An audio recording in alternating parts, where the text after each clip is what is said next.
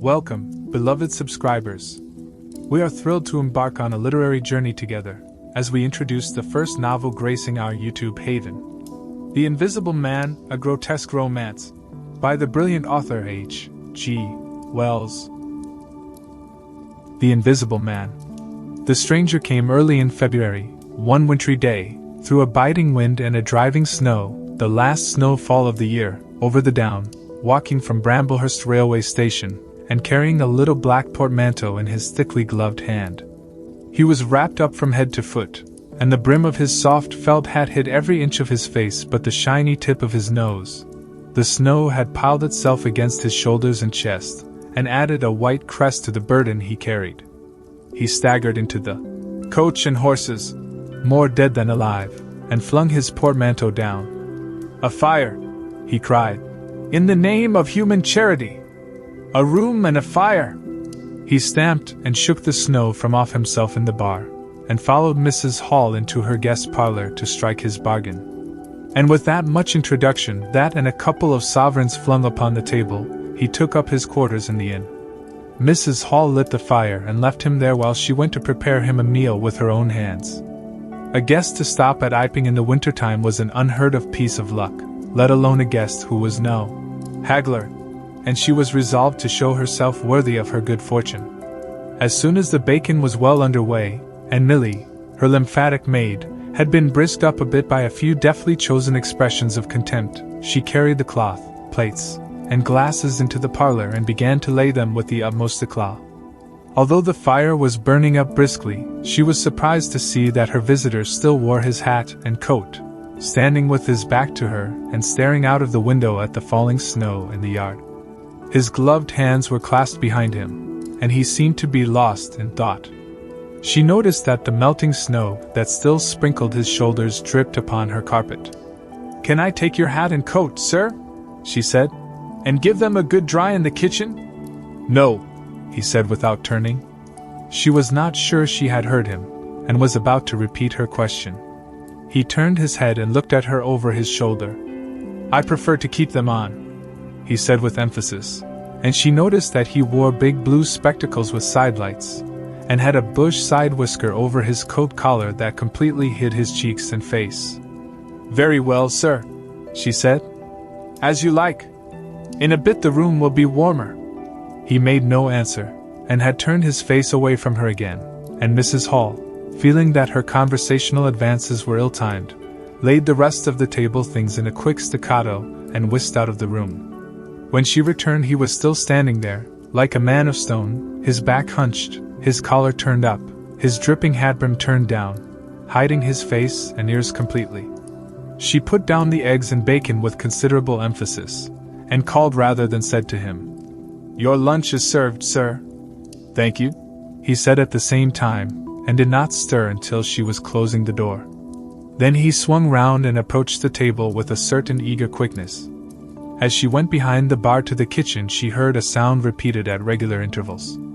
Chirk, chirk, chirk it went, the sound of a spoon being rapidly whisked round a basin. "That girl," she said. "There! I clean forgot it. It's her being so long!" And while she herself finished mixing the mustard, she gave Milly a few verbal stabs for her excessive slowness. She had cooked the ham and eggs, laid the table, and done everything, while Milly, help indeed, had only succeeded in delaying the mustard. And him a new guest and wanting to stay. Then she filled the mustard pot, and putting it with a certain stateliness upon a gold and black tea tray, carried it into the parlor. She rapped and entered promptly. As she did so her visitor moved quickly, so that she got but a glimpse of a white object disappearing behind the table. It would seem he was picking something from the floor.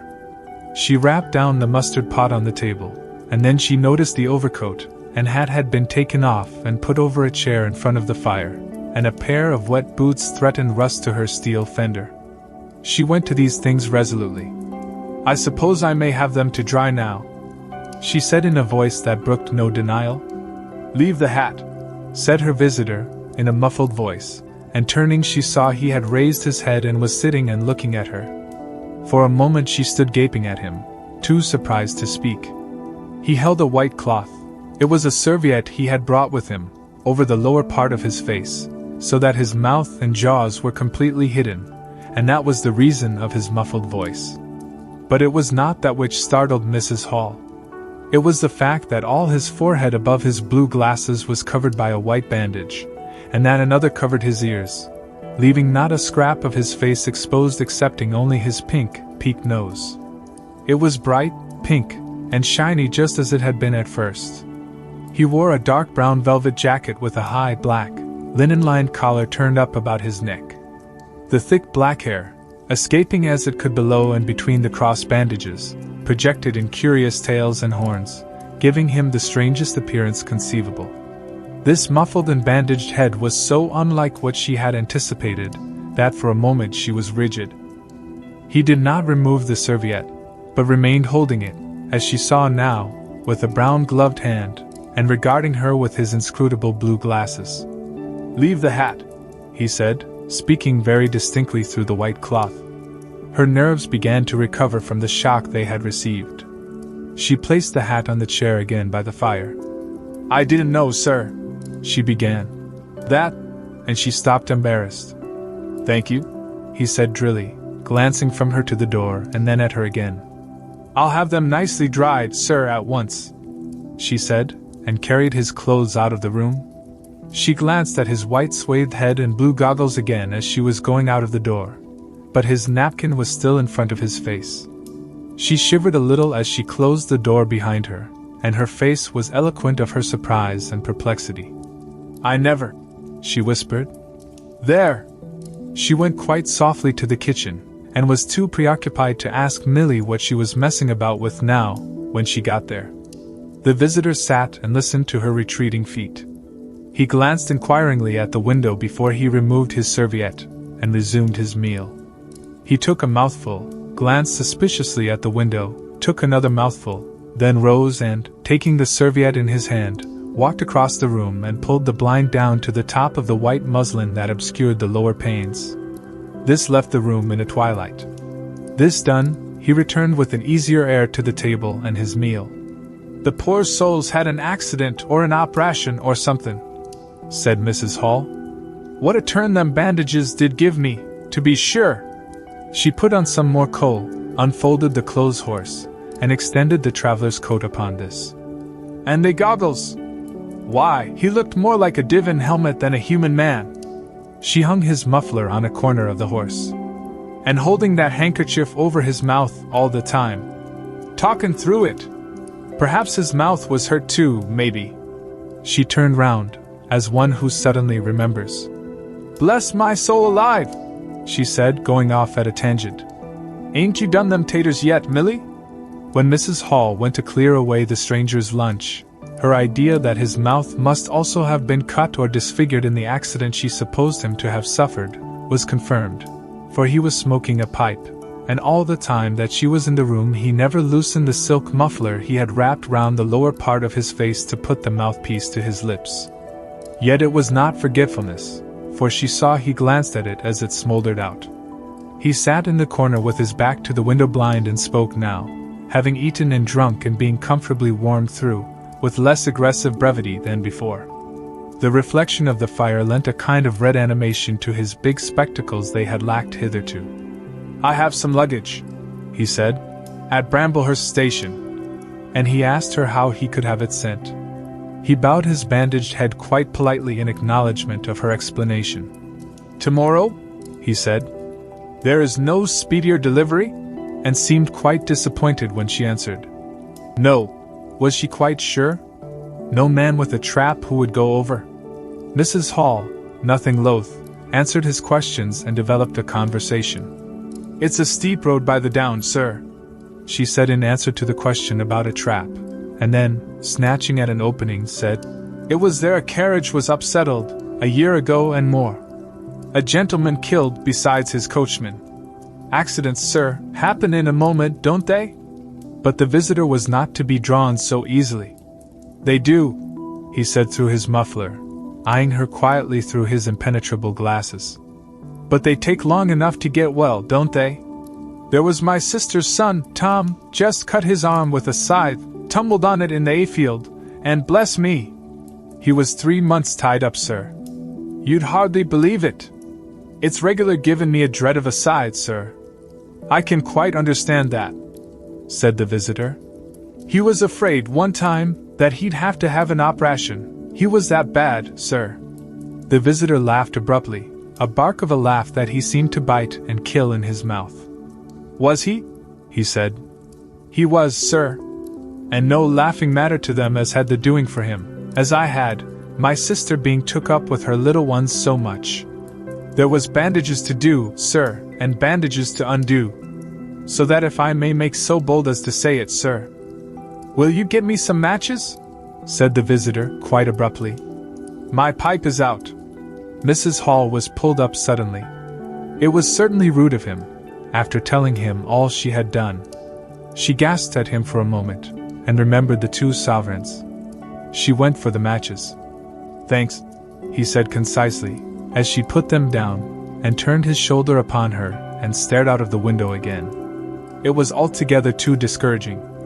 Evidently he was sensitive on the topic of operations and bandages.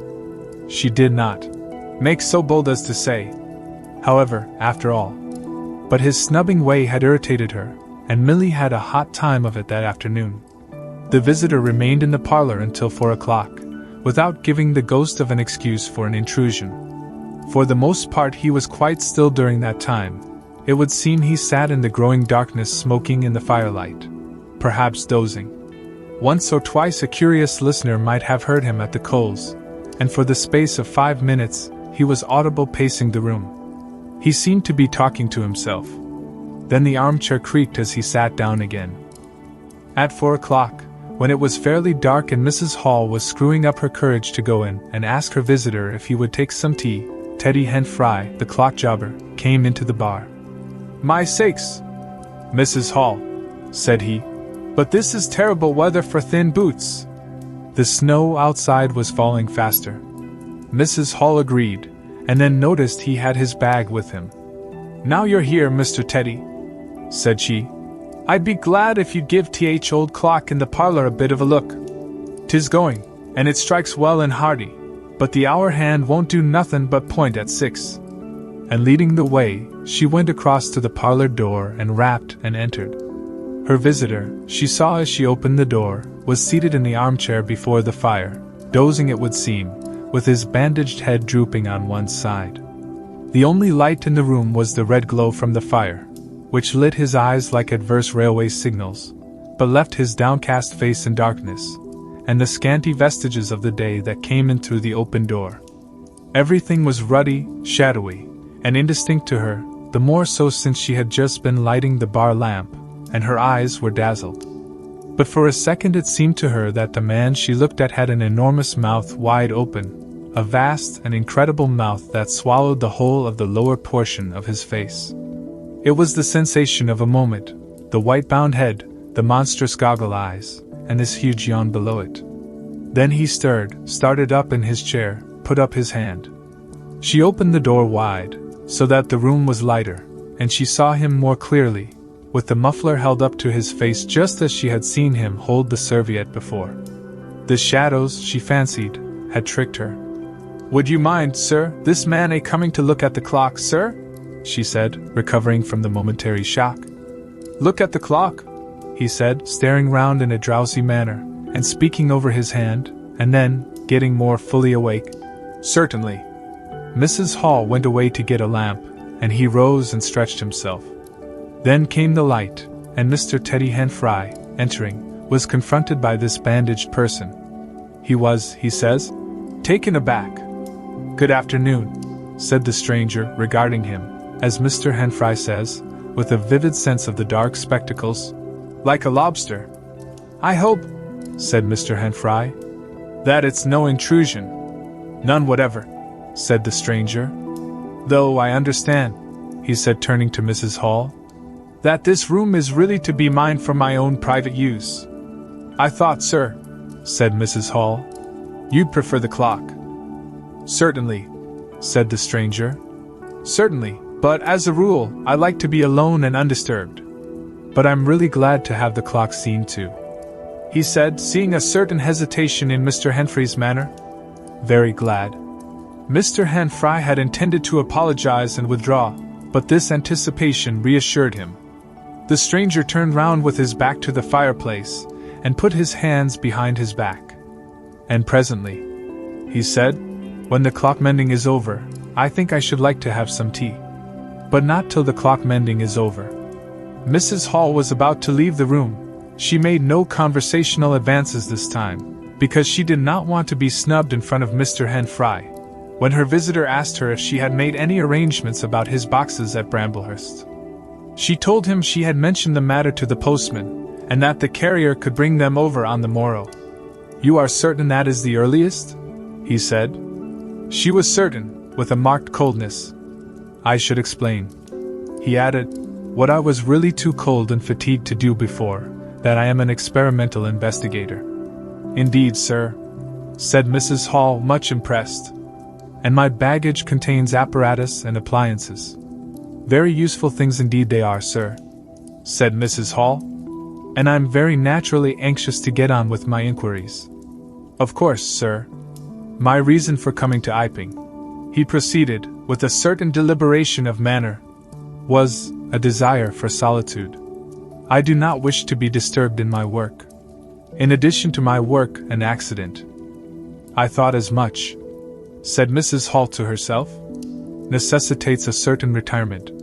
My eyes are sometimes so weak and painful that I have to shut myself up in the dark for hours together. Lock myself up. Sometimes, now and then. Not at present, certainly. At such times the slightest disturbance, the entry of a stranger into the room, is a source of excruciating annoyance to me. It is well these things should be understood." "Certainly, sir," said Mrs. Hall. "And if I might make so bold as to ask—" "That I think is all," said the stranger, with that quietly irresistible air of finality he could assume at will. Mrs. Hall reserved her question and sympathy for a better occasion. After Mrs. Hall had left the room, he remained standing in front of the fire, glaring, so Mr. Henfry puts it, at the clock mending. Mr. Henfry not only took off the hands of the clock, and the face, but extracted the works, and he tried to work in as slow and quiet and unassuming a manner as possible. He worked with the lamp close to him, and the green shade threw a brilliant light upon his hands, and upon the frame and wheels, and left the rest of the room shadowy. When he looked up, colored patches swam in his eyes.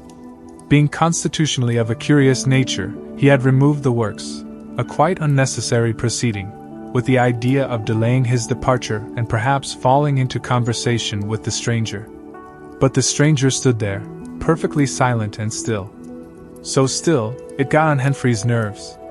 He felt alone in the room and looked up, and there, grey and dim, was the bandaged head and huge blue lenses staring fixedly, with a mist of green spots drifting in front of them. It was so uncanny to Henfry that for a minute they remained staring blankly at one another. Then Henfry looked down again. Very uncomfortable position. One would like to say something. Should he remark that the weather was very cold for the time of year? He looked up as if to take aim with that introductory shot. "The weather," he began. "Why don't you finish and go?" said the rigid figure, evidently in a state of painfully suppressed rage. "All you've got to do is to fix the hour hand on its axle. You're simply humbugging." "Certainly, sir, 1 minute more." I overlooked, and Mr. Henfry finished and went. But he went feeling excessively annoyed. "Damn it," said Mr. Henfry to himself, trudging down the village through the thawing snow. "A man must do a clock at times, surely." And again, "Can a man look at you, ugly?"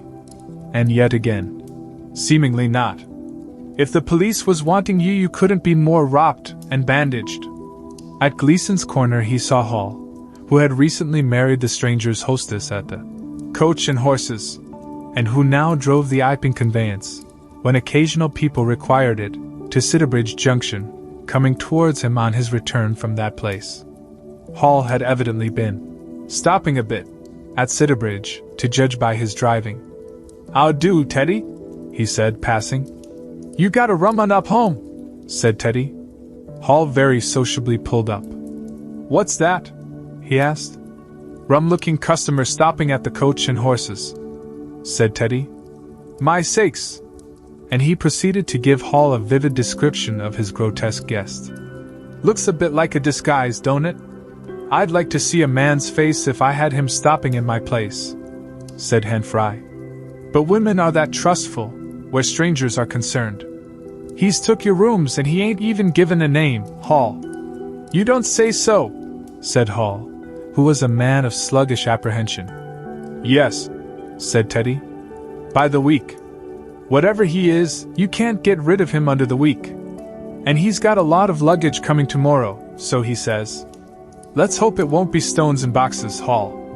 He told Hall how his aunt at Hastings had been swindled by a stranger with empty portmanteaus. Altogether, he left Hall vaguely suspicious. Get up, old girl, said Hall. I suppose I must see about this. Teddy trudged on his way with his mind considerably relieved. Instead of seeing about it.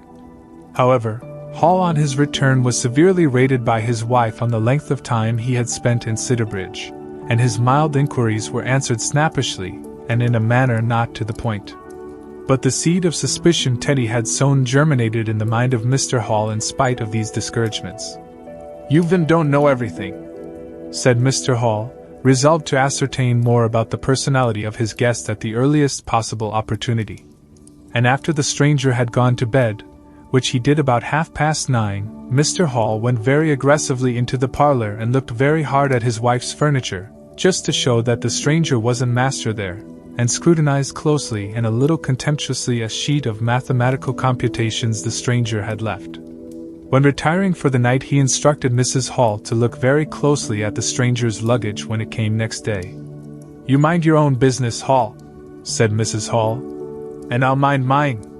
She was all the more inclined to snap at Hall because the stranger was undoubtedly an unusually strange sort of stranger, and she was by no means assured about him in her own mind. In the middle of the night she woke up dreaming of huge white heads like turnips, that came trailing after her, at the end of interminable necks, and with vast black eyes. But being a sensible woman, she subdued her terrors and turned over and went to sleep again. So it was that on the 29th day of February, at the beginning of the thaw, this singular person fell out of infinity into Iping village. Next day his luggage arrived through the slush, and very remarkable luggage it was.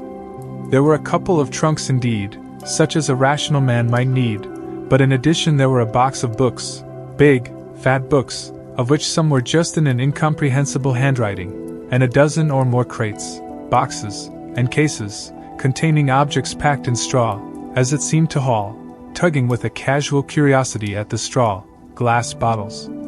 The stranger, muffled in hat, coat, gloves, and wrapper, came out impatiently to meet Fearenside's cart, while Hall was having a word or so of gossip preparatory to helping bring them in. Out he came, not noticing Fearenside's dog, who was sniffing in a dilettante spirit at Hall's legs. Come along with those boxes, he said. I've been waiting long enough. And he came down the steps towards the tail of the cart, as if to lay hands on the smaller crate. No sooner had Fearenside's dog caught sight of him, however, than it began to bristle and growl savagely, and when he rushed down the steps it gave an undecided hop, and then sprang straight at his hand. Whup! Cried Hall, jumping back, for he was no hero with dogs, and Fearenside howled. Lie down! And snatched his whip. They saw the dog's teeth had slipped the hand, heard a kick, saw the dog execute a flanking jump and get home on the stranger's leg, and heard the rip of his trousering.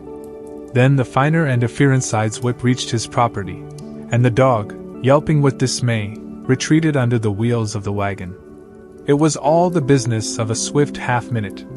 No one spoke, everyone shouted. The stranger glanced swiftly at his torn glove and at his leg, made as if he would stoop to the ladder, then turned and rushed swiftly up the steps into the inn. They heard him go headlong across the passage and up the uncarpeted stairs to his bedroom. You brute, you! Said Fearenside, climbing off the wagon with his whip in his hand, while the dog watched him through the wheel. Come here, said Fearenside. You'd better. Hall had stood gaping. He was bit, said Hall. I'd better go and see to N. And he trotted after the stranger. He met Mrs. Hall in the passage. Carrier's dark, he said. Bid N. He went straight upstairs, and the stranger's door being ajar, he pushed it open and was entering without any ceremony, being of a naturally sympathetic turn of mind. The blind was down and the room dim. He caught a glimpse of a most singular thing, what seemed a handless arm waving towards him, and a face of 3 huge indeterminate spots on white, very like the face of a pale pansy. Then he was struck violently in the chest, hurled back, and the door slammed in his face and locked. It was so rapid that it gave him no time to observe. A waving of indecipherable shapes, a blow, and a concussion. There he stood on the dark little landing, wondering what it might be that he had seen. A couple of minutes after, he rejoined the little group that had formed outside the coach and horses. There was Fear inside telling about it all over again for the second time. There was Mrs. Hall saying his dog didn't have no business to bite her guests.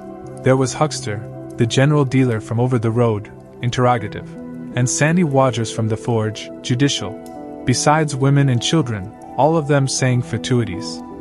Wouldn't let en bite me, I knows. Tasn't right have such dogs. What'd he bite en for, then? And so forth. Mr. Hall, staring at them from the steps and listening, found it incredible that he had seen anything so very remarkable happen upstairs. Besides, his vocabulary was altogether too limited to express his impressions. He don't want no help, he says, he said in answer to his wife's inquiry. We'd better be a keen of his luggage in. He ought to have it cauterized at once, said Mr. Huckster. Especially if it's at all inflamed. I'd shoot en, that's what I'd do, said a lady in the group. Suddenly the dog began growling again. Come along, cried an angry voice in the doorway, and there stood the muffled stranger with his collar turned up, and his hat brim bent down. The sooner you get those things in the better I'll be pleased. It is stated by an anonymous bystander that his trousers and gloves had been changed. Was you hurt, sir? Said Fear inside. I'm rare sorry the dark. Not a bit, said the stranger. Never broke the skin. Hurry up with those things. He then swore to himself, so Mr. Hall asserts. Directly the first crate was, in accordance with his directions, carried into the parlor, the stranger flung himself upon it with extraordinary eagerness, and began to unpack it, scattering the straw with an utter disregard of Mrs. Hall's carpet. And from it he began to produce bottles, little fat bottles containing powders, small and slender bottles containing colored and white fluids, fluted blue bottles labeled poison, bottles with round bodies and slender necks, large green glass bottles, large white glass bottles, bottles with glass stoppers and frosted labels, bottles with fine corks, bottles with bungs, bottles with wooden caps, wine bottles, salad bowl bottles, putting them in rows on the chiffonier, on the mantel, on the table, under the window, round the floor, on the bookshelf, everywhere. The chemist's shop in Bramblehurst could not boast half so many. Quite a sight it was. Crate after crate yielded bottles, until all 6 were empty and the table high with straw. The only things that came out of these crates besides the bottles were a number of test tubes and a carefully packed balance.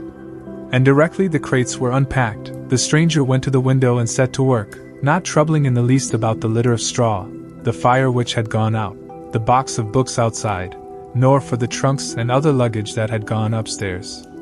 When Mrs. Hall took his dinner into him, he was already so absorbed in his work, pouring little drops out of the bottles into test tubes, that he did not hear her until she had swept away the bulk of the straw and put the tray on the table, with some little emphasis perhaps, seeing the state that the floor was in. Then he half turned his head and immediately turned it away again. But she saw he had removed his glasses.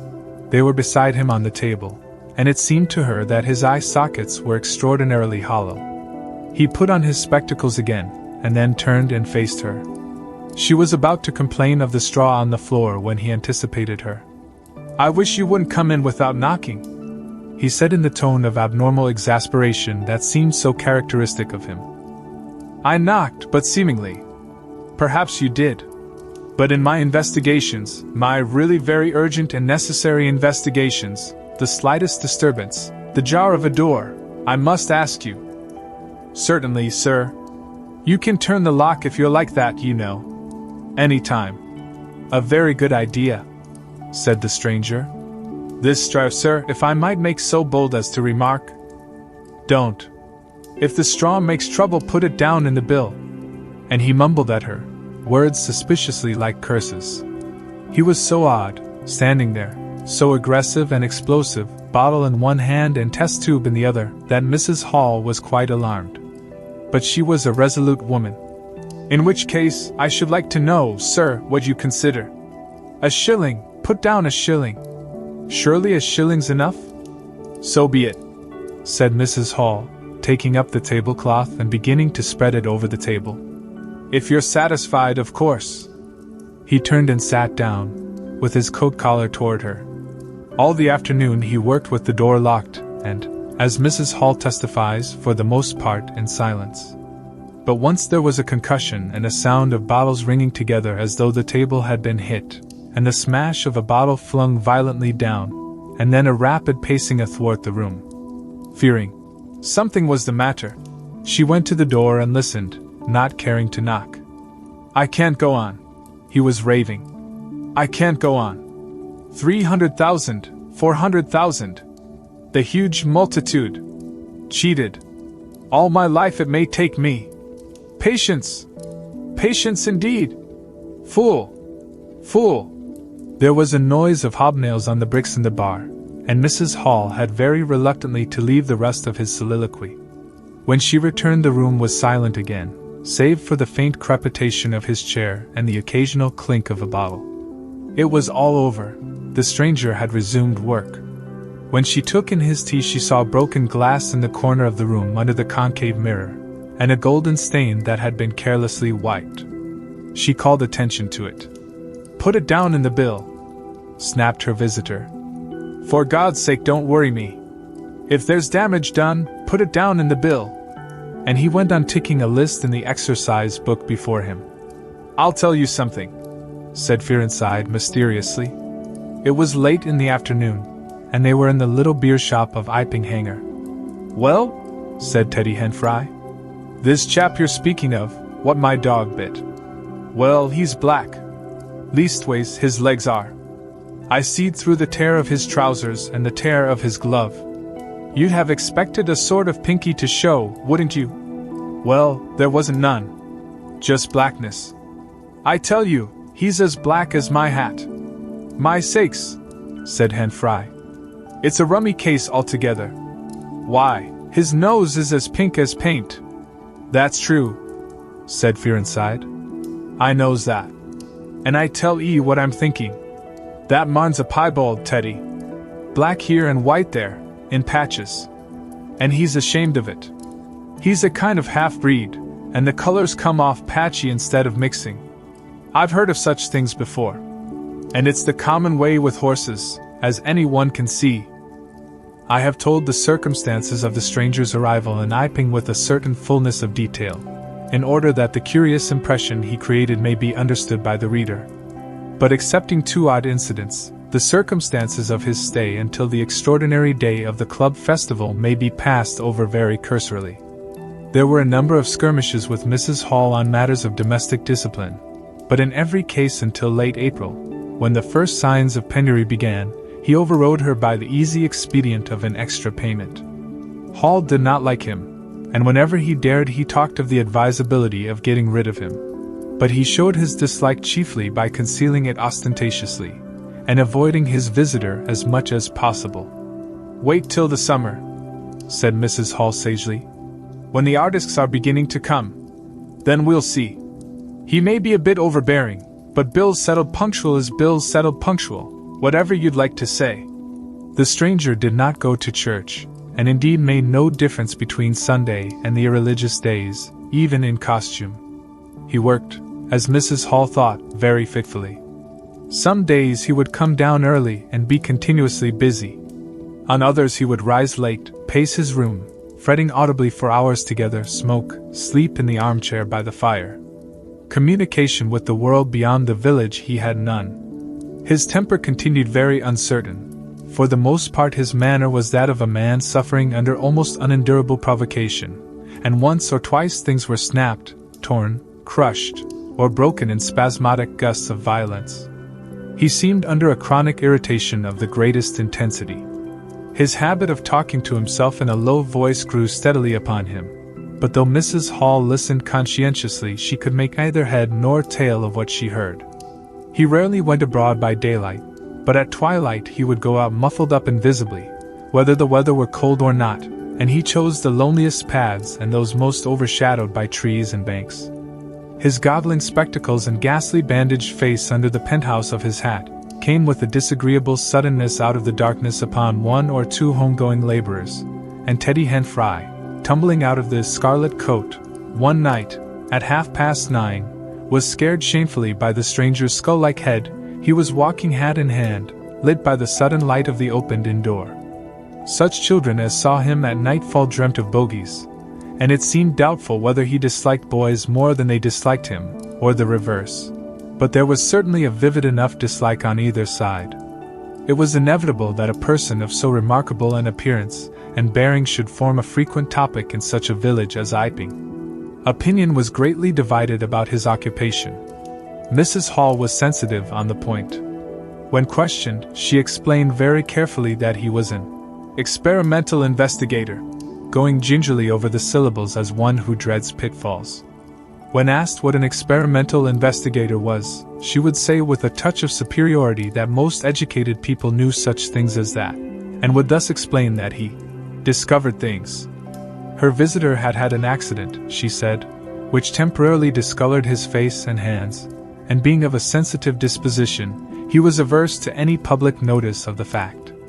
Out of her hearing there was a view largely entertained that he was a criminal trying to escape from justice by wrapping himself up so as to conceal himself altogether from the eye of the police. This idea sprang from the brain of Mr. Teddy Henfry. No crime of any magnitude dating from the middle or end of February was known to have occurred. Elaborated in the imagination of Mr. Gould, the probationary assistant in the National School, this theory took the form that the stranger was an anarchist in disguise, preparing explosives, and he resolved to undertake such detective operations as his time permitted. These consisted for the most part in looking very hard at the stranger whenever they met, or in asking people who had never seen the stranger, leading questions about him. But he detected nothing. Another school of opinion followed Mr. Fearenside, and either accepted the piebald view or some modification of it, as, for instance, Silas Durgan, who was heard to assert that if he chooses to show himself at fairs he'd make his fortune in no time, and being a bit of a theologian, compared the stranger to the man with the one talent. Yet another view explained the entire matter by regarding the stranger as a harmless lunatic. That had the advantage of accounting for everything straight away. Between these main groups there were waverers and compromises. Sussex folk have few superstitions, and it was only after the events of early April that the thought of the supernatural was first whispered in the village. Even then it was only credited among the women folk. But whatever they thought of him, people in Iping, on the whole, agreed in disliking him. His irritability, though it might have been comprehensible to an urban brain worker, was an amazing thing to these quiet Sussex villagers. The frantic gesticulations they surprised now and then, the headlong pace after nightfall that swept him upon them round quiet corners, the inhuman bludgeoning of all tentative advances of curiosity, the taste for twilight that led to the closing of doors, the pulling down of blinds, the extinction of candles and lamps. Who could agree with such goings-on? They drew aside as he passed down the village, and when he had gone by, young humorists would up with coat collars and down with hat brims, and go pacing nervously after him in imitation of his occult bearing. There was a song popular at that time called "The Bogey Man." Miss Stachel sang it at the schoolroom concert, in aid of the church lamps, and thereafter whenever one or two of the villagers were gathered together, and the stranger appeared, a bar or so of this tune, more or less sharp or flat, was whistled in the midst of them. Also belated little children would call, "Bogey Man!" after him, and make off tremulously elated. Cuss, the general practitioner, was devoured by curiosity. The bandages excited his professional interest, the report of the 1,001 bottles aroused his jealous regard. All through April and May he coveted an opportunity of talking to the stranger, and at last, towards Whitsuntide, he could stand it no longer, but hit upon the subscription list for a village nurse as an excuse. He was surprised to find that Mr. Hall did not know his guest's name. "He give a name," said Mrs. Hall, an assertion which was quite unfounded. "But I didn't rightly hear it." She thought it seemed so silly not to know the man's name. Cuss rapped at the parlor door and entered. There was a fairly audible imprecation from within. "Pardon my intrusion," said Cuss, and then the door closed and cut Mrs. Hall off from the rest of the conversation. She could hear the murmur of voices for the next 10 minutes, then a cry of surprise, a stirring of feet, a chair flung aside, a bark of laughter, quick steps to the door, and Cuss appeared, his face white, his eyes staring over his shoulder. He left the door open behind him, and without looking at her strode across the hall and went down the steps, and she heard his feet hurrying along the road.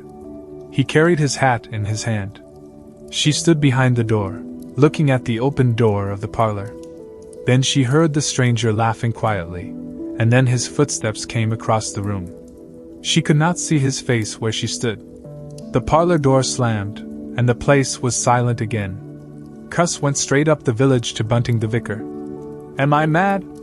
Cuss began abruptly, as he entered the shabby little study. "Do I look like an insane person? What's happened?" said the vicar, putting the ammonite on the loose sheets of his forthcoming sermon. "That chap at the inn." "Well, give me something to drink," said Cuss, and he sat down. When his nerves had been steadied by a glass of cheap sherry, the only drink the good vicar had available, he told him of the interview he had just had. "Went in," he gasped, "and began to demand a subscription for that nurse fund. He'd stuck his hands in his pockets as I came in, and he sat down lumpily in his chair. Sniffed. I told him I'd heard he took an interest in scientific things. He said yes. Sniffed again. Kept on sniffing all the time, evidently recently caught an infernal cold. No wonder, wrapped up like that. I developed the nurse idea, and all the while kept my eyes open. Bottles, chemicals everywhere. Balance, test tubes and stands, and a smell of evening primrose. Would he subscribe? Said he'd consider it. Asked him, point blank, was he researching? Said he was. A long research? Got quite cross. A damnable long research, said he, blowing the cork out, so to speak. Oh, said I. And out came the grievance. The man was just on the boil, and my question boiled him over. He had been given a prescription, most valuable prescription, what for he wouldn't say. Was it medical? Damn you! What are you fishing after? I apologized. Dignified sniff and cough. He resumed. He'd read it. 5 ingredients. Put it down, turned his head. Draft of air from window lifted the paper. Swish, rustle. He was working in a room with an open fireplace, he said. Saw a flicker, and there was the prescription burning and lifting chimneyward. Rushed towards it just as it whisked up the chimney. So, just at that point, to illustrate his story, out came his arm. Well, no hand, just an empty sleeve. Lord! I thought, that's a deformity. Got a cork arm, I suppose, and has taken it off. Then I thought, there's something out in that. What the devil keeps that sleeve up and open, if there's nothing in it? There was nothing in it, I tell you. Nothing down it, right down to the joint. I could see right down it to the elbow, and there was a glimmer of light shining through a tear of the cloth. Good God! I said. Then he stopped. Stared at me with those black goggles of his, and then at his sleeve. Well, that's all. He never said a word, just glared, and put his sleeve back in his pocket quickly. I was saying, said he, that there was the prescription burning, wasn't I? Interrogative cough. How the devil, said I, can you move an empty sleeve like that? Empty sleeve? Yes, said I, an empty sleeve. It's an empty sleeve, is it? You saw it was an empty sleeve? He stood up right away. I stood up too. He came towards me in 3 very slow steps, and stood quite close. Sniffed venomously. I didn't flinch, though I'm hanged if that bandaged knob of his, and those blinkers, aren't enough to unnerve anyone, coming quietly up to you. You said it was an empty sleeve, he said. Certainly, I said. At staring and saying nothing, a barefaced man, unspectacled, starts scratch. Then very quietly he pulled his sleeve out of his pocket again, and raised his arm towards me as though he would show it to me again. He did it very, very slowly. I looked at it. Seemed an age. Well, said I, clearing my throat, there's nothing in it. Had to say something. I was beginning to feel frightened. I could see right down it. He extended it straight towards me, slowly, slowly, just like that, until the cuff was 6 inches from my face. Queer thing to see an empty sleeve come at you like that. And then, well, something, exactly like a finger and thumb it felt, nipped my nose. Bunting began to laugh. There wasn't anything there, said Cuss, his voice running up into a shriek at the there. It's all very well for you to laugh, but I tell you I was so startled, I hit his cuff hard, and turned around, and cut out of the room. I left him. Cuss stopped. There was no mistaking the sincerity of his panic. He turned round in a helpless way and took a second glass of the excellent Vicar's very inferior sherry. When I hit his cuff, said Cuss, I tell you, it felt exactly like hitting an arm. And there wasn't an arm. There wasn't the ghost of an arm. Mr. Bunting thought it over. He looked suspiciously at Cuss. It's a most remarkable story, he said. He looked very wise and grave indeed. It's really, said Mr. Bunting with judicial emphasis, a most remarkable story. The facts of the burglary at the vicarage came to us chiefly through the medium of the vicar and his wife. It occurred in the small hours of Whit Monday, the day devoted in Iping to the club festivities.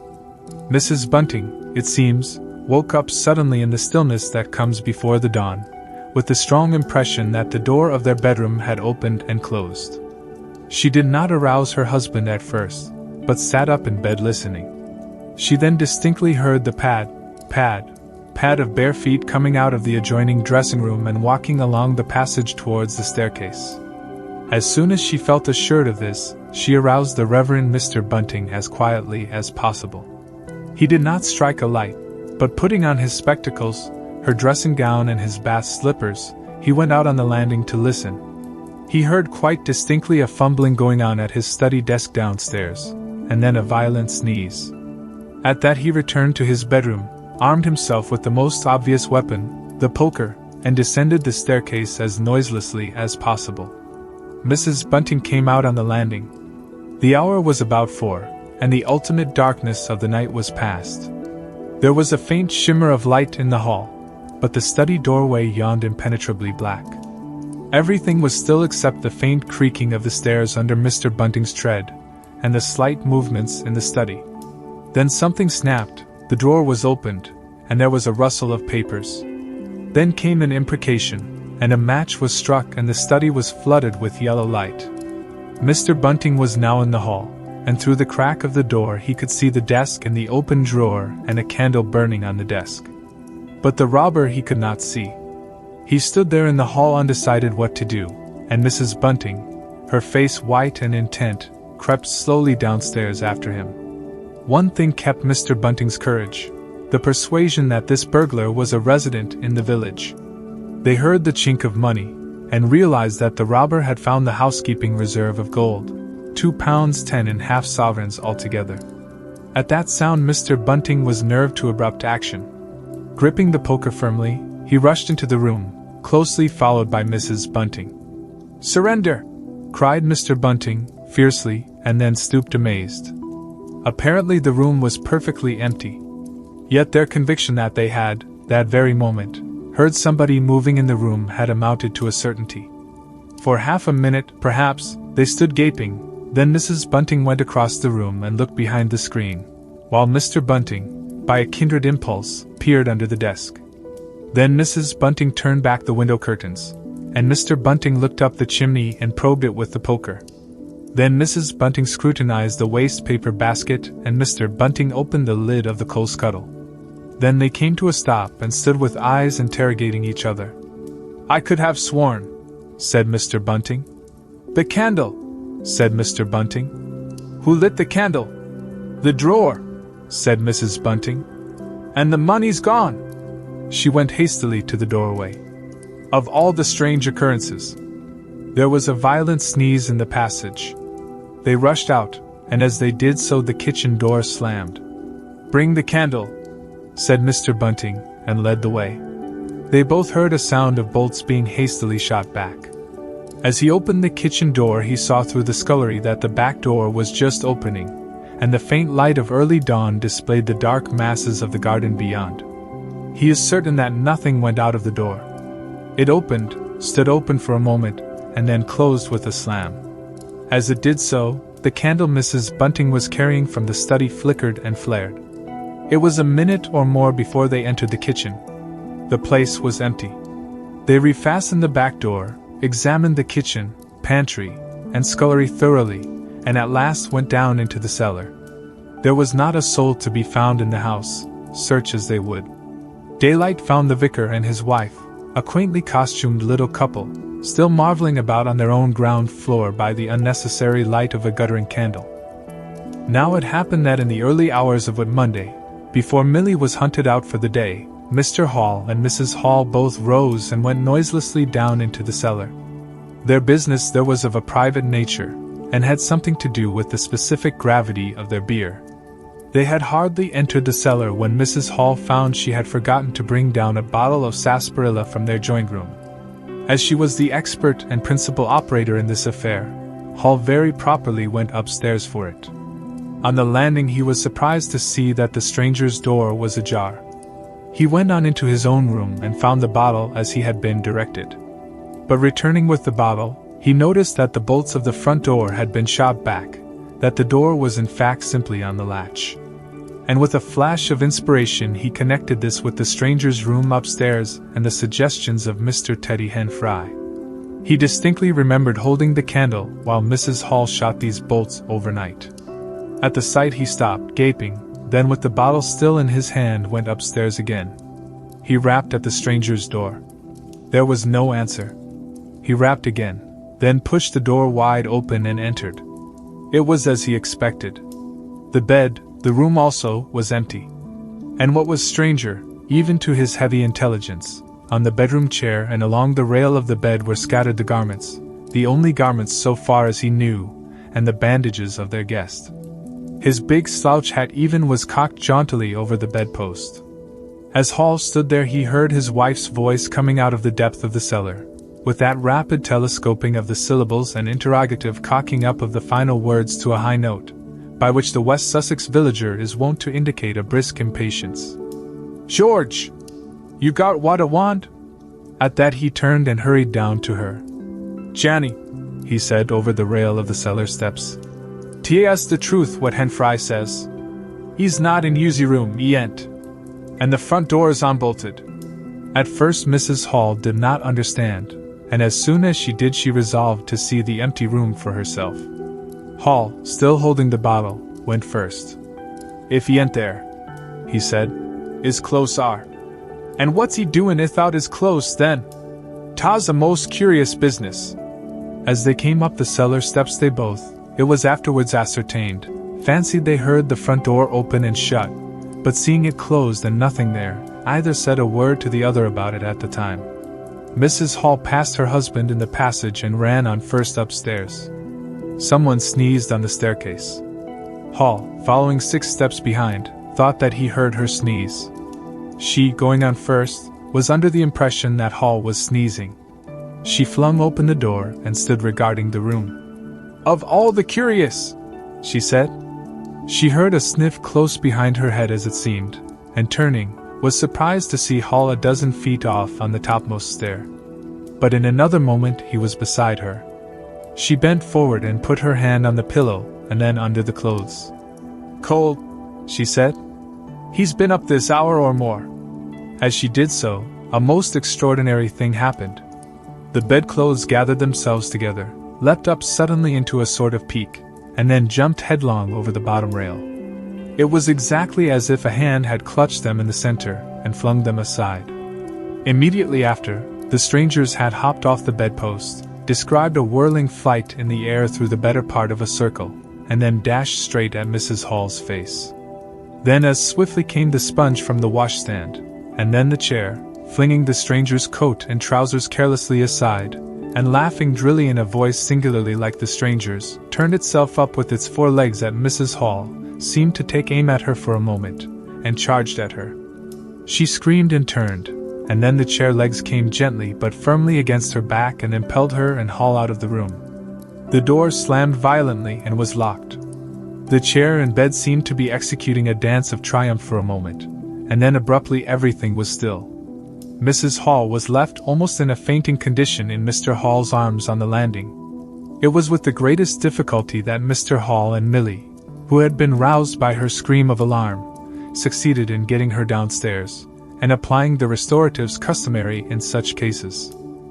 "Tas spirits," said Mrs. Hall. "I know tas spirits. I've read in papers of N. tables and chairs leaping and dancing." "Take a drop more, Janny," said Hall. "'Twill steady ye." "Lock him out," said Mrs. Hall. "Don't let him come in again. I half guessed, I might ha' known. With them goggling eyes and bandaged head, and never going to church of a Sunday. And all they bottles, more 'an it's right for any one to have. He's put the sperits into the furniture. My good old furniture. 'Twas in that very chair my poor dear mother used to sit when I was a little girl. To think it should rise up against me now." "Just a drop more, Janny," said Hall. "Your nerves is all upset." They sent Millie across the street through the golden 5 o'clock sunshine to rouse up Mr. Sandy Wodgers, the blacksmith.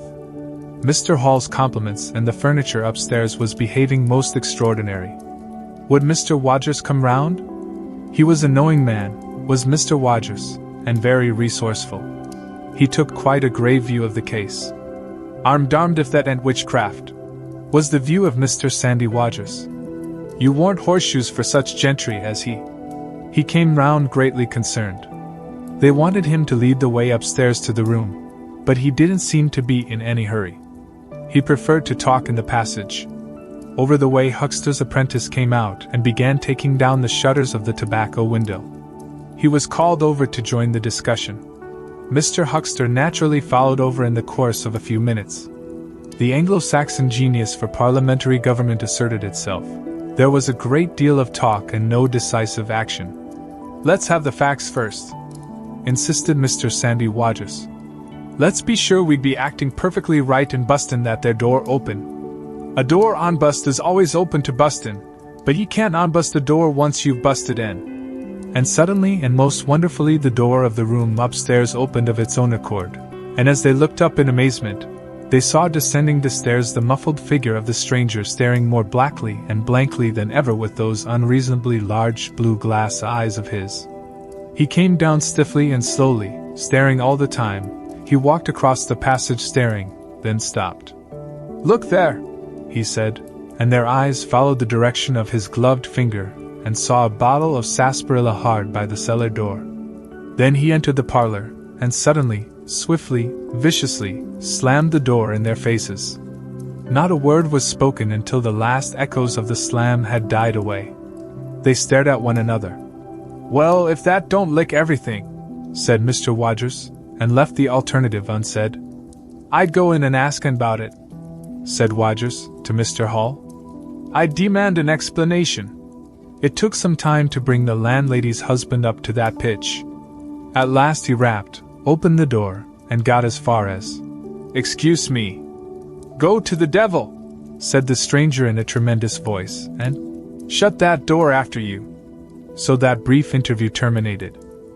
The stranger went into the little parlor of the Coach and Horses about 5:30 in the morning, and there he remained until near midday, the blinds down, the doors shut, and none, after Hall's repulse, venturing near him. All that time he must have fasted. Thrice he rang his bell, the third time furiously and continuously, but no one answered him.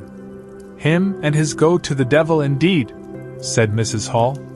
Presently came an imperfect rumor of the burglary at the vicarage, and two were put together. Hall, assisted by Wodgers, went off to find Mr. Shuckleforth, the magistrate, and take his advice. No one ventured upstairs. How the stranger occupied himself is unknown. Now and then he would stride violently up and down, and twice came an outburst of curses, a tearing of paper, and a violent smashing of bottles. The little group of scared but curious people increased. Mrs. Huckster came over. Some gay young fellows resplendent in black ready-made jackets and pink paper ties, for it was Whit Monday, joined the group with confused interrogations. Young Archie Harker distinguished himself by going up the yard and trying to peep under the window blinds. He could see nothing, but gave reason for supposing that he did, and others of the Iping youth presently joined him. It was the finest of all possible Whit Mondays, and down the village street stood a row of nearly a dozen booths, a shooting gallery, and on the grass by the forge were 3 yellow and chocolate wagons and some picturesque strangers of both sexes putting up a coconut shy. The gentlemen wore blue jerseys, the ladies white aprons and quite fashionable hats with heavy plumes. Wodger of the Purple Fawn, and Mr. Jaggers, the cobbler, who also sold old second-hand ordinary bicycles, were stretching a string of Union Jacks and Royal Ensigns, which had originally celebrated the first Victorian Jubilee, across the road.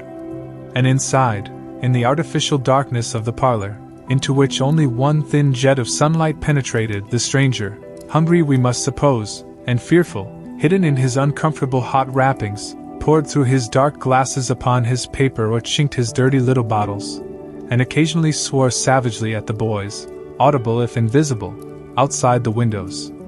In the corner by the fireplace lay the fragments of half a dozen smashed bottles, and a pungent twang of chlorine tainted the air. So much we know from what was heard at the time and from what was subsequently seen in the room. About noon he suddenly opened his parlor door and stood glaring fixedly at the 3 or 4 people in the bar. "Mrs. Hall," he said. Somebody went sheepishly and called for Mrs. Hall. Mrs. Hall appeared after an interval, a little short of breath, but all the fiercer for that. Hall was still out. She had deliberated over this scene, and she came holding a little tray with an unsettled bill upon it. "Is it your bill you're wanting, sir?" she said. "Why wasn't my breakfast laid? Why haven't you prepared my meals and answered my bell? Do you think I live without eating? Why isn't my bill paid?" said Mrs. Hall. "That's what I want to know. I told you 3 days ago I was awaiting a remittance. I told you 2 days ago I wasn't going to await no remittances. You can't grumble if your breakfast waits a bit, if my bill's been waiting these 5 days, can you?" The stranger swore briefly but vividly. "And they are," from the bar. "And I'd thank you kindly, sir, if you'd keep your swearing to yourself, sir," said Mrs. Hall. The stranger stood looking more like an angry diving helmet than ever. It was universally felt in the bar that Mrs. Hall had the better of him. His next words showed as much. "Look here, my good woman," he began. "Don't good woman me," said Mrs. Hall. "I've told you my remittance hasn't come." "Remittance indeed," said Mrs. Hall. "Still, I dare say in my pocket. You told me 3 days ago that you hadn't anything but a sovereign's worth of silver upon you. Well, I've found some more." "Oh, lo!" from the bar. "I wonder where you found it," said Mrs. Hall. That seemed to annoy the stranger very much. He stamped his foot. "What do you mean?" he said. "That I wonder where you found it," said Mrs. Hall. "And before I take any bills or get any breakfasts, or do any such things whatsoever, you got to tell me 1 or 2 things I don't understand, and what nobody don't understand, and what everybody is very anxious to understand. I want to know what you've been doing to my chair upstairs, and I want to know how 'tis your room was empty, and how you got in again. Them as stops in this house comes in by the doors. That's the rule of the house, and that you didn't do, and what I want to know is how you did come in. And I want to know." Suddenly the stranger raised his gloved hands clenched, stamped his foot, and said, "Stop!" with such extraordinary violence that he silenced her instantly. "You don't understand," he said, "who I am or what I am. I'll show you. By heaven! I'll show you." Then he put his open palm over his face and withdrew it. The center of his face became a black cavity. "Here," he said. He stepped forward and handed Mrs. Hall something which she, staring at his metamorphosed face, accepted automatically. Then, when she saw what it was, she screamed loudly, dropped it, and staggered back.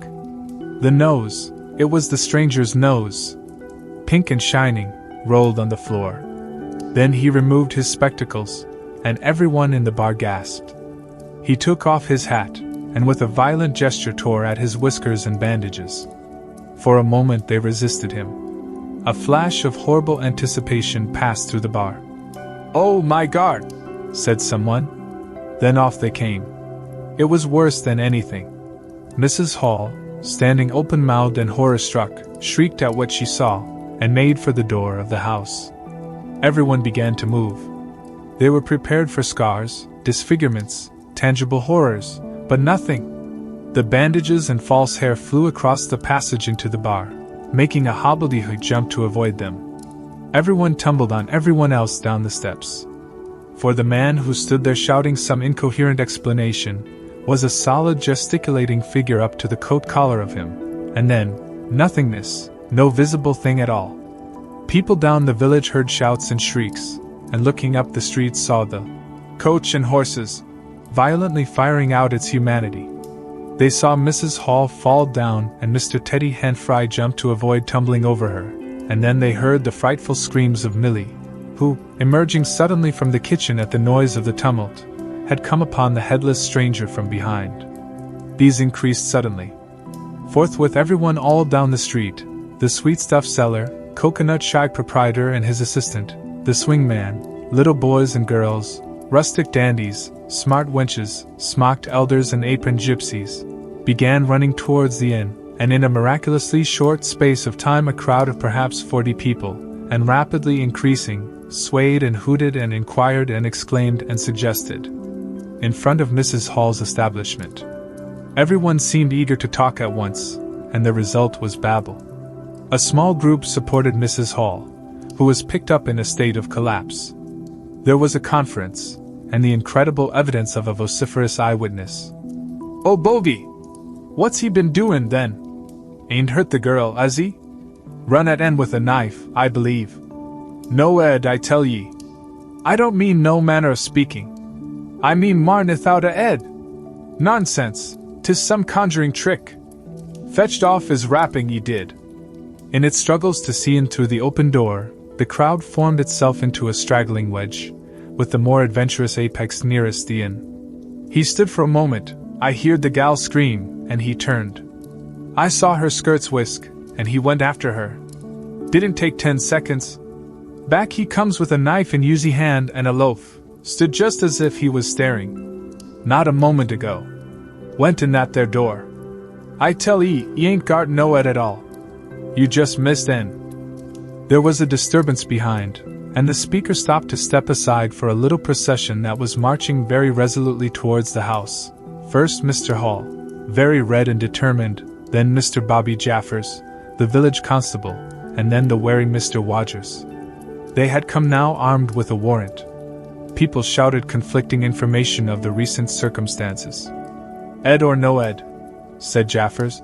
"I got to rest en, and rest en I will." Mr. Hall marched up the steps, marched straight to the door of the parlor, and flung it open. "Constable," he said, "do your duty." Jaffers marched in. Hall next, Wodgers last. They saw in the dim light the headless figure facing them, with a gnawed crust of bread in one gloved hand and a chunk of cheese in the other. "That's him," said Hall. "What the devil's this?" came in a tone of angry expostulation from above the collar of the figure. "You're a damned rum customer, mister," said Mr. Jaffers. "But Ed or no Ed, the warrant says body, and duty's duty." "Keep off," said the figure, starting back. Abruptly he whipped down the bread and cheese, and Mr. Hall just grasped the knife on the table in time to save it. Off came the stranger's left glove and was slapped in Jaffers' face. In another moment Jaffers, cutting short some statement concerning a warrant, had gripped him by the handless wrist and caught his invisible throat. He got a sounding kick on the shin that made him shout, but he kept his grip. Hall sent the knife sliding along the table to Wodgers, who acted as goalkeeper for the offensive, so to speak, and then stepped forward as Jaffers and the stranger swayed and staggered towards him, clutching and hitting in. A chair stood in the way, and went aside with a crash as they came down together. "Get the feet," said Jaffers between his teeth. Mr. Hall, endeavoring to act on instructions, received a sounding kick in the ribs that disposed of him for a moment, and Mr. Rogers, seeing the decapitated stranger had rolled over and got the upper side of Jaffers, retreated towards the door, knife in hand, and so collided with Mr. Huckster and the Sitterbridge carter coming to the rescue of law and order. At the same moment down came 3 or 4 bottles from the chiffonier and shot a web of pungency into the air of the room. "I'll surrender!" cried the stranger, though he had Jaffers down, and in another moment he stood up panting, a strange figure, headless and handless, for he had pulled off his right glove now as well as his left. "It's no good," he said, as if sobbing for breath. It was the strangest thing in the world to hear that voice coming as if out of empty space. But the Sussex peasants are perhaps the most matter-of-fact people under the sun. Jaffers got up also and produced a pair of handcuffs. Then he stared. "I say," said Jaffers, brought up short by a dim realization of the incongruity of the whole business. "Darn it! Can't use them as I can see." The stranger ran his arm down his waistcoat, and as if by a miracle the buttons to which his empty sleeve pointed became undone. Then he said something about his shin, and stooped down.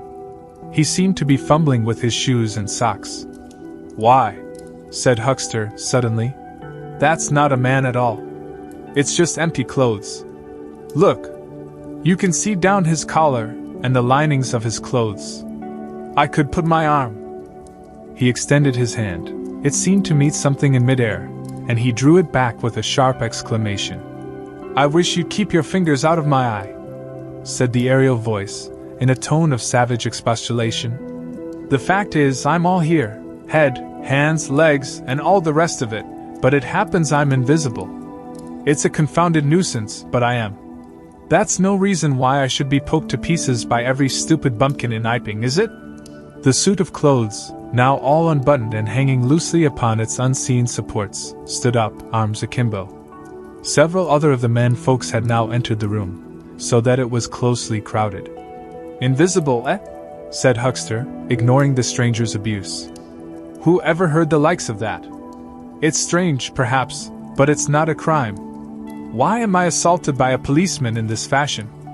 "Ah, that's a different matter," said Jaffers. "No doubt you are a bit difficult to see in this light, but I got a warrant, and it's all correct. What I'm after ain't no invisibility, it's burglary. There's a house been broke into and money took. Well? And circumstances certainly point." "Stuff and nonsense," said the invisible man. "I hope so, sir, but I've got my instructions." "Well," said the stranger, I'll come. But no handcuffs." "It's the regular thing," said Jaffers. "No handcuffs," stipulated the stranger. "Pardon me," said Jaffers. Abruptly the figure sat down, and before anyone could realize what was being done, the slippers, socks, and trousers had been kicked off under the table. Then he sprang up again and flung off his coat. "Here, stop that," said Jaffers, suddenly realizing what was happening. He gripped at the waistcoat. It struggled, and the shirt slipped out of it and left it limp and empty in his hand. "Hold him," said Jaffers loudly. "Once he gets the things off." "Hold him!" cried everyone, and there was a rush at the fluttering white shirt which was now all that was visible of the stranger.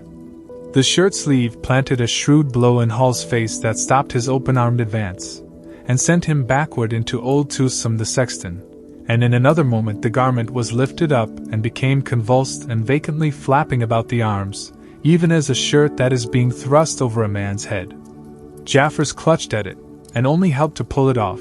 He was struck in the mouth out of the air, and incontinently threw his truncheon and smote Teddy Henfry savagely upon the crown of his head. "Look out!" said everybody, fencing at random and hitting at nothing. "Hold him! Shut the door! Don't let him loose! I got something! Here he is!" A perfect babel of noises they made. Everybody, it seemed, was being hit all at once, and Sandy Rogers, knowing as ever and his wits sharpened by a frightful blow in the nose, reopened the door and led the rout.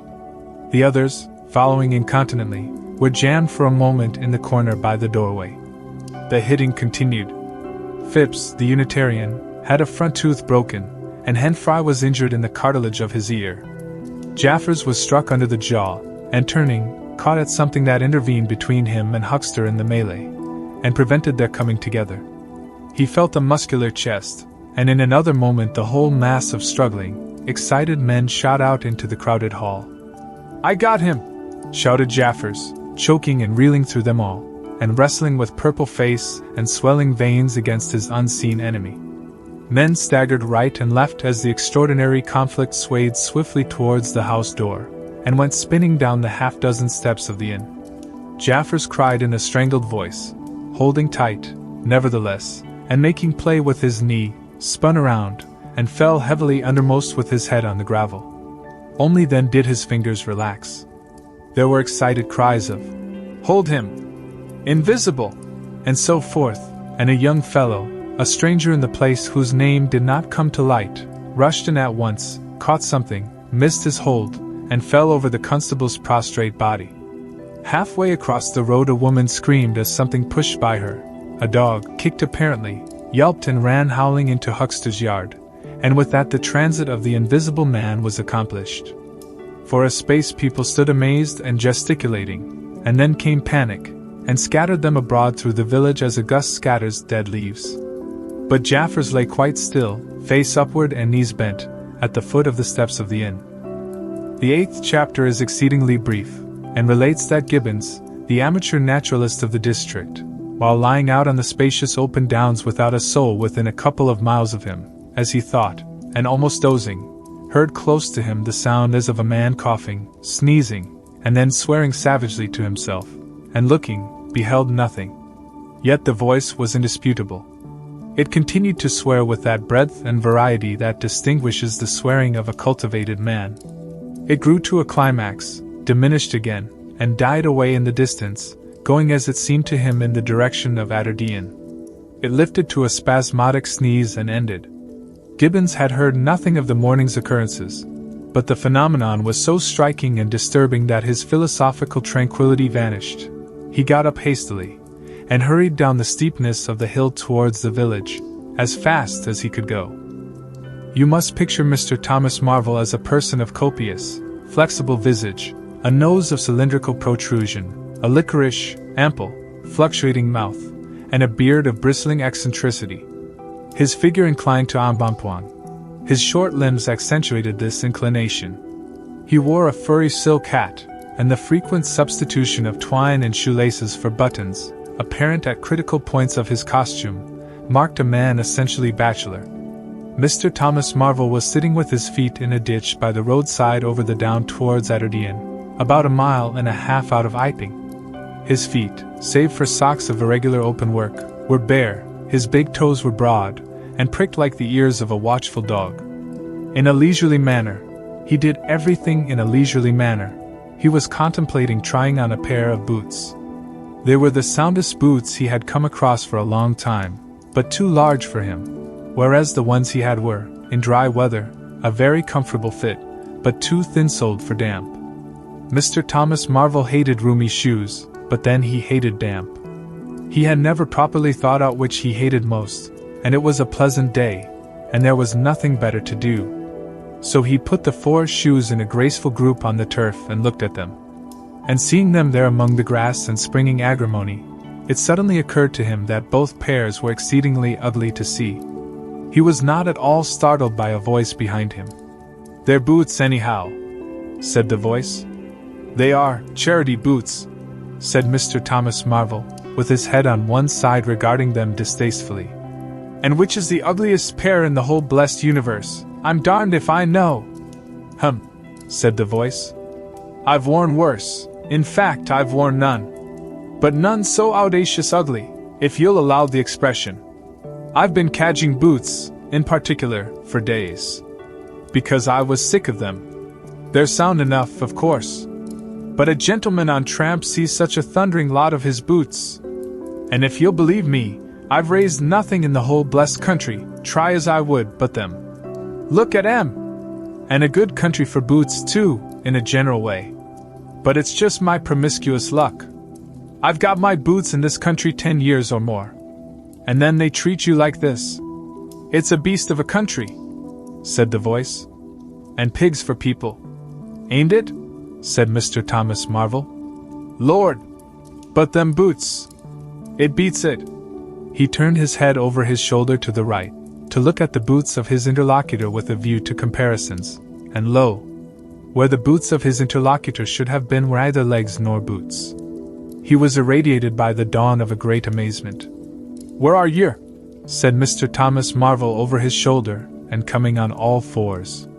He saw a stretch of empty downs with the wind swaying the remote green-pointed furze bushes. Am I drunk? Said Mr. Marvel. Have I had visions? Was I talking to myself? What the? Don't be alarmed, said a voice. None of your ventriloquizing me, said Mr. Thomas Marvel, rising sharply to his feet. Where are ye? Alarmed, indeed! Don't be alarmed, repeated the voice. You'll be alarmed in a minute, you silly fool, said Mr. Thomas Marvel. Where are ye? Let me get my mark on ye. Are ye buried? Said Mr. Thomas Marvel, after an interval. There was no answer. Mr. Thomas Marvel stood bootless and amazed, his jacket nearly thrown off. Peewit, said a peewit very remote. Peewit, indeed, said Mr. Thomas Marvel. This ain't no time for foolery. The down was desolate, east and west, north and south. The road with its shallow ditches and white bordering stakes ran smooth and empty north and south, and save for that peewit, the blue sky was empty too. So help me, said Mr. Thomas Marvel, shuffling his coat onto his shoulders again. It's the drink. I might ha' known. It's not the drink, said the voice. You keep your nerves steady. Oh, said Mr. Marvel, and his face grew white amidst its patches. It's the drink, his lips repeated noiselessly. He remained staring about him, rotating slowly backwards. I could have swore I heard a voice, he whispered. Of course you did. It's there again, said Mr. Marvel, closing his eyes and clasping his hand on his brow with a tragic gesture. He was suddenly taken by the collar and shaken violently, and left more dazed than ever. Don't be a fool, said the voice. I'm off my blooming chump, said Mr. Marvel. It's no good. It's fretting about them blarsted boots. I'm off my blessed blooming chump. Or its spirits. Neither one thing nor the other, said the voice. Listen, chump, said Mr. Marvel. 1 minute, said the voice, penetratingly, tremulous with self-control. Well, said Mr. Thomas Marvel, with a strange feeling of having been dug in the chest by a finger. You think I'm just imagination? Just imagination? What else can you be? Said Mr. Thomas Marvel, rubbing the back of his neck. Very well, said the voice, in a tone of relief. Then I'm going to throw flints at you till you think differently. But where are ye? The voice made no answer. Came a flint, apparently out of the air, and missed Mr. Marvel's shoulder by a hair's breadth. Mr. Marvel, turning, saw a flint jerk up into the air, trace a complicated path, hang for a moment, and then fling at his feet with almost invisible rapidity. He was too amazed to dodge. It came, and ricocheted from a bare toe into the ditch. Mr. Thomas Marvel jumped a foot and howled aloud. Then he started to run, tripped over an unseen obstacle, and came head over heels into a sitting position. No, said the voice, as a third stone curved upward and hung in the air above the tramp. Am I imagination? Mr. Marvel by way of reply struggled to his feet, and was immediately rolled over again. He lay quiet for a moment. If you struggle any more, said the voice, I shall throw the flint at your head. It's a fair do, said Mr. Thomas Marvel, sitting up, taking his wounded toe in hand and fixing his eye on the third missile. I don't understand it. Stones flinging themselves. Stones talking. Put yourself down. Rot away. I'm done. The third flint fell. It's very simple, said the voice. I'm an invisible man. Tell us something I don't know, said Mr. Marvel, gasping with pain. Where you've hid, how you do it, I don't know. I'm beat. That's all. said the voice. I'm invisible. That's what I want you to understand. Anyone could see that. There is no need for you to be so confounded impatient, mister. Now then, give us a notion. How are you hid? I'm invisible. That's the great point. And what I want you to understand is this. But whereabouts? Interrupted Mr. Marvel. Here. 6 yards in front of you. Oh, come! I ain't blind. You'll be telling me next you're just thin air. I'm not one of your ignorant tramps. Yes, I am thin air. You're looking through me. What? Ain't there any stuff to you? Vox et, what is it, jabber? Is it that? I am just a human being, solid, needing food and drink, needing covering too, but I'm invisible. You see? Invisible. Simple idea. Invisible. What, real like? Yes, real. Let's have a hand of you, said Marvel. If you are real, it won't be so darn out of the way like then, Lord, he said. How you made me jump, gripping me like that.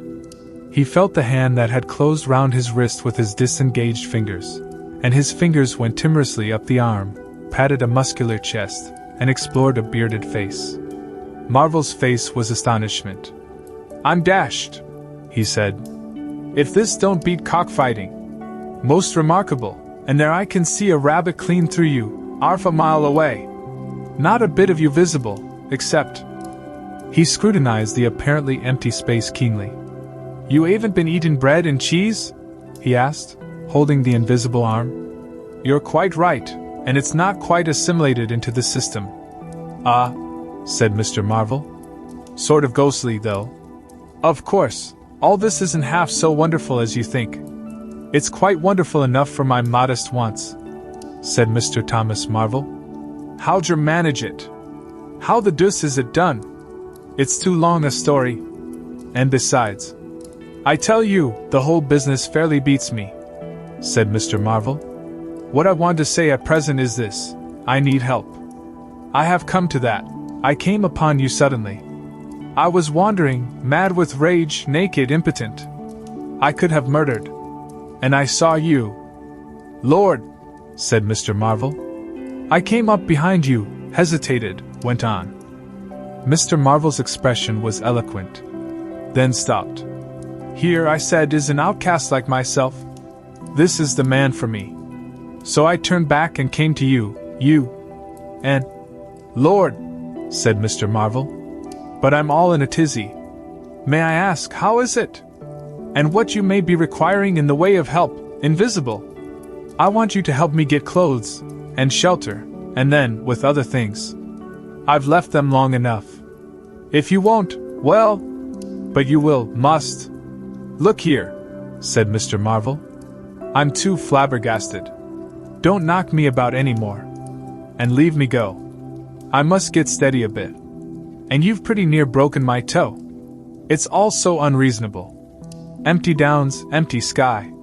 Nothing visible for miles except the bosom of nature. And then comes a voice. A voice out of heaven. And stones. And a fist. Lord, pull yourself together, said the voice. For you have to do the job I've chosen for you.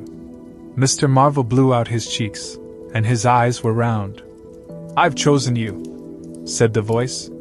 You are the only man except some of those fools down there, who knows there is such a thing as an invisible man. You have to be my helper. Help me, and I will do great things for you. An invisible man is a man of power. He stopped for a moment to sneeze violently. But if you betray me, he said, if you fail to do as I direct you. He paused and tapped Mr. Marvel's shoulder smartly. Mr. Marvel gave a yelp of terror at the touch. I don't want to betray you, said Mr. Marvel, edging away from the direction of the fingers. Don't you go thinking that, whatever you do, all I want to do is to help you. Just tell me what I got to do. Lord, whatever you want done, that I'm most willing to do. After the first gusty panic had spent itself, Iping became argumentative.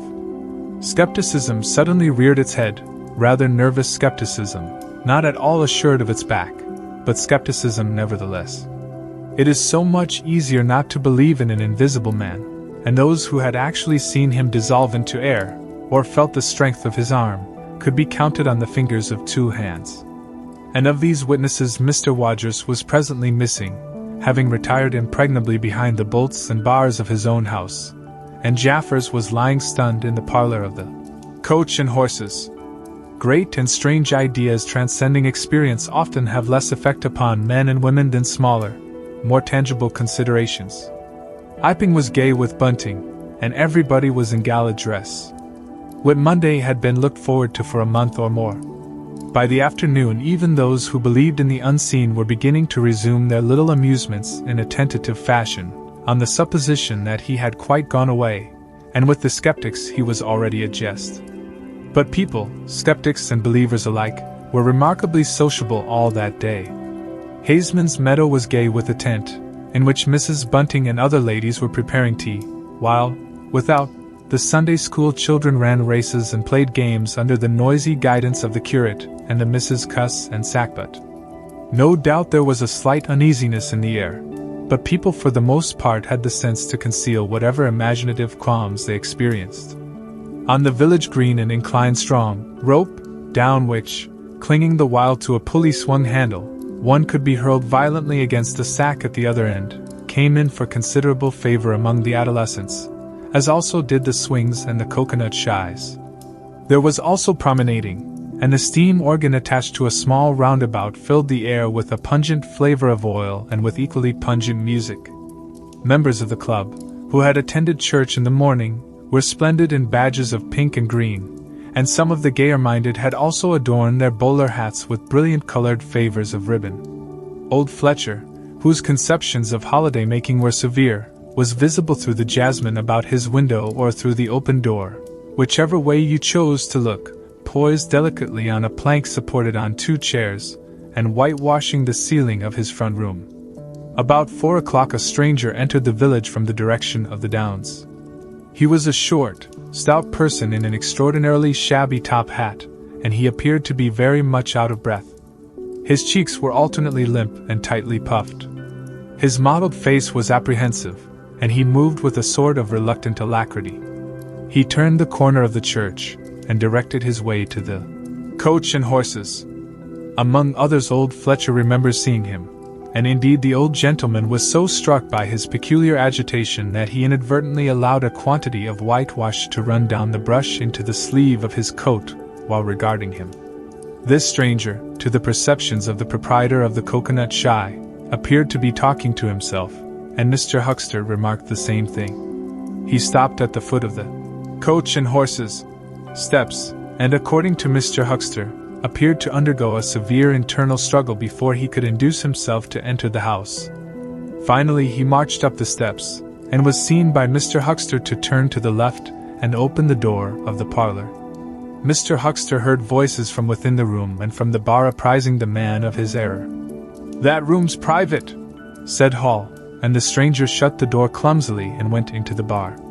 In the course of a few minutes he reappeared, wiping his lips with the back of his hand with an air of quiet satisfaction that somehow impressed Mr. Huckster as assumed. He stood looking about him for some moments, and then Mr. Huckster saw him walk in an oddly furtive manner towards the gates of the yard, upon which the parlor window opened. The stranger, after some hesitation, leant against one of the gateposts, produced a short clay pipe, and prepared to fill it. His fingers trembled while doing so. He lit it clumsily, and folding his arms began to smoke in a languid attitude, an attitude which his occasional glances up the yard altogether belied. All this Mr. Huckster saw over the canisters of the tobacco window, and the singularity of the man's behavior prompted him to maintain his observation. Presently the stranger stood up abruptly, and put his pipe in his pocket. Then he vanished into the yard. Forthwith Mr. Huckster, conceiving he was witness of some petty larceny, leapt round his counter and ran out into the road to intercept the thief. As he did so, Mr. Marvel reappeared, his hat askew, a big bundle in a blue tablecloth in one hand, and 3 books tied together, as it proved afterwards with the vicar's braces, in the other. Directly he saw Huckster he gave a sort of gasp, and turning sharply to the left, began to run. "Stop, thief!" cried Huckster, and set off after him. Mr. Huckster's sensations were vivid but brief. He saw the man just before him and spurting briskly for the church corner and the hill road. He saw the village flags and festivities beyond, and a face or so turned towards him. He bawled, "Stop!" again. He had hardly gone 10 strides before his shin was caught in some mysterious fashion, and he was no longer running, but flying with inconceivable rapidity through the air. He saw the ground suddenly close to his face. The world seemed to splash into a million whirling specks of light, and subsequent proceedings interested him no more. Now, in order clearly to understand what had happened in the inn, it is necessary to go back to the moment when Mr. Marvel first came into view of Mr. Huckster's window. At that precise moment Mr. Cuss and Mr. Bunting were in the parlor. They were seriously investigating the strange occurrences of the morning, and were, with Mr. Hall's permission, making a thorough examination of the invisible man's belongings. Jaffers had partially recovered from his fall and had gone home in the charge of his sympathetic friends. The stranger's scattered garments had been removed by Mrs. Hall and the room tidied up. And on the table under the window where the stranger had been wont to work, Cuss had hit almost at once on 3 big books in manuscript labeled "Diary." "Diary," said Cuss, putting the 3 books on the table. "Now, at any rate, we shall learn something." The vicar stood with his hands on the table. "Diary," repeated Cuss, sitting down, putting 2 volumes to support the 3rd, and opening it. No name on the flyleaf. Bother, cipher. And figures. The vicar came round to look over his shoulder. Cuss turned the pages over with a face suddenly disappointed. Dear me! It's all ciphered, Bunting." "There are no diagrams?" asked Mr. Bunting. "No illustrations throwing light?" "See for yourself," said Mr. Cuss. "Some of it's mathematical and some of it's Russian or some such language, to judge by the letters, and some of it's Greek. Now the Greek I thought you—" "Of course," said Mr. Bunting, taking out and wiping his spectacles and feeling suddenly very uncomfortable, for he had no Greek left in his mind worth talking about. "Yes, the Greek of course may furnish a clue. I'll find you a place. I'd rather glance through the volumes first," said Mr. Bunting, still wiping. "A general impression first, Cuss, and then, we can go looking for clues." He coughed, put on his glasses, arranged them fastidiously, coughed again, and wished something would happen to avert the seemingly inevitable exposure. Then he took the volume Cuss handed him in a leisurely manner. And then something did happen. The door opened suddenly. Both gentlemen started violently, looked round, and were relieved to see a sporadically rosy face beneath a furry silk hat. "Tap?" asked the face, and stood staring. "No," said both gentlemen at once. "Over the other side, my man," said Mr. Bunting. "And, please shut that door," said Mr. Cuss, irritably. "All right," said the intruder, as it seemed in a low voice curiously different from the huskiness of its first inquiry. "Right you are," said the intruder in the former voice. "Stand clear!" And he vanished and closed the door. "A sailor, I should judge," said Mr. Bunting. "Amusing fellows they are." "Stand clear!" "Indeed. A nautical term, referring to his getting back out of the room, I suppose?" "I dare say so," said Cuss. "My nerves are all loose today. It quite made me jump, the door opening like that." Mr. Bunting smiled as if he had not jumped. "And now," he said with a sigh, "these books." Someone sniffed as he did so. "One thing is indisputable," said Bunting, drawing up a chair next to that of Cuss. "There certainly have been very strange things happen in Iping during the last few days. Very strange. I cannot of course believe in this absurd invisibility story." "It's incredible," said Cuss. "Incredible. But the fact remains that I certainly saw right down his sleeve." "But are you sure? Suppose a mirror, for instance. Hallucinations are so easily produced. I don't know if you have ever seen a really good conjurer." "I won't argue again," said Cuss. "We've thrashed that out, Bunting. And just now there's these books. Here's some of what I take to be Greek.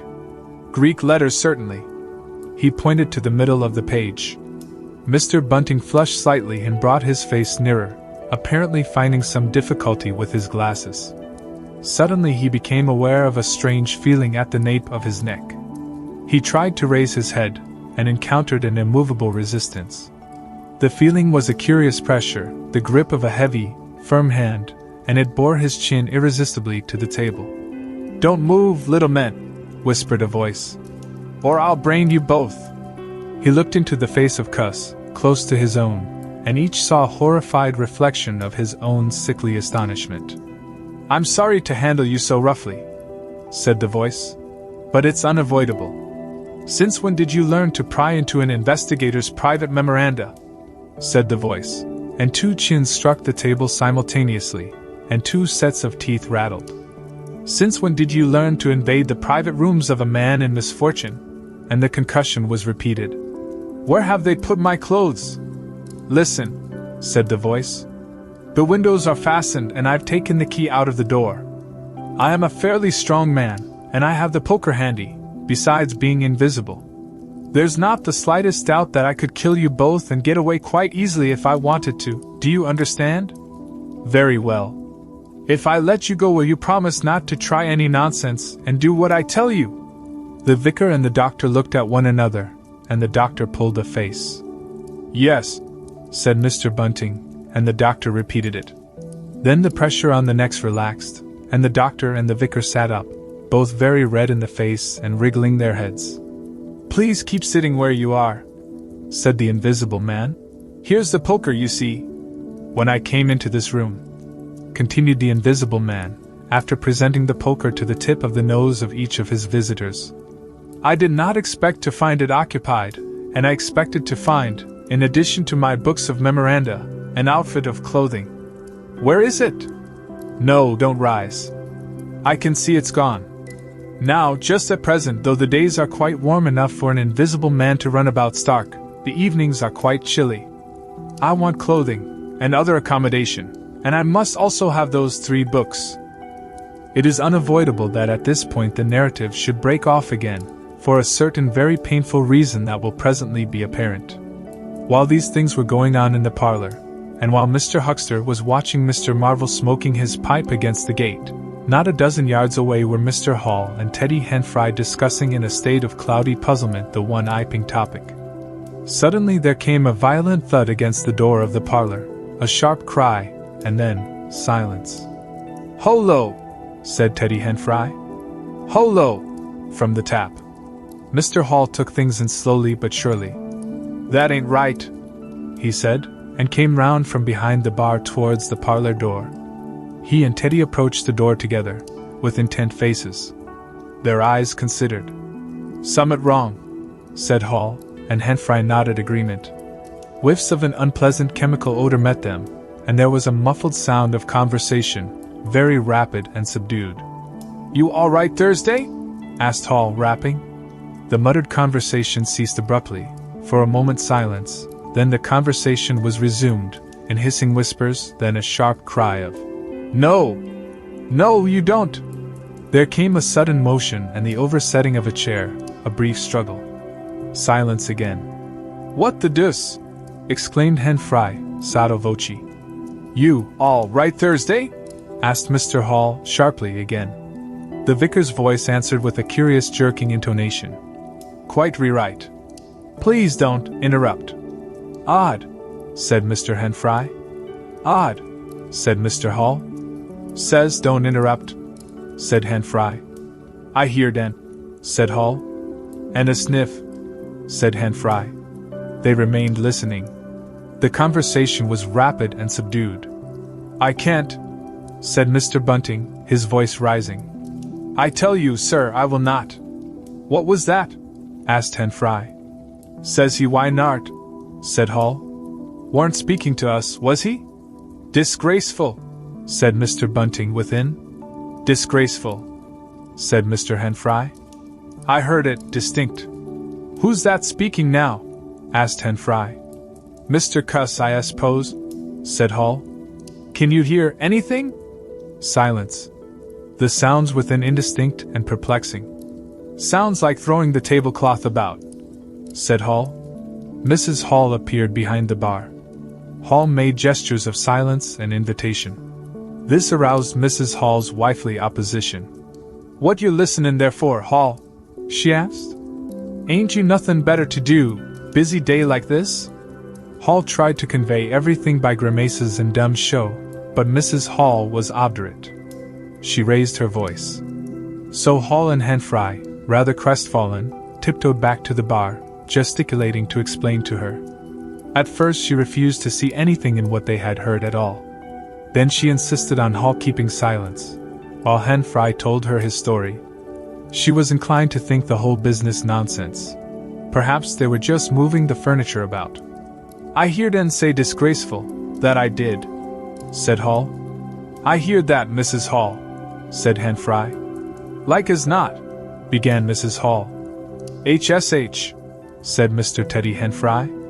"Didn't I hear the window?" "What window?" asked Mrs. Hall. "Parlor window," said Henfry. Everyone stood listening intently. Mrs. Hall's eyes, directed straight before her, saw without seeing the brilliant oblong of the inn door, the road white and vivid, and Huckster's shop front blistering in the June sun. Abruptly Huckster's door opened and Huckster appeared, eyes staring with excitement, arms gesticulating. "Yap!" cried Huckster. "Stop, thief!" And he ran obliquely across the oblong towards the yard gates, and vanished. Simultaneously came a tumult from the parlor, and a sound of windows being closed. Hall, Henfry, and the human contents of the tap rushed out at once pell-mell into the street. They saw someone whisk round the corner towards the road, and Mr. Huckster executing a complicated leap in the air that ended on his face and shoulder. Down the street people were standing astonished or running towards them.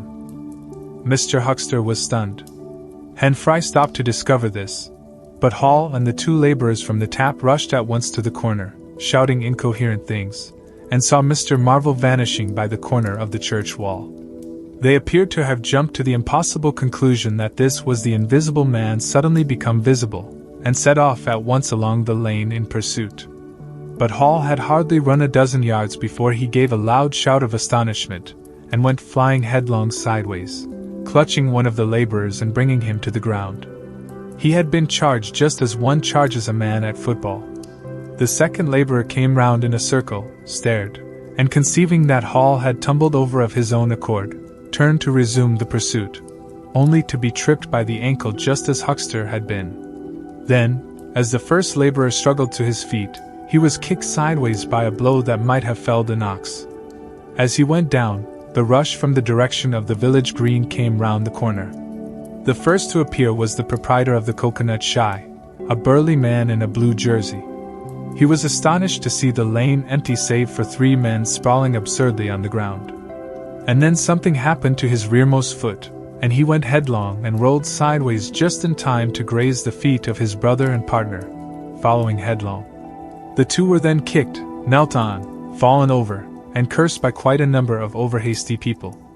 Now when Hall and Henfry and the laborers ran out of the house, Mrs. Hall, who had been disciplined by years of experience, remained in the bar next the till. And suddenly the parlor door was opened, and Mr. Cuss appeared, and without glancing at her rushed at once down the steps toward the corner. "Hold him!" he cried. "Don't let him drop that parcel." He knew nothing of the existence of Marvel, for the invisible man had handed over the books and bundle in the yard. The face of Mr. Cuss was angry and resolute, but his costume was defective, a sort of limp white kilt that could only have passed muster in grease. "Hold him!" he bawled. "He's got my trousers! And every stitch of the vicar's clothes! Tend to him in a minute!" he cried to Henfry as he passed the prostrate Huckster, and coming round the corner to join the tumult, was promptly knocked off his feet into an indecorous sprawl. Somebody in full flight trod heavily on his finger. He yelled, struggled to regain his feet, was knocked against and thrown on all fours again, and became aware that he was involved not in a capture, but a rout.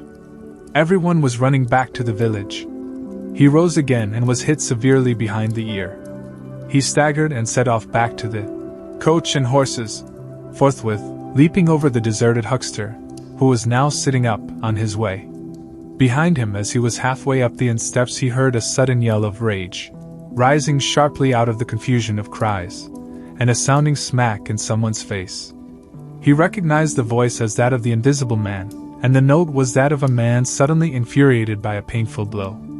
In another moment Mr. Cuss was back in the parlor. "He's coming back, Bunting!" he said, rushing in. "Save yourself!" Mr. Bunting was standing in the window, engaged in an attempt to clothe himself in the hearth rug and a West Surrey Gazette. "Who's coming?" he said, so startled that his costume narrowly escaped disintegration. "Invisible Man," said Cuss, and rushed on to the window. "We'd better clear out from here. He's fighting mad. Mad!" In another moment he was out in the yard. "Good heavens!" said Mr. Bunting, hesitating between two horrible alternatives. He heard a frightful struggle in the passage of the inn, and his decision was made. He clambered out of the window, adjusted his costume hastily, and fled up the village as fast as his fat little legs would carry him. From the moment when the Invisible Man screamed with rage and Mr. Bunting made his memorable flight up the village, it became impossible to give a consecutive account of affairs in Iping. Possibly the Invisible Man's original intention was simply to cover Marvel's retreat with the clothes and books. But his temper, at no time very good, seems to have gone completely at some chance blow, and forthwith he set to smiting and overthrowing, for the mere satisfaction of hurting. You must figure the street full of running figures, of doors slamming and fights for hiding places. You must figure the tumult suddenly striking on the unstable equilibrium of old Fletcher's planks and 2 chairs, with cataclysmic results. You must figure an appalled couple caught dismally in a swing. And then the whole tumultuous rush has passed, and the Iping street with its gauds and flags is deserted save for the still raging unseen, and littered with coconuts, overthrown canvas screens, and the scattered stock in trade of a sweet-stuff stall. Everywhere there is a sound of closing shutters and shoving bolts, and the only visible humanity is an occasional flitting eye under a raised eyebrow in the corner of a window pane. The Invisible Man amused himself for a little while by breaking all the windows in the coach and horses, and then he thrust a street lamp through the parlor window of Mrs. Gribble. He it must have been who cut the telegraph wire to Adderdean just beyond Higgins' cottage on the Adderdean road. And after that, as his peculiar qualities allowed, he passed out of human perceptions altogether, and he was neither heard, seen, nor felt in Iping any more. He vanished absolutely. But it was the best part of 2 hours before any human being ventured out again into the desolation of Iping Street. When the dusk was gathering and Iping was just beginning to peep timorously forth again upon the shattered wreckage of its bank holiday, a short, thick-set man in a shabby silk hat was marching painfully through the twilight behind the beechwoods on the road to Bramblehurst. He carried 3 books bound together by some sort of ornamental elastic ligature, and a bundle wrapped in a blue tablecloth. His rubicund face expressed consternation and fatigue. He appeared to be in a spasmodic sort of hurry. He was accompanied by a voice other than his own, and ever and again he winced under the touch of unseen hands. "If you give me the slip again," said the voice. "If you attempt to give me the slip again." "Lord," said Mr. Marvel, "that shoulder's a mass of bruises as it is." "On my honor," said the voice, "I will kill you." "I didn't try to give you the slip," said Marvel, in a voice that was not far remote from tears. "I swear I didn't. I didn't know the blessed turning, that was all. How the devil was I to know the blessed turning? As it is, I've been knocked about." "You'll get knocked about a great deal more if you don't mind," said the voice, and Mr. Marvel abruptly became silent. He blew out his cheeks, and his eyes were eloquent of despair. "It's bad enough to let these floundering yokels explode my little secret, without your cutting off with my books. It's lucky for some of them they cut and ran when they did. Here am I. No one knew I was invisible. And now what am I to do? What am I to do?" asked Marvel, sotto voce. "It's all about. It will be in the papers. Everybody will be looking for me. Everyone on their guard." The voice broke off into vivid curses and ceased. The despair of Mr. Marvel's face deepened, and his pace slackened. "Go on," said the voice. Mr. Marvel's face assumed a grayish tint between the ruddier patches. Don't drop those books, stupid, said the voice, sharply, overtaking him. The fact is, said the voice, I shall have to make use of you. You're a poor tool, but I must.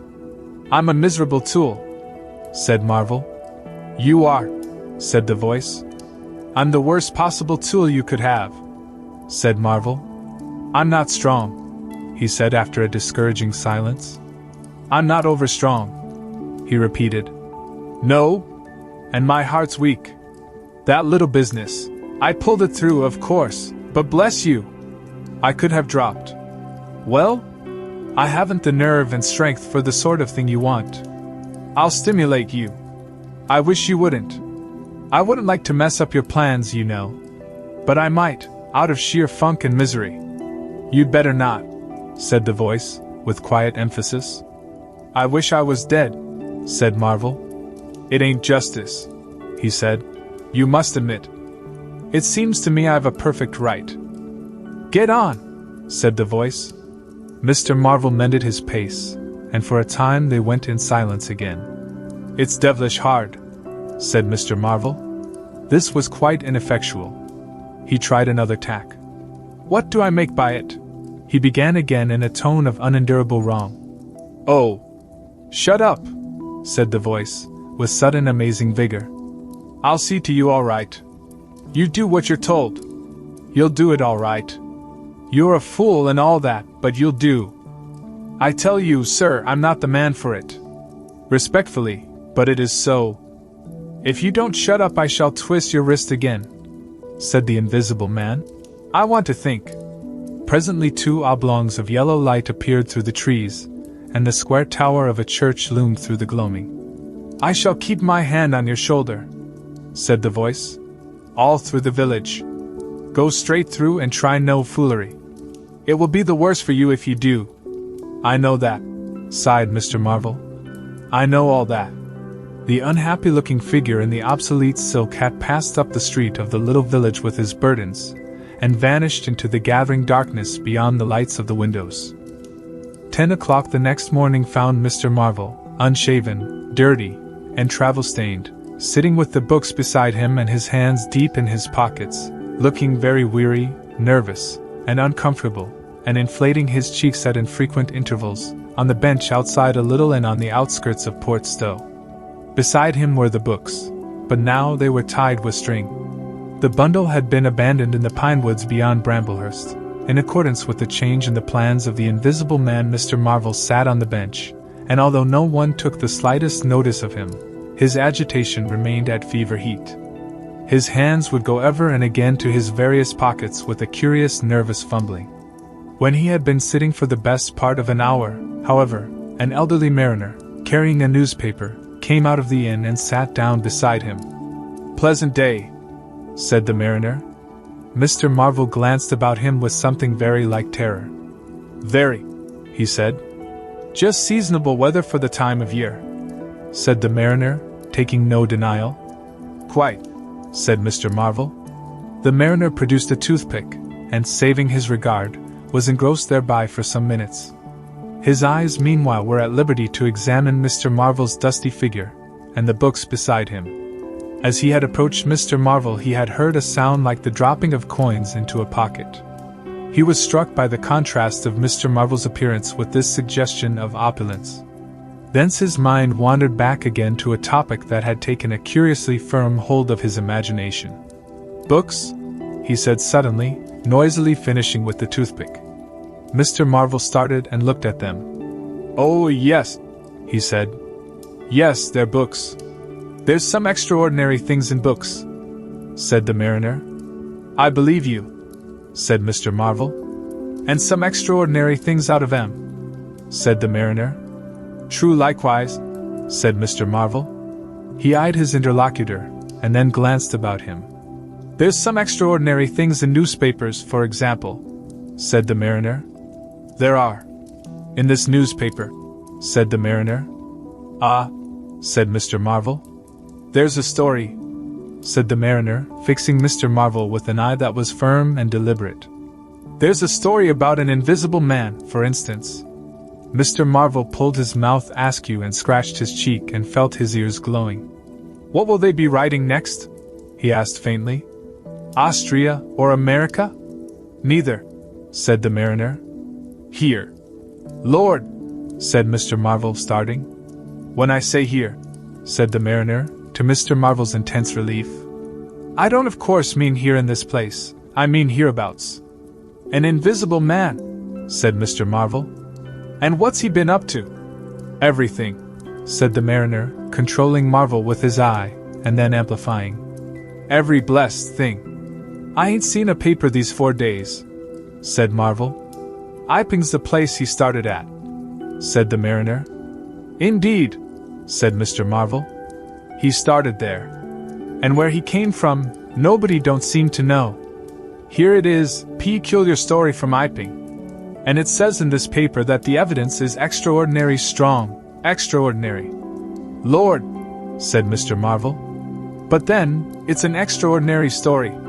There is a clergyman and a medical gent witnesses, saw him all right and proper, or leastways didn't see him. He was staying, it says, at the Coach and Horses, and no one don't seem to have been aware of his misfortune, it says, aware of his misfortune, until in an altercation in the inn, it says, his bandages on his head was torn off. It was then observed that his head was invisible. Attempts were at once made to secure him, but casting off his garments, it says, he succeeded in escaping, but not until after a desperate struggle, in which he had inflicted serious injuries, it says, on our worthy and able constable, Mr. J. A. Jaffers. Pretty straight story, eh?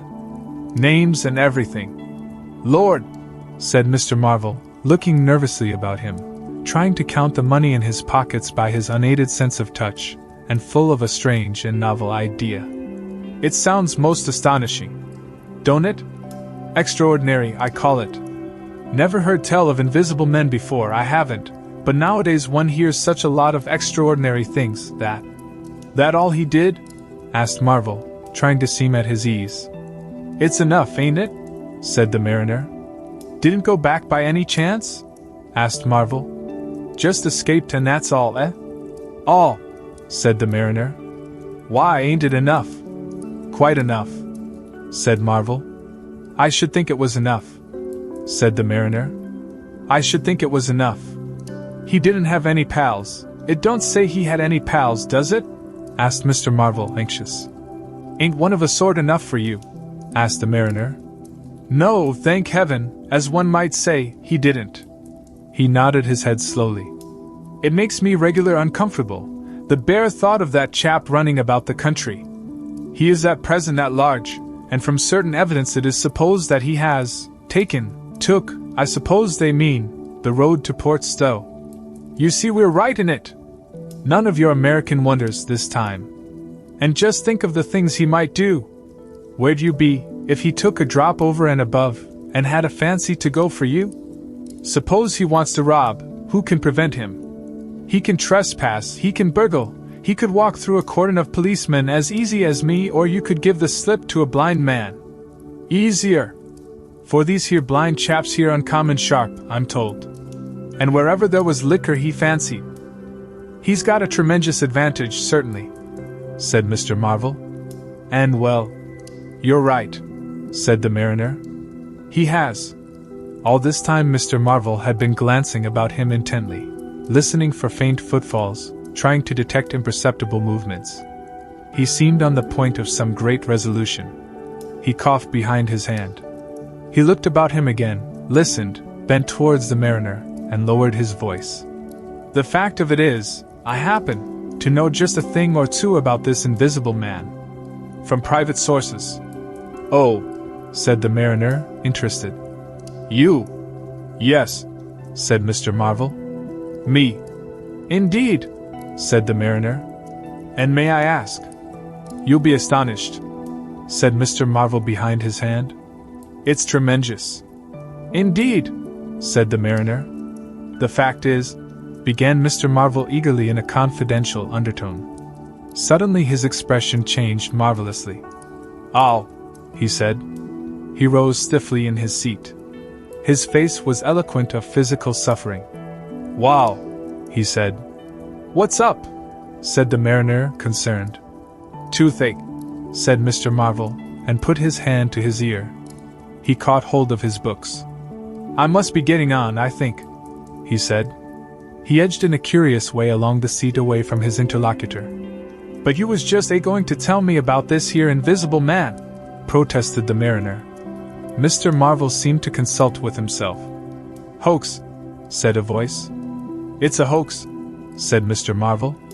"But it's in the paper," said the mariner. "Hoax all the same," said Marvel. "I know the chap that started the lie. There ain't no invisible man whatsoever, blimey. But how about this paper? D'you mean to say?" "Not a word of it," said Marvel stoutly. The mariner stared, paper in hand. Mr. Marvel jerkily faced about. "Wait a bit," said the mariner, rising and speaking slowly. "D'you mean to say?" "I do," said Mr. Marvel. "Then why did you let me go on and tell you all this blarsted stuff then? What do you mean by letting a man make a fool of himself like that for? Eh?" Mr. Marvel blew out his cheeks. The mariner was suddenly very red indeed. He clenched his hands. "I've been talking here this 10 minutes, he said. "And you little pot-bellied, leathery-faced son of an old boot, couldn't have the elementary manners. Don't you come bandying words with me," said Mr. Marvel. "Bandying words? I'm a jolly good mind." "Come up," said a voice, and Mr. Marvel was suddenly whirled about and started marching off in a curious spasmodic manner. "You'd better move on," said the mariner. "Who's moving on?" said Mr. Marvel. He was receding obliquely with a curious hurrying gait, with occasional violent jerks forward. Some way along the road he began a muttered monologue, protests and recriminations. "Silly devil," said the mariner, legs wide apart, elbows akimbo, watching the receding figure. "I'll show you, you silly ass, hoaxing me. It's here, on the paper," Mr. Marvel retorted incoherently, and receding, was hidden by a bend in the road. But the mariner still stood magnificent in the midst of the way, until the approach of a butcher's cart dislodged him. Then he turned himself towards Port Stowe. "Full of extraordinary asses," he said softly to himself. "Just to take me down a bit. That was his silly game, it's on the paper." And there was another extraordinary thing he was presently to hear, that had happened quite close to him. And that was a vision of a fistful of money, no less, traveling without visible agency, along by the wall at the corner of St. Michael's Lane. A brother mariner had seen this wonderful sight that very morning. He had snatched at the money forthwith and had been knocked headlong, and when he had got to his feet the butterfly money had vanished. Our mariner was in the mood to believe anything, he declared, but that was a bit too stiff. Afterwards, however, he began to think things over. The story of the flying money was true. And all about that neighborhood, even from the august London and Country Banking Company, from the tills of shops and inns, doors standing that sunny weather entirely open, money had been quietly and dexterously making off that day in handfuls and rouleaus, floating quietly along by walls and shady places, dodging quickly from the approaching eyes of men.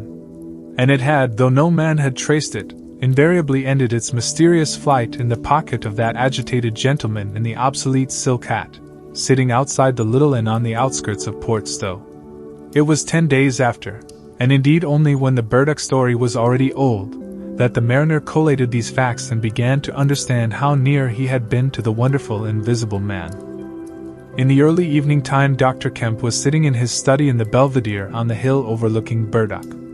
It was a pleasant little room, with 3 windows, north, west, and south, and bookshelves covered with books and scientific publications, and a broad writing table, and under the north window, a microscope, glass slips, minute instruments, some cultures, and scattered bottles of reagents. Dr. Kemp's solar lamp was lit, albeit the sky was still bright with the sunset light, and his blinds were up because there was no offense of peering outsiders to require them pulled down. Dr. Kemp was a tall and slender young man, with flaxen hair and a mustache almost white, and the work he was upon would earn him, he hoped, the fellowship of the Royal Society, so highly did he think of it. And his eye, presently wandering from his work, caught the sunset blazing at the back of the hill that is over against his own. For a minute perhaps he sat, pen in mouth, admiring the rich golden color above the crest, and then his attention was attracted by the little figure of a man, inky black, running over the hill brow towards him. He was a shortish little man, and he wore a high hat, and he was running so fast that his legs verily twinkled. "Another of those fools," said Dr. Kemp. "Like that ass who ran into me this morning round a corner, with the visible man coming, sir. I can't imagine what possesses people. One might think we were in the 13th century." He got up, went to the window, and stared at the dusky hillside, and the dark little figure tearing down it. "He seems in a confounded hurry," said Dr. Kemp, "but he doesn't seem to be getting on. If his pockets were full of lead, he couldn't run heavier." "Spurted, sir," said Dr. Kemp. In another moment the higher of the villas that had clambered up the hill from Burdock had occulted the running figure. He was visible again for a moment, and then again, 3 times between the 3 detached houses that came next, and then the terrace hid him. "Asses!" said Dr. Kemp, swinging round on his heel and walking back to his writing table. But those who saw the fugitive nearer, and perceived the abject terror on his perspiring face, being themselves in the open roadway, did not share in the doctor's contempt. By the man pounded, and as he ran he chinked like a well-filled purse that is tossed to and fro. He looked neither to the right nor the left, but his dilated eyes stared straight downhill to where the lamps were being lit, and the people were crowded in the street. And his ill-shaped mouth fell apart, and a glary foam lay on his lips, and his breath came hoarse and noisy. All he passed stopped and began staring up the road and down, and interrogating one another with an inkling of discomfort for the reason of his haste. And then presently, far up the hill, a dog playing in the road yelped and ran under a gate, and as they still wondered something, a wind, a pad, pad, pad, a sound like a panting breathing, rushed by. People screamed. People sprang off the pavement. It passed in shouts. It passed by instinct down the hill. They were shouting in the street before Marvel was halfway there. They were bolting into houses and slamming the doors behind them, with the news. He heard it and made one last desperate spurt. Fear came striding by, rushed ahead of him, and in a moment had seized the town. "The Invisible Man is coming! The Invisible Man!" The Jolly Cricketers is just at the bottom of the hill, where the tram lines begin. The barman leant his fat red arms on the counter and talked of horses with an anemic cabman, while a black-bearded man in grey snapped up biscuit and cheese, drank Burton, and conversed in American with a policeman off duty. "What's the shouting about?" said the anemic cabman, going off at a tangent, trying to see up the hill over the dirty yellow blind in the low window of the inn. Somebody ran by outside. "Fire, perhaps," said the barman. Footsteps approached, running heavily. The door was pushed open violently, and Marvel, weeping and disheveled, his hat gone, the neck of his coat torn open, rushed in, made a convulsive turn, and attempted to shut the door. It was held half open by a strap. "Coming!" he bawled, his voice shrieking with terror. "He's coming! The Visible Man! After me! For God's sake! Help! Help! Help! Shut the doors," said the policeman. "Who's coming? What's the row?" He went to the door, released the strap, and it slammed. The American closed the other door. "Let me go inside," said Marvel, staggering and weeping, but still clutching the books. "Let me go inside. Lock me in, somewhere. I tell you he's after me. I give him the slip. He said he'd kill me and he will." "You're safe," said the man with the black beard. "The door's shut. What's it all about?"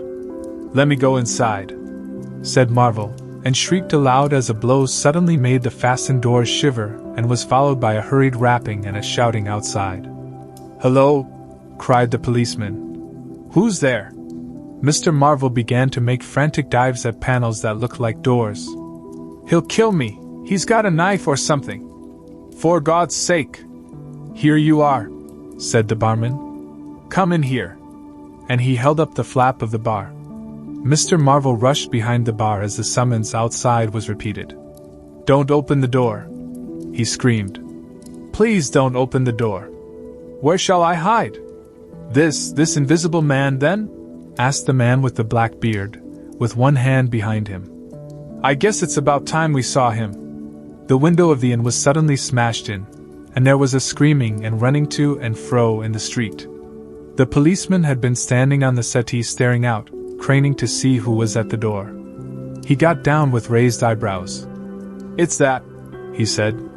The barman stood in front of the bar parlor door, which was now locked on Mr. Marvel, stared at the smashed window, and came round to the two other men. Everything was suddenly quiet. I wish I had my truncheon, said the policeman, going irresolutely to the door. Once we open, in he comes. There's no stopping him. Don't you be in too much hurry about that door, said the anemic cabman anxiously. Draw the bolts, said the man with the black beard. And if he comes, he showed a revolver in his hand.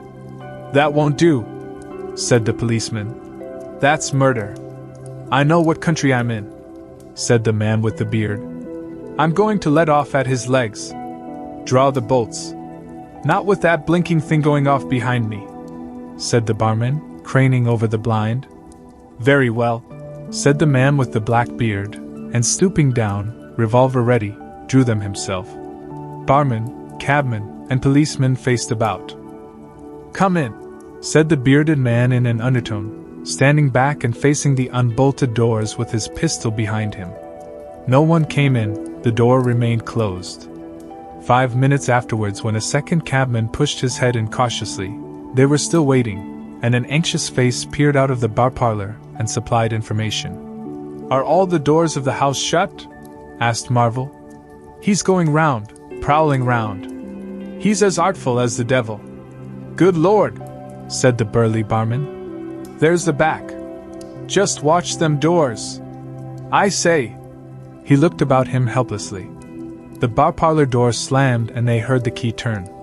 There's the yard door and the private door. The yard door. He rushed out of the bar. In a minute he reappeared with a carving knife in his hand. The yard door was open, he said, and his fat underlip dropped. He may be in the house now, said the first cabman. He's not in the kitchen, said the barman. There's 2 women there, and I've stabbed every inch of it with this little beef slicer.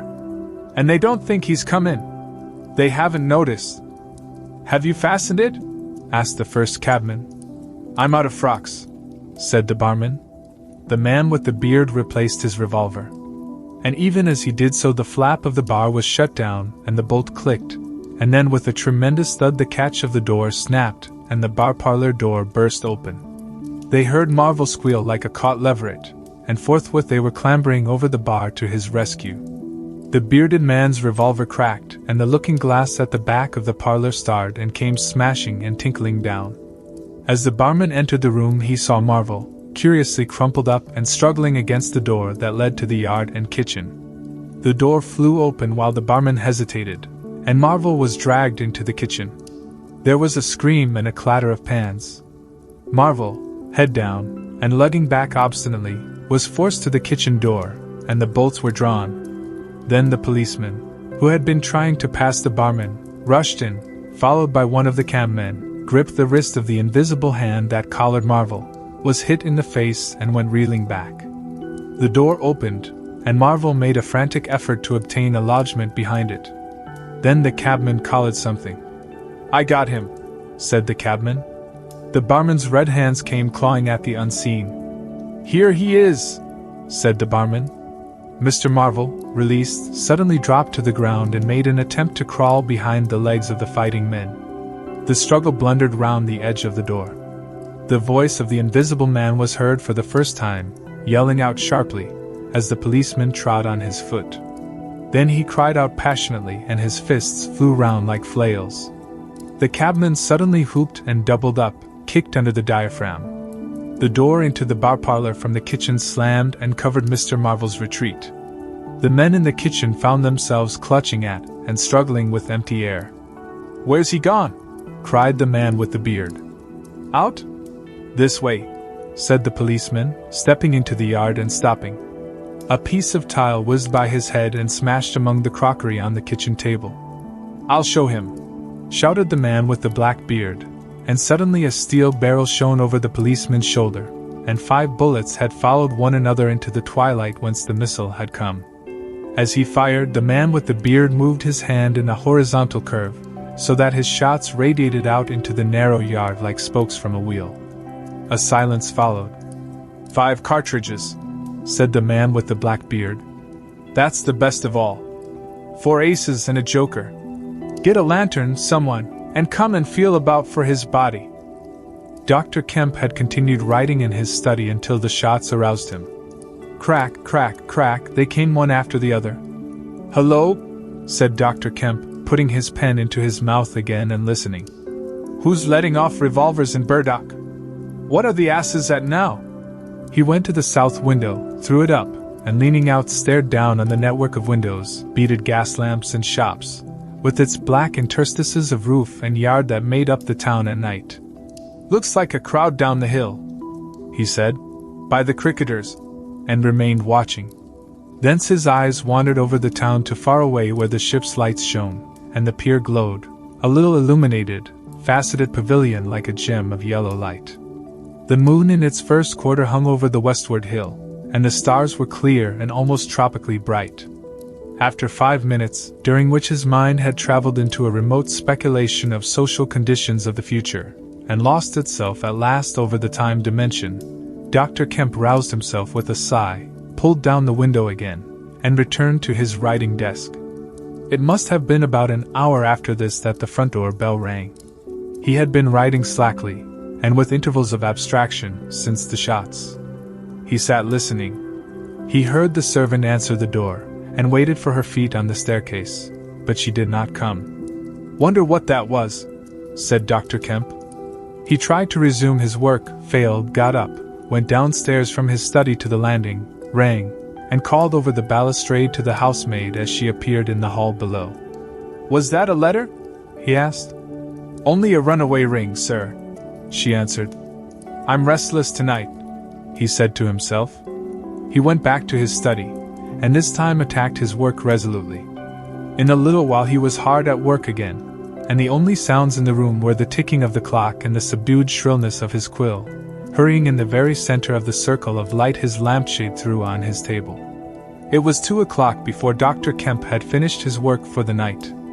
He rose, yawned, and went downstairs to bed. He had already removed his coat and vest, when he noticed that he was thirsty.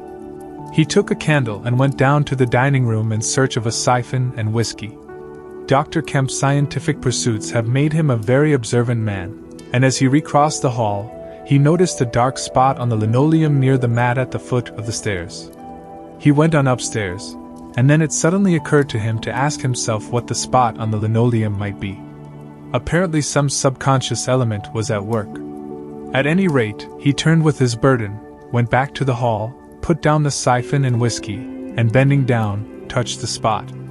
Without any great surprise he found it had the stickiness and color of drying blood. He took up his burden again, and returned upstairs, looking about him and trying to account for the blood spot. On the landing he saw something and stopped astonished. The door handle of his own room was blood-stained. He looked at his own hand. It was quite clean, and then he remembered that the door of his room had been open when he came down from his study, and that consequently he had not touched the handle at all. He went straight into his room, his face quite calm, perhaps a trifle more resolute than usual. His glance, wandering inquisitively, fell on the bed. On the counterpane was a mess of blood, and the sheet had been torn. He had not noticed this before because he had walked straight to the dressing table. On the further side the bedclothes were depressed as if someone had been recently sitting there. Then he had an odd impression that he had heard a low voice say, "Good heavens, Kemp!" But Dr. Kemp was no believer in voices. He stood staring at the tumbled sheets. Was that really a voice? He looked about again, but noticed nothing further than the disordered and blood-stained bed. Then he distinctly heard a movement across the room, near the wash-hand stand. All men, however highly educated, retain some superstitious inklings. The feeling that is called eerie came upon him. He closed the door of the room, came forward to the dressing table, and put down his burdens. Suddenly, with a start, he perceived a coiled and blood-stained bandage of linen rag hanging in midair, between him and the wash-hand stand. He stared at this in amazement. It was an empty bandage, a bandage properly tied but quite empty. He would have advanced to grasp it, but a touch arrested him, and a voice speaking quite close to him. "Kemp!" said the voice. "Eh?" said Kemp with his mouth open. "Keep your nerve," said the voice. "I'm an invisible man." Kemp made no answer for a space, simply stared at the bandage. "Invisible man," he said. "I am an invisible man," repeated the voice. The story he had been active to ridicule only that morning rushed through Kemp's brain. He does not appear to have been either very much frightened or very greatly surprised at the moment. Realization came later.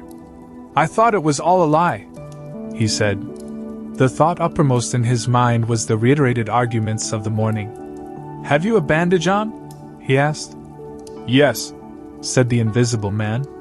"Oh," said Kemp, and then roused himself. "I say," he said. "But this is nonsense. It's some trick." He stepped forward suddenly, and his hand, extended towards the bandage, met invisible fingers. He recoiled at the touch and his color changed.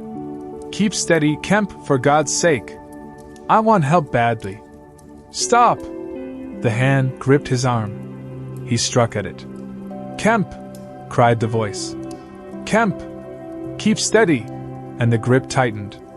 A frantic desire to free himself took possession of Kemp. The hand of the bandaged arm gripped his shoulder, and he was suddenly tripped and flung backwards upon the bed. He opened his mouth to shout, and the corner of the sheet was thrust between his teeth. The invisible man had him down grimly, but his arms were free and he struck and tried to kick savagely. "Listen to reason, will you?"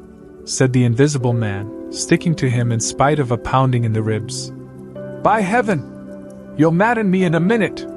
"Lie still, you fool!" bawled the invisible man in Kemp's ear. Kemp struggled for another moment, and then lay still. "If you shout, I'll smash your face," said the invisible man, relieving his mouth.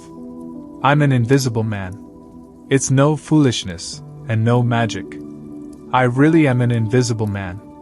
And I want your help. I don't want to hurt you, but if you behave like a frantic rustic, I must. Don't you remember me, Kemp? Griffin, of University College? Let me get up," said Kemp. "I'll stop where I am. And let me sit quiet for a minute." He sat up and felt his neck.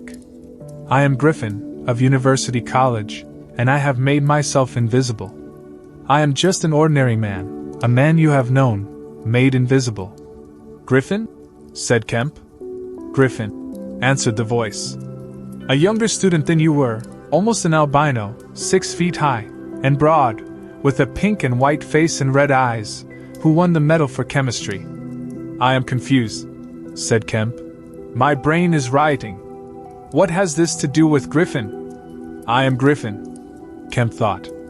"It's horrible," he said. "But what devilry must happen to make a man invisible?" "It's no devilry. It's a process, sane and intelligible enough." "It's horrible," said Kemp. "How on earth?" "It's horrible enough. But I'm wounded and in pain and tired." "Great God! Kemp, you are a man. Take it steady. Give me some food and drink, and let me sit down here." Kemp stared at the bandage as it moved across the room, then saw a basket chair dragged across the floor and come to rest near the bed. It creaked, and the seat was depressed a quarter of an inch or so. He rubbed his eyes and felt his neck again. "This beats ghosts," he said, and laughed stupidly. "That's better. Thank heaven, you're getting sensible." "Or silly," said Kemp, and knuckled his eyes. "Give me some whiskey. I'm near dead. It didn't feel so. Where are you? If I get up, shall I run into you?" "There." "All right. Whiskey? Here. Where shall I give it to you?" The chair creaked, and Kemp felt the glass drawn away from him. He let go by an effort. His instinct was all against it. It came to rest poised 20 inches above the front edge of the seat of the chair. He stared at it in infinite perplexity. This must be hypnotism. You have suggested you are invisible. Nonsense, said the voice. It's frantic. Listen to me. I demonstrated conclusively this morning, began Kemp, that invisibility. Never mind what you've demonstrated, I'm starving, said the voice. And the night is chilly to a man without clothes. Food? Said Kemp. The tumbler of whiskey tilted itself. Yes, said the invisible man, wrapping it down. Have you a dressing gown? Kemp made some exclamation in an undertone. He walked to a wardrobe and produced a robe of dingy scarlet. This do? He asked. It was taken from him. It hung limp for a moment in midair, fluttered weirdly, stood full and decorous buttoning itself, and sat down in his chair. Drawers, socks, slippers would be a comfort, said the unseen curtly. And food. Anything. But this is the insanest thing I ever was in my life. He turned out his drawers for the articles, and then went downstairs to ransack his larder. He came back with some cold cutlets and bread, pulled up a light table, and placed them before his guest. Never mind knives, said his visitor, and a cutlet hung in midair, with a sound of gnawing. Invisible, said Kemp, and sat down on a bedroom chair. I always like to get something about me before I eat, said the invisible man, with a full mouth, eating greedily. Queer fancy. I suppose that wrist is all right, said Kemp. Trust me, said the invisible man. Of all the strange and wonderful. Exactly. But it's odd I should blunder into your house to get my bandaging. My first stroke of luck. Anyhow, I meant to sleep in this house tonight. You must stand that. It's a filthy nuisance, my blood showing, isn't it? Quite a clot over there. Gets visible as it coagulates, I see. It's only the living tissue I've changed, and only for as long as I'm alive. I've been in the house 3 hours. But how's it done? Began Kemp, in a tone of exasperation. Confound it! The whole business, it's unreasonable from beginning to end. Quite reasonable, said the invisible man. Perfectly reasonable. He reached over and secured the whiskey bottle. Kemp stared at the devouring dressing gown. A ray of candlelight penetrating a torn patch in the right shoulder made a triangle of light under the left ribs. What were the shots? He asked. How did the shooting begin? There was a real fool of a man, a sort of confederate of mine, curse him, who tried to steal my money. Has done so. Is he invisible too? No. Well? Can't I have some more to eat before I tell you all that? I'm hungry, in pain. And you want me to tell stories? Kemp got up. You didn't do any shooting? He asked. Not me, said his visitor. Some fool I'd never seen fired at random. A lot of them got scared. They all got scared at me. Curse them, I say. I want more to eat than this, Kemp. I'll see what there is to eat downstairs, said Kemp. Not much, I'm afraid. After he had done eating, and he made a heavy meal, the invisible man demanded a cigar. He bit the end savagely before Kemp could find a knife, and cursed when the outer leaf loosened. It was strange to see him smoking. His mouth and throat, pharynx and nares, became visible as a sort of whirling smoke cast. This blessed gift of smoking, he said, and puffed vigorously. I'm lucky to have fallen upon you, Kemp. You must help me. Fancy tumbling on you just now. I'm in a devilish scrape. I've been mad, I think. The things I have been through. But we will do things yet. Let me tell you. He helped himself to more whiskey and soda. Kemp got up, looked about him, and fetched a glass from his spare room. It's wild, but I suppose I may drink. You haven't changed much, Kemp, these dozen years. You fair men don't. Cool and methodical, after the first collapse. I must tell you. We will work together. But how was it all done? Said Kemp. And how did you get like this? For God's sake, let me smoke in peace for a little while. And then I will begin to tell you. But the story was not told that night. The invisible man's wrist was growing painful. He was feverish, exhausted, and his mind came round to brood upon his chase down the hill and the struggle about the inn. He spoke in fragments of marvel, he smoked faster, his voice grew angry. Kemp tried to gather what he could. He was afraid of me. I could see that he was afraid of me, said the invisible man many times over. He meant to give me the slip. He was always casting about. What a fool I was. The cur. I should have killed him. Where did you get the money? Asked Kemp abruptly. The invisible man was silent for a space. I can't tell you tonight, he said.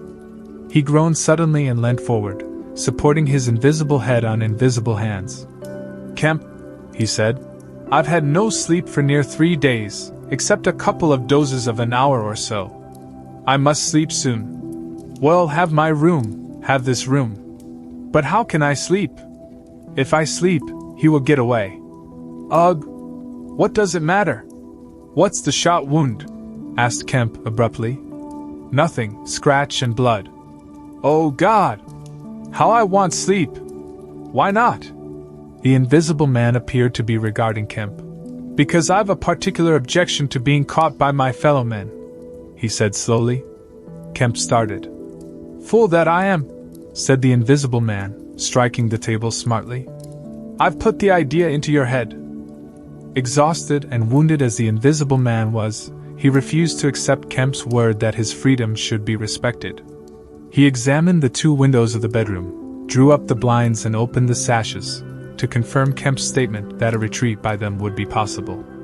Outside the night was very quiet and still, and the new moon was setting over the down. Then he examined the keys of the bedroom and the 2 dressing room doors, to satisfy himself that these also could be made an assurance of freedom. Finally he expressed himself satisfied. He stood on the hearth rug and Kemp heard the sound of a yawn. I'm sorry, said the invisible man, if I cannot tell you all that I have done tonight. But I am worn out. It's grotesque, no doubt. It's horrible. But believe me, Kemp, in spite of your arguments of this morning, it is quite a possible thing.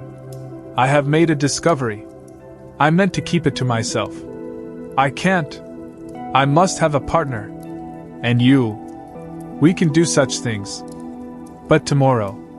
Now, Kemp, I feel as though I must sleep or perish. Kemp stood in the middle of the room staring at the headless garment.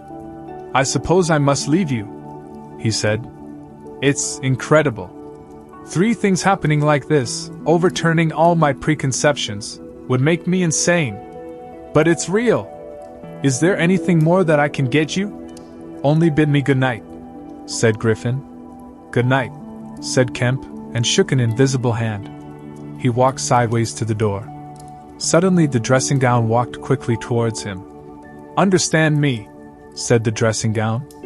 No attempts to hamper me, or capture me. Or... Kemp's face changed a little. I thought I gave you my word, he said. Kemp closed the door softly behind him, and the key was turned upon him forthwith. Then, as he stood with an expression of passive amazement on his face, the rapid feet came to the door of the dressing room and that too was locked. Kemp slapped his brow with his hand. Am I dreaming? Has the world gone mad, or have I? He laughed, and put his hand to the locked door. Barred out of my own bedroom, by a flagrant absurdity, he said. He walked to the head of the staircase, turned, and stared at the locked doors. It's fact, he said. He put his fingers to his slightly bruised neck. Undeniable fact. But... He shook his head hopelessly, turned, and went downstairs. He lit the dining room lamp, got out a cigar, and began pacing the room, ejaculating. Now and then he would argue with himself. Invisible, he said. Is there such a thing as an invisible animal? In the sea, yes.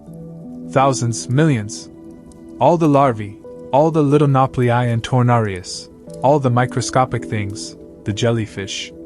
In the sea there are more things invisible than visible. I never thought of that before. And in the ponds too. All those little pond-life things, specks of colorless translucent jelly. But in air?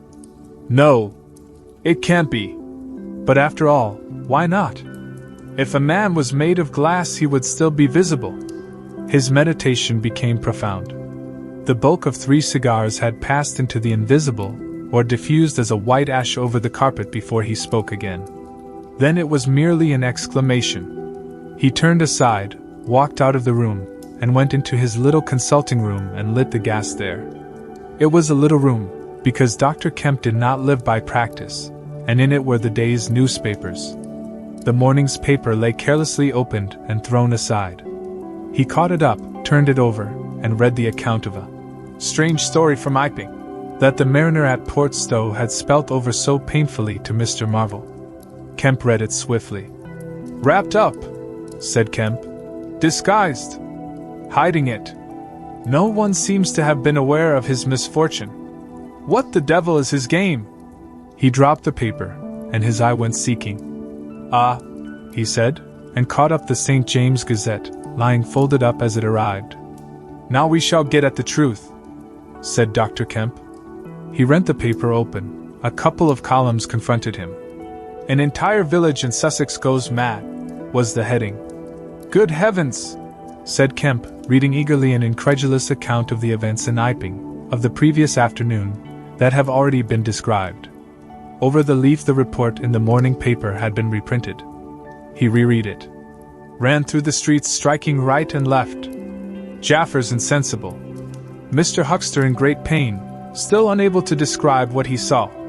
Painful humiliation, vicar. Woman ill with terror. Windows smashed.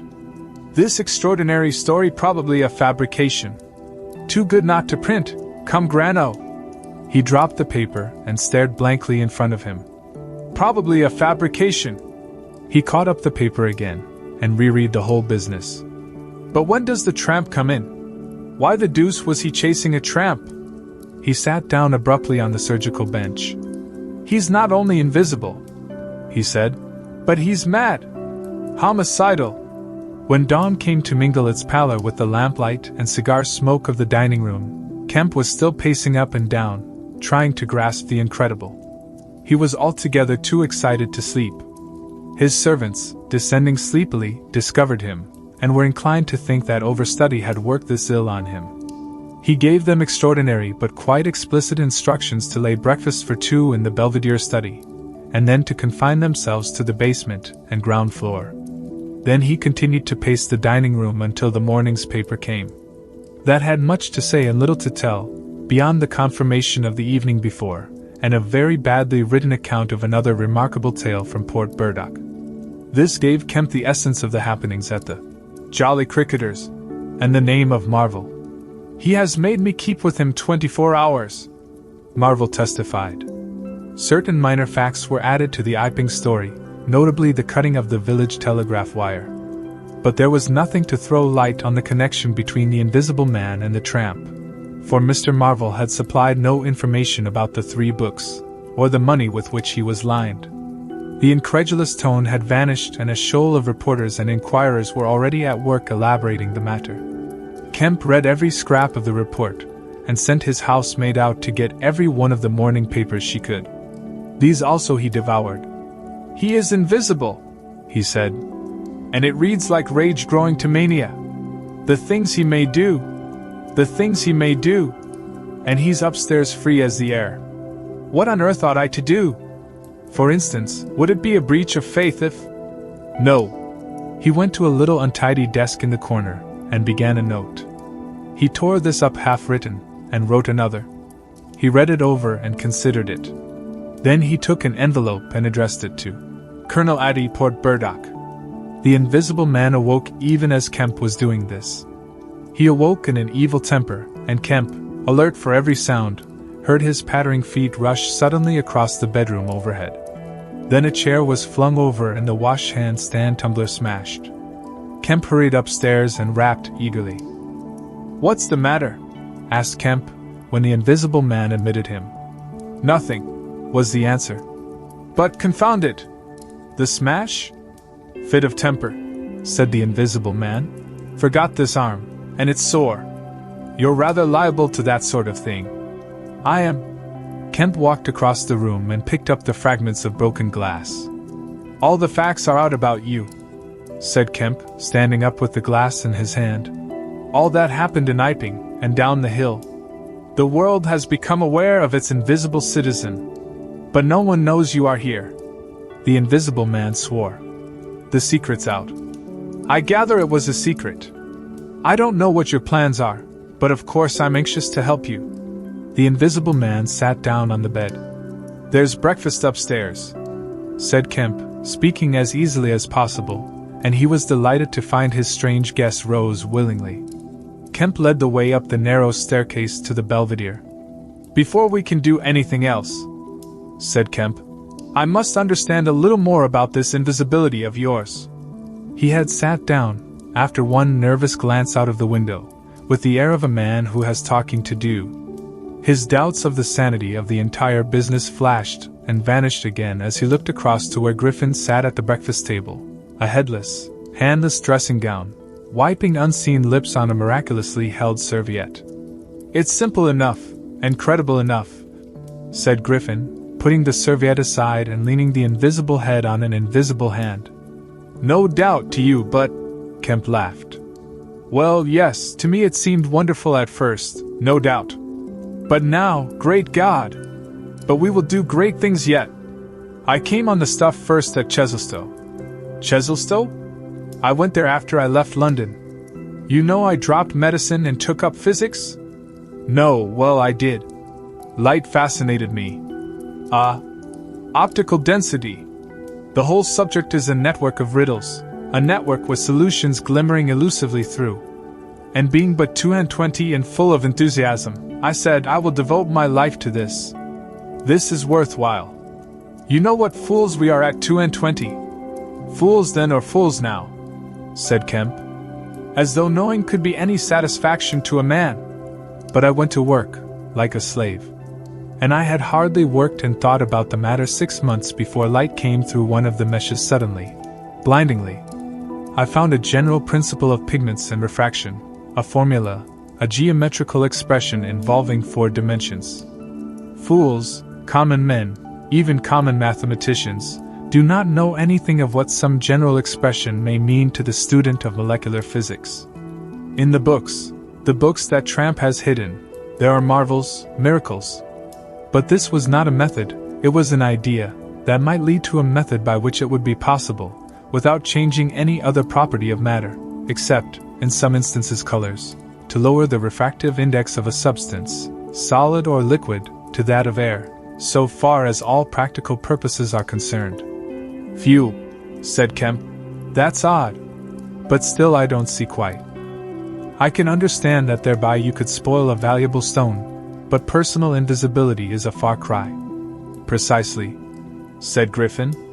But consider, visibility depends on the action of the visible bodies on light. Either a body absorbs light, or it reflects or refracts it, or does all these things. If it neither reflects nor refracts nor absorbs light, it cannot of itself be visible. You see an opaque red box, for instance, because the color absorbs some of the light and reflects the rest, all the red part of the light, to you. If it did not absorb any particular part of the light, but reflected it all, then it would be a shining white box. Silver. A diamond box would neither absorb much of the light nor reflect much from the general surface. But just here and there where the surfaces were favorable the light would be reflected and refracted, so that you would get a brilliant appearance of flashing reflections and translucencies, a sort of skeleton of light. A glass box would not be so brilliant, nor so clearly visible, as a diamond box, because there would be less refraction and reflection. See that? From certain points of view you would see quite clearly through it. Some kinds of glass would be more visible than others. A box of flint glass would be brighter than a box of ordinary window glass. A box of very thin common glass would be hard to see in a bad light, because it would absorb hardly any light and reflect very little. And if you put a sheet of common white glass in water, still more if you put it in some denser liquid than water, it would vanish almost altogether, because light passing from water to glass is only slightly refracted or reflected or indeed affected in any way. It is almost as invisible as a jet of coal gas or hydrogen is in air. And for precisely the same reason. Yes, said Kemp, that is pretty plain sailing. And here is another fact you will know to be true. If a sheet of glass is smashed, Kemp, and beaten into a powder, it becomes much more visible while it is in the air. It becomes at last an opaque white powder. This is because the powdering multiplies the surfaces of the glass at which refraction and reflection occur. In the sheet of glass there are only two surfaces. In the powder the light is reflected or refracted by each grain it passes through, and very little gets right through the powder. But if the white powdered glass is put into water, it forthwith vanishes. The powdered glass and water have much the same refractive index. That is, the light undergoes very little refraction or reflection in passing from one to the other. You make the glass invisible by putting it into a liquid of nearly the same refractive index. A transparent thing becomes invisible if it is put in any medium of almost the same refractive index. And if you will consider only a second, you will see also that the powder of glass might be made to vanish in air, if its refractive index could be made the same as that of air. For then there would be no refraction or reflection as the light passed from glass to air. Yes, said Kemp. But a man's not powdered glass. No, said Griffin. He's more transparent. Nonsense. That from a doctor. How one forgets. Have you already forgotten your physics in 10 years? Just think of all the things that are transparent and seem not to be so. Paper, for instance, is made up of transparent fibers, and it is white and opaque only for the same reason that a powder of glass is white and opaque. Oil-white paper, fill up the interstices between the particles with oil so that there is no longer refraction or reflection except at the surfaces, and it becomes as transparent as glass. And not only paper, but cotton fiber, linen fiber, wool fiber, woody fiber, and bone, Kemp, flesh, Kemp, hair, Kemp, nails and nerves, Kemp, in fact the whole fabric of a man except the red of his blood and the black pigment of hair, are all made up of transparent, colorless tissue. So little suffices to make us visible one to the other. For the most part the fibers of a living creature are no more opaque than water. Great heavens! Cried Kemp. Of course. I was thinking only last night of the sea larvae and all jellyfish. Now you have me! And all that I knew and had in mind a year after I left London, 6 years ago. But I kept it to myself. I had to do my work under frightful disadvantages. Oliver, my professor, was a scientific bounder, a journalist by instinct, a thief of ideas. He was always prying. And you know the knavish system of the scientific world. I simply would not publish, and let him share my credit. I went on working. I got nearer and nearer making my formula into an experiment, a reality. I told no living soul, because I meant to flash my work upon the world with crushing effect and become famous at a blow. I took up the question of pigments to fill up certain gaps. And suddenly, not by design but by accident, I made a discovery in physiology. Yes? You know the red coloring matter of blood. It can be made white, colorless, and remain with all the functions it has now. Kemp gave a cry of incredulous amazement. The invisible man rose and began pacing the little study. You may well exclaim. I remember that night. It was late at night. In the daytime one was bothered with the gaping, silly students, and I worked then sometimes till dawn. It came suddenly, splendid and complete in my mind. I was alone. The laboratory was still, with the tall lights burning brightly and silently. In all my great moments I have been alone. One could make an animal, a tissue, transparent. One could make it invisible. All except the pigments. I could be invisible, I said, suddenly realizing what it meant to be an albino with such knowledge. It was overwhelming. I left the filtering I was doing, and went and stared out of the great window at the stars. I could be invisible, I repeated. To do such a thing would be to transcend magic. And I beheld, unclouded by doubt, a magnificent vision of all that invisibility might mean to a man. The mystery, the power, the freedom. Drawbacks I saw none. You have only to think. And I, a shabby, poverty-struck, hemmed-in demonstrator, teaching fools in a provincial college, might suddenly become this. I ask you, Kemp, if you, anyone, I tell you, would have flung himself upon that research. And I worked 3 years, and every mountain of difficulty I toiled over showed another from its summit. the infinite details, and the exasperation. A professor, a provincial professor, always prying. "When are you going to publish this work of yours?" was his everlasting question. And the students, the cramped means. 3 years I had of it. And after 3 years of secrecy and exasperation, I found that to complete it was impossible. Impossible. "How?" asked Kemp. "Money," said the invisible man, and went again to stare out of the window. He turned around abruptly. "I robbed the old man, robbed my father." The money was not his, and he shot himself. For a moment Kemp sat in silence, staring at the back of the headless figure at the window. Then he started, struck by a thought, rose, took the invisible man's arm, and turned him away from the outlook. "You are tired," he said, "and while I sit, you walk about. Have my chair." He placed himself between Griffin and the nearest window. For a space Griffin sat silent, and then he resumed abruptly. "I had left the Chesilstowe cottage already," he said, "when that happened. It was last December. I had taken a room in London, a large unfurnished room in a big ill-managed lodging house in a slum near Great Portland Street. The room was soon full of the appliances I had bought with his money. The work was going on steadily, successfully, drawing near an end. I was like a man emerging from a thicket, and suddenly coming on some unmeaning tragedy. I went to bury him. My mind was still on this research, and I did not lift a finger to save his character. I remember the funeral, the cheap hearse, the scant ceremony, the windy frost-bitten hillside, and the old college friend of his who read the service over him, a shabby, black, bent old man with a sniveling cold. I remember walking back to the empty house, through the place that had once been a village and was now patched and tinkered by the jerry builders into the ugly likeness of a town. Every way the roads ran out at last into the desecrated fields and ended in rubble heaps and rank wet weeds. I remember myself as a gaunt black figure, going along the slippery, shiny pavement, and the strange sense of detachment I felt from the squalid respectability, the sordid commercialism of the place. I did not feel a bit sorry for my father. He seemed to me to be the victim of his own foolish sentimentality. The current cant required my attendance at his funeral, but it was really not my affair. But going along the high street, my old life came back to me for a space, for I met the girl I had known 10 years since. Our eyes met. Something moved me to turn back and talk to her. She was a very ordinary person. It was all like a dream, that visit to the old places. I did not feel then that I was lonely, that I had come out from the world into a desolate place. I appreciated my loss of sympathy, but I put it down to the general inanity of things.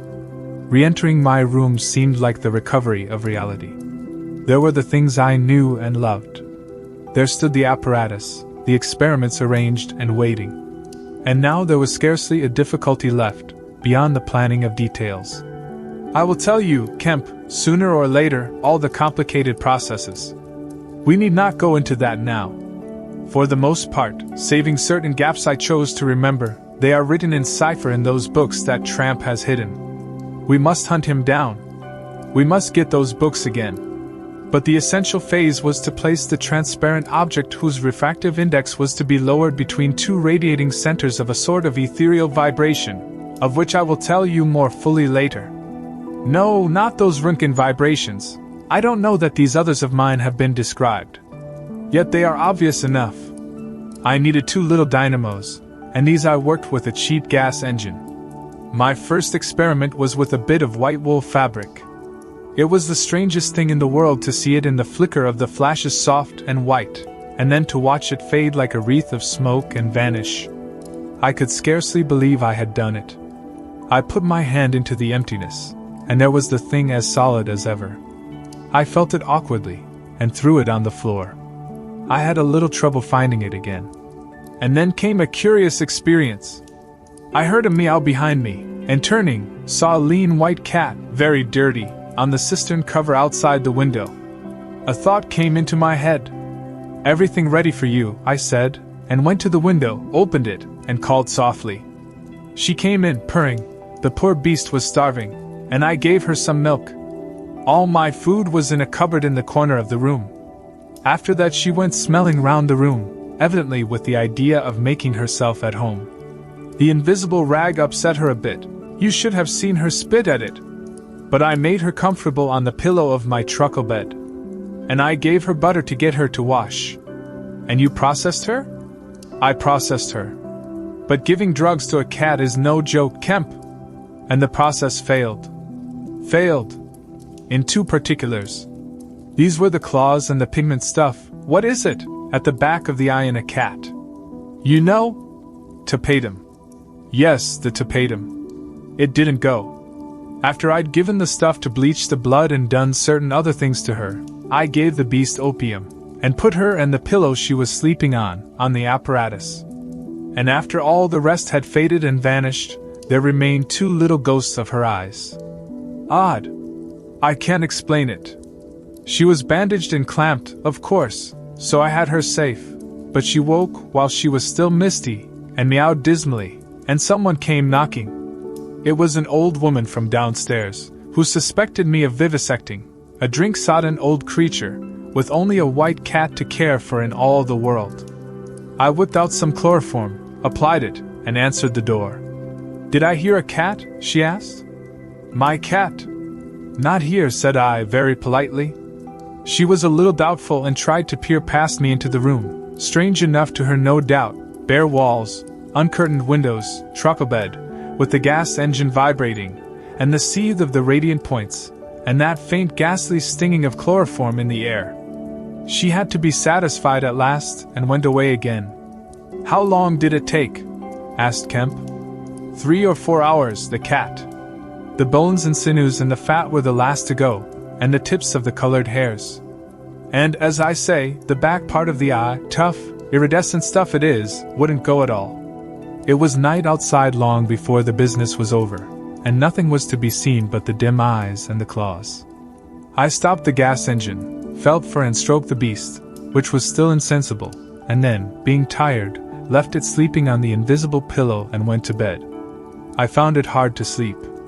I lay awake thinking weak aimless stuff, going over the experiment over and over again, or dreaming feverishly of things growing misty and vanishing about me, until everything, the ground I stood on, vanished, and so I came to that sickly falling nightmare one gets. About 2, the cat began meowing about the room. I tried to hush it by talking to it, and then I decided to turn it out. I remember the shock I had when striking a light. There were just the round eyes shining green, and nothing round them. I would have given it milk, but I hadn't any. It wouldn't be quiet, it just sat down and meowed at the door. I tried to catch it, with an idea of putting it out of the window, but it wouldn't be caught, it vanished. Then it began meowing in different parts of the room. At last I opened the window and made a bustle. I suppose it went out at last. I never saw any more of it. Then, heaven knows why, I fell thinking of my father's funeral again, and the dismal windy hillside, until the day had come. I found sleeping was hopeless, and locking my door after me, wandered out into the morning streets. You don't mean to say there's an invisible cat at large? Said Kemp. If it hasn't been killed, said the invisible man. Why not? Why not? Said Kemp. I didn't mean to interrupt. It's very probably been killed, said the invisible man. It was alive 4 days after, I know, and down a grating in Great Titchfield Street, because I saw a crowd round the place, trying to see whence the meowing came. He was silent for the best part of a minute. Then he resumed abruptly. I remember that morning before the change very vividly. I must have gone up Great Portland Street. I remember the barracks in Albany Street, and the horse soldiers coming out, and at last I found the summit of Primrose Hill. It was a sunny day in January, one of those sunny, frosty days that came before the snow this year. My weary brain tried to formulate the position, to plot out a plan of action.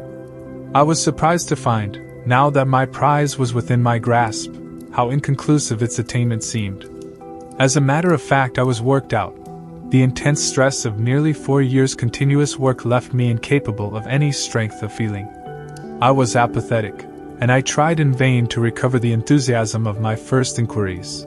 the passion of discovery that had enabled me to compass even the downfall of my father's gray hairs. Nothing seemed to matter. I saw pretty clearly this was a transient mood, due to overwork and want of sleep, and that either by drugs or rest it would be possible to recover my energies. All I could think clearly was that the thing had to be carried through. The fixed idea still ruled me. And soon, for the money I had was almost exhausted.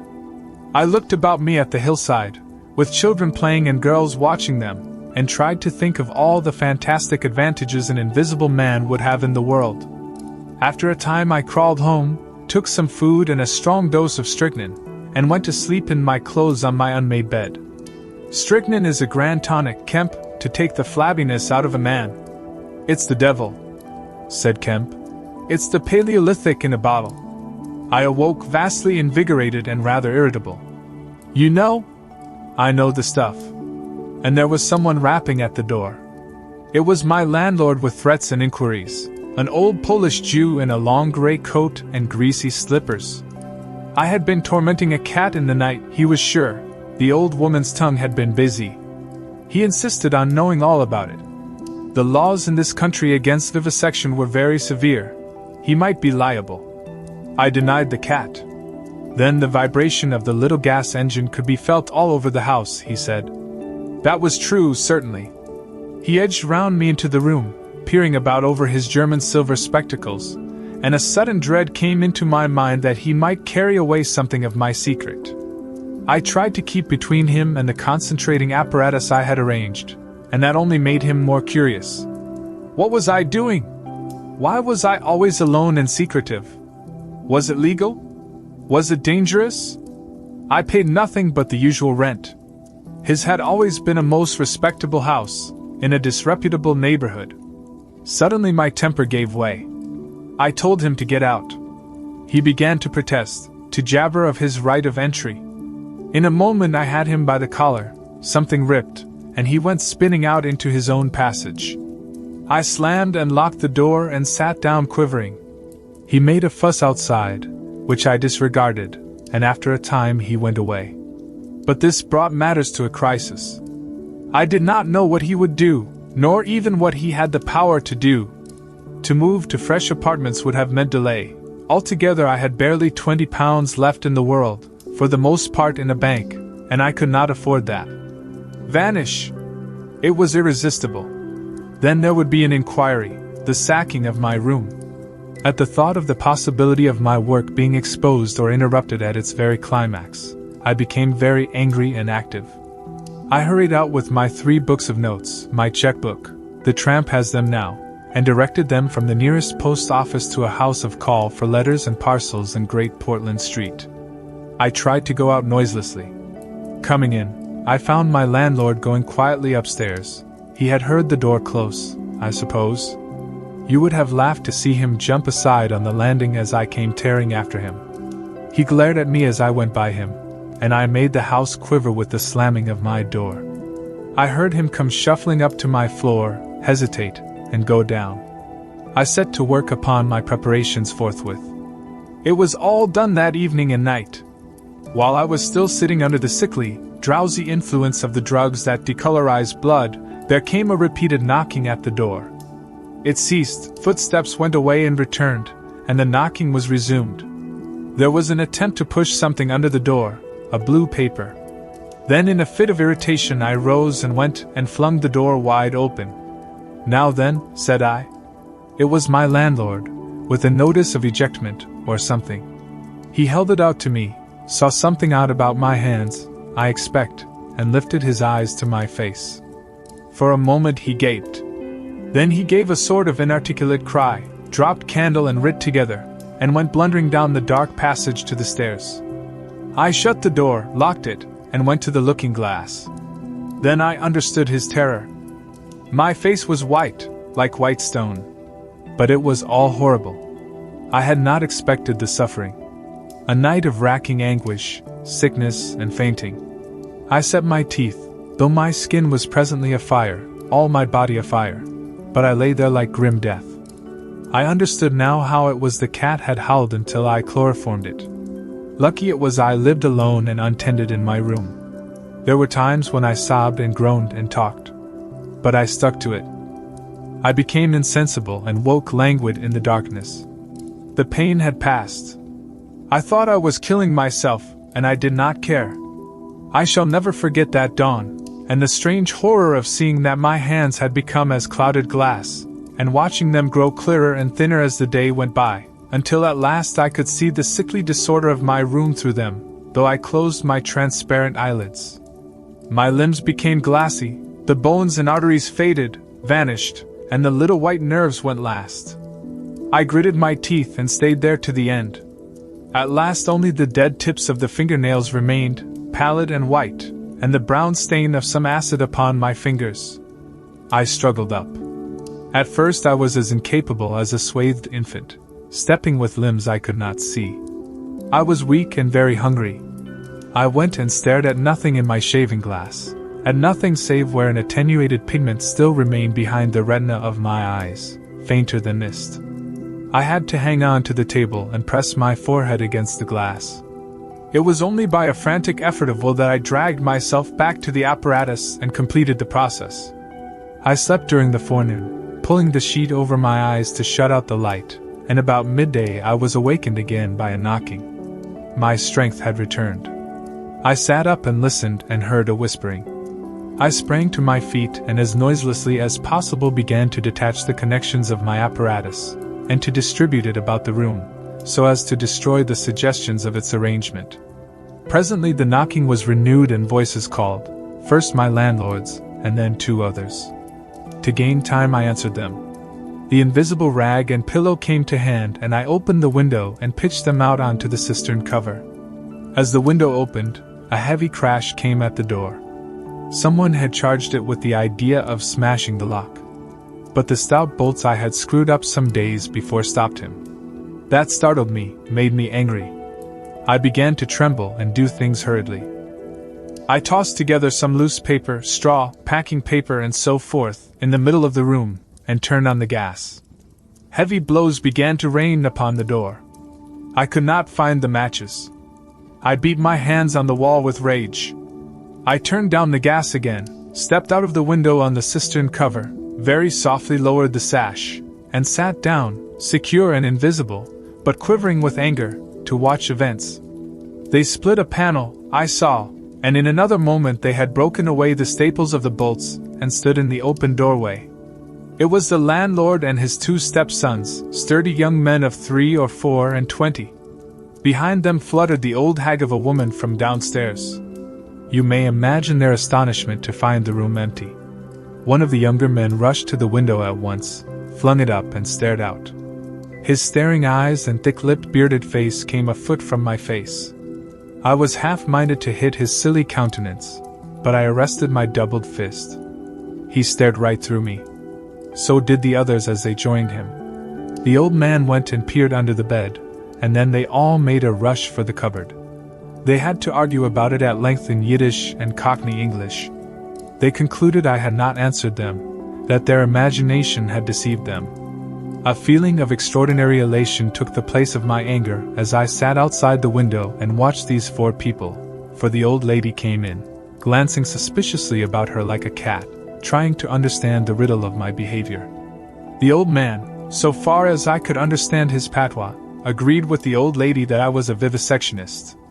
The sons protested in garbled English that I was an electrician, and appealed to the dynamos and radiators. They were all nervous about my arrival, although I found subsequently that they had bolted the front door. The old lady peered into the cupboard and under the bed, and one of the young men pushed up the register and stared up the chimney. One of my fellow lodgers, a costermonger who shared the opposite room with a butcher, appeared on the landing, and he was called in and told incoherent things.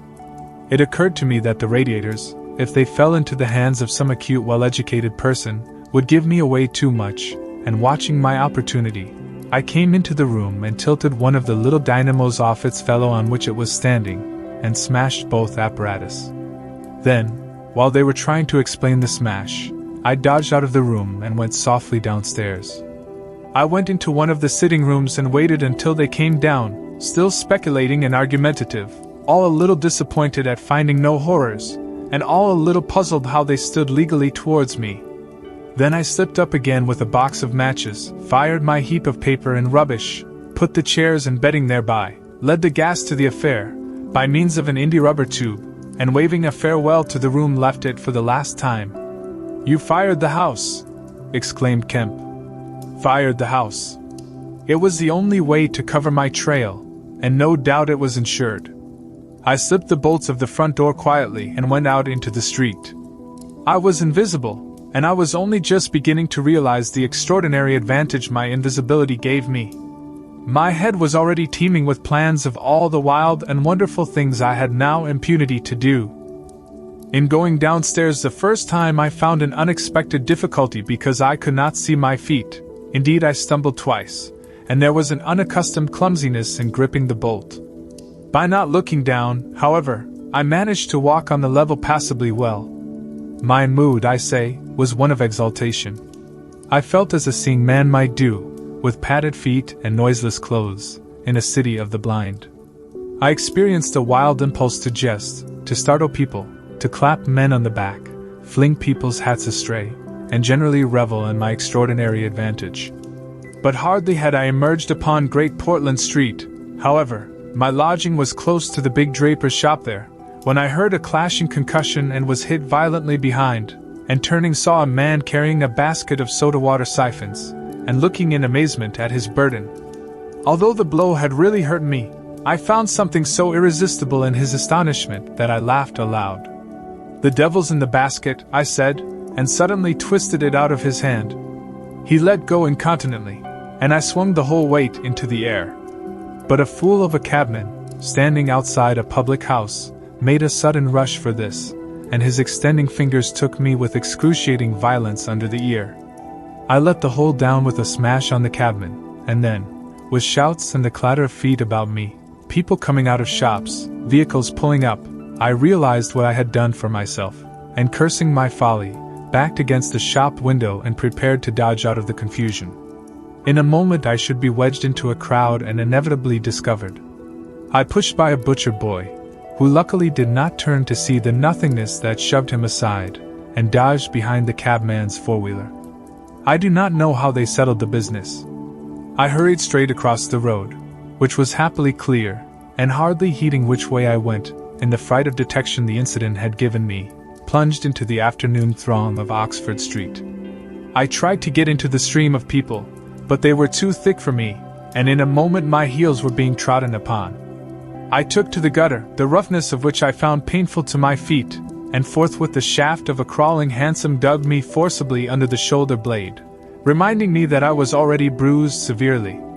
I staggered out of the way of the cab, avoided a perambulator by a convulsive movement, and found myself behind the hansom. A happy thought saved me, and as this drove slowly along I followed in its immediate wake, trembling and astonished at the turn of my adventure. And not only trembling, but shivering. It was a bright day in January, and I was stark naked and the thin slime of mud that covered the road was freezing. Foolish as it seems to me now, I had not reckoned that, transparent or not, I was still amenable to the weather and all its consequences. Then suddenly a bright idea came into my head. I ran round and got into the cab.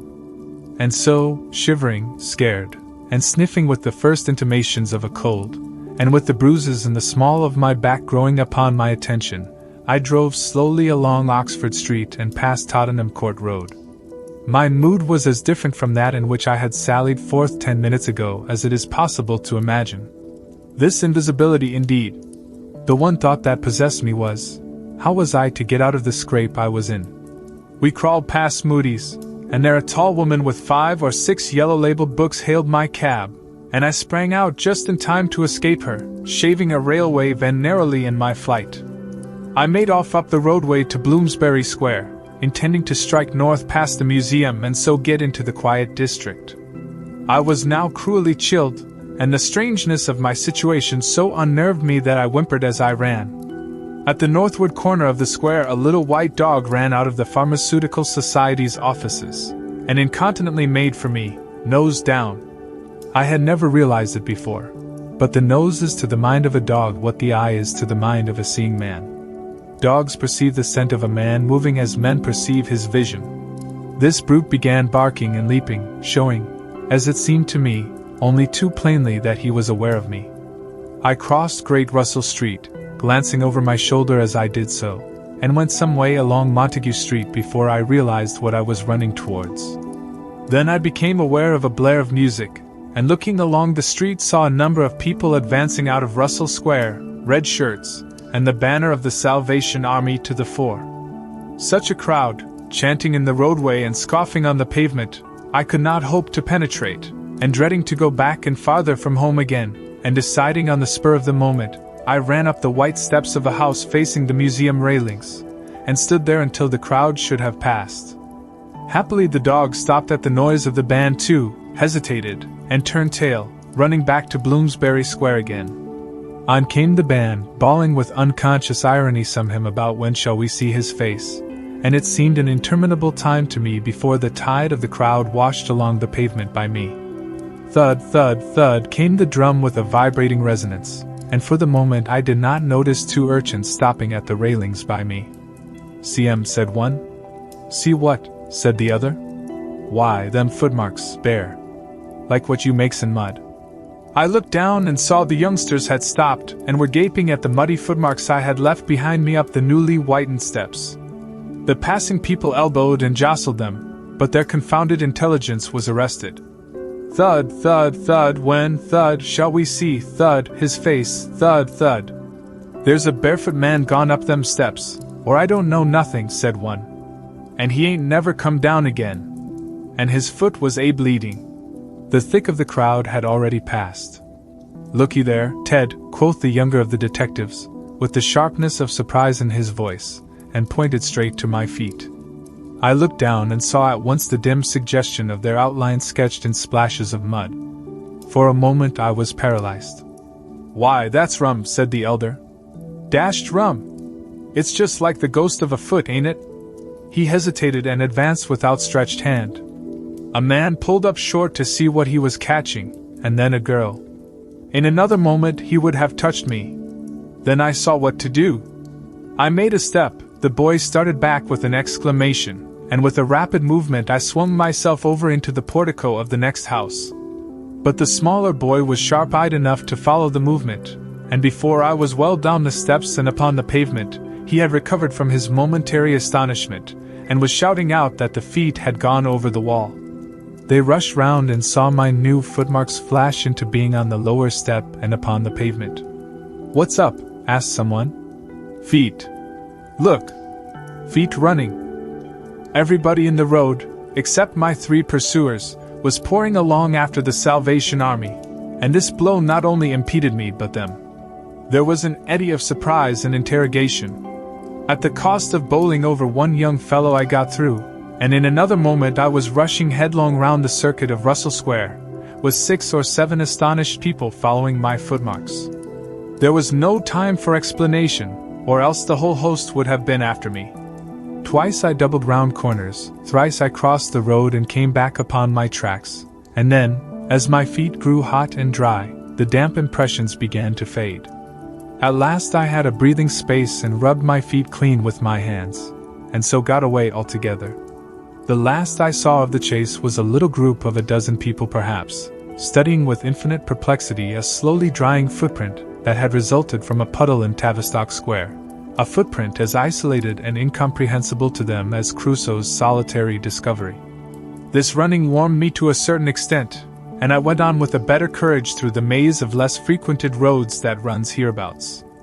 My back had now become very stiff and sore, my tonsils were painful from the cabman's fingers, and the skin of my neck had been scratched by his nails. My feet hurt exceedingly, and I was lame from a little cut on one foot. I saw in time a blind man approaching me, and fled limping, for I feared his subtle intuitions. Once or twice accidental collisions occurred and I left people amazed, with unaccountable curses ringing in their ears. Then came something silent and quiet against my face, and across the square fell a thin veil of slowly falling flakes of snow. I had caught a cold, and do as I would I could not avoid an occasional sneeze.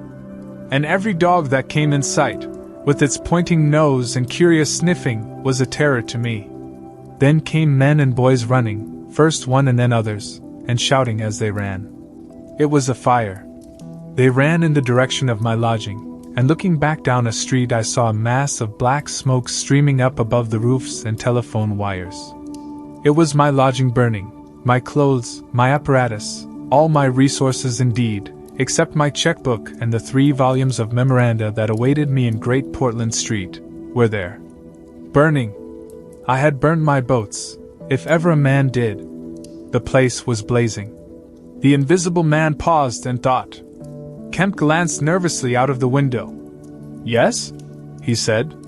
Go on. So last January, with the beginning of a snowstorm in the air about me, and if it settled on me it would betray me, weary, cold, painful, inexpressibly wretched, and still but half convinced of my invisible quality, I began this new life to which I am committed.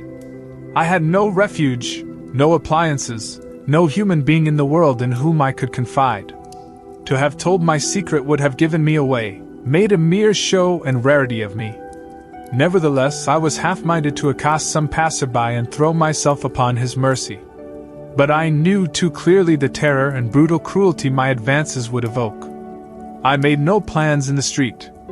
My sole object was to get shelter from the snow, to get myself covered and warm, then I might hope to plan. But even to me, an invisible man, the rows of London houses stood latched, barred, and bolted impregnably. Only one thing could I see clearly before me, the cold exposure and misery of the snowstorm and the night. And then I had a brilliant idea. I turned down one of the roads leading from Gower Street to Tottenham Court Road, and found myself outside Omnium's, the big establishment where everything is to be bought, you know the place. Meat, grocery, linen, furniture, clothing, oil paintings even, a huge meandering collection of shops rather than a shop. I had thought I should find the doors open, but they were closed, and as I stood in the wide entrance a carriage stopped outside, and a man in uniform, you know the kind of personage with Omnium on his cap, flung open the door. I contrived to enter, and walking down the shop, it was a department where they were selling ribbons and gloves and stockings and that kind of thing, came to a more spacious region devoted to picnic baskets and wicker furniture. I did not feel safe there, however. People were going to and fro, and I prowled restlessly about until I came upon a huge section in an upper floor containing multitudes of bedsteads, and over these I clambered, and found a resting place at last among a huge pile of folded flock mattresses. The place was already lit up and agreeably warm, and I decided to remain where I was, keeping a cautious eye on the 2 or 3 sets of shopmen and customers who were meandering through the place, until closing time came. Then I should be able, I thought, to rob the place for food and clothing, and disguised, prowl through it and examine its resources, perhaps sleep on some of the bedding. That seemed an acceptable plan. My idea was to procure clothing to make myself a muffled but acceptable figure, to get money, and then to recover my books and parcels where they awaited me, take a lodging somewhere and elaborate plans for the complete realization of the advantages my invisibility gave me, as I still imagined, over my fellowmen. Closing time arrived quickly enough. It could not have been more than an hour after I took up my position on the mattresses before I noticed the blinds of the windows being drawn, and customers being marched doorward. And then a number of brisk young men began with remarkable alacrity to tidy up the goods that remained disturbed. I left my lair as the crowds diminished, and prowled cautiously out into the less desolate parts of the shop. I was really surprised to observe how rapidly the young men and women whipped away the goods displayed for sale during the day. All the boxes of goods, the hanging fabrics, the festoons of lace, the boxes of sweets in the grocery section, the displays of this and that, were being whipped down, folded up, slapped into tidy receptacles, and everything that could not be taken down and put away had sheets of some coarse stuff like sacking flung over them. Finally all the chairs were turned up onto the counters, leaving the floor clear. Directly each of these young people had done, he or she made promptly for the door with such an expression of animation as I have rarely observed in a shop assistant before. Then came a lot of youngsters scattering sawdust and carrying pails and brooms. I had to dodge to get out of the way, and as it was, my ankle got stung with the sawdust. For some time, wandering through the swathed and darkened departments, I could hear the brooms at work. and at last, a good hour or more after the shop had been closed, came a noise of locking doors. Silence came upon the place, and I found myself wandering through the vast and intricate shops, galleries, showrooms of the place, alone. It was very still. In one place I remember passing near one of the Tottenham Court Road entrances and listening to the tapping of boot heels of the passers-by. My first visit was to the place where I had seen stockings and gloves for sale. It was dark, and I had the devil of a hunt after matches, which I found at last in the drawer of the little cash desk. Then I had to get a candle. I had to tear down wrappings and ransack a number of boxes and drawers, but at last I managed to turn out what I sought. The box label called them lambswool pants and lambswool vests.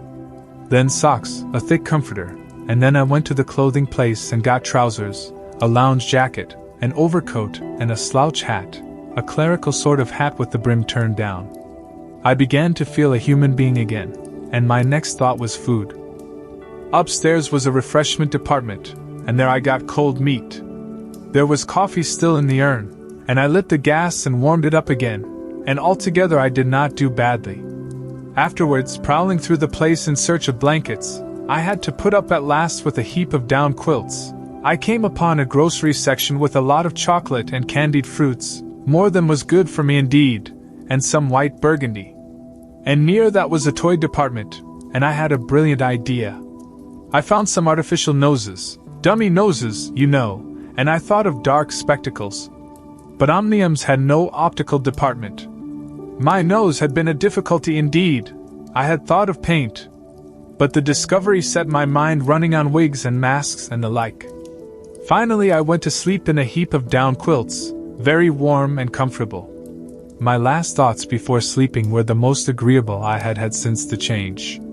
I was in a state of physical serenity, and that was reflected in my mind. I thought that I should be able to slip out unobserved in the morning with my clothes upon me, muffling my face with a white wrapper I had taken, purchase, with the money I had taken, spectacles and so forth, and so complete my disguise. I lapsed into disorderly dreams of all the fantastic things that had happened during the last few days. I saw the ugly little Jew of a landlord vociferating in his rooms. I saw his two sons marveling, and the wrinkled old woman's gnarled face as she asked for her cat.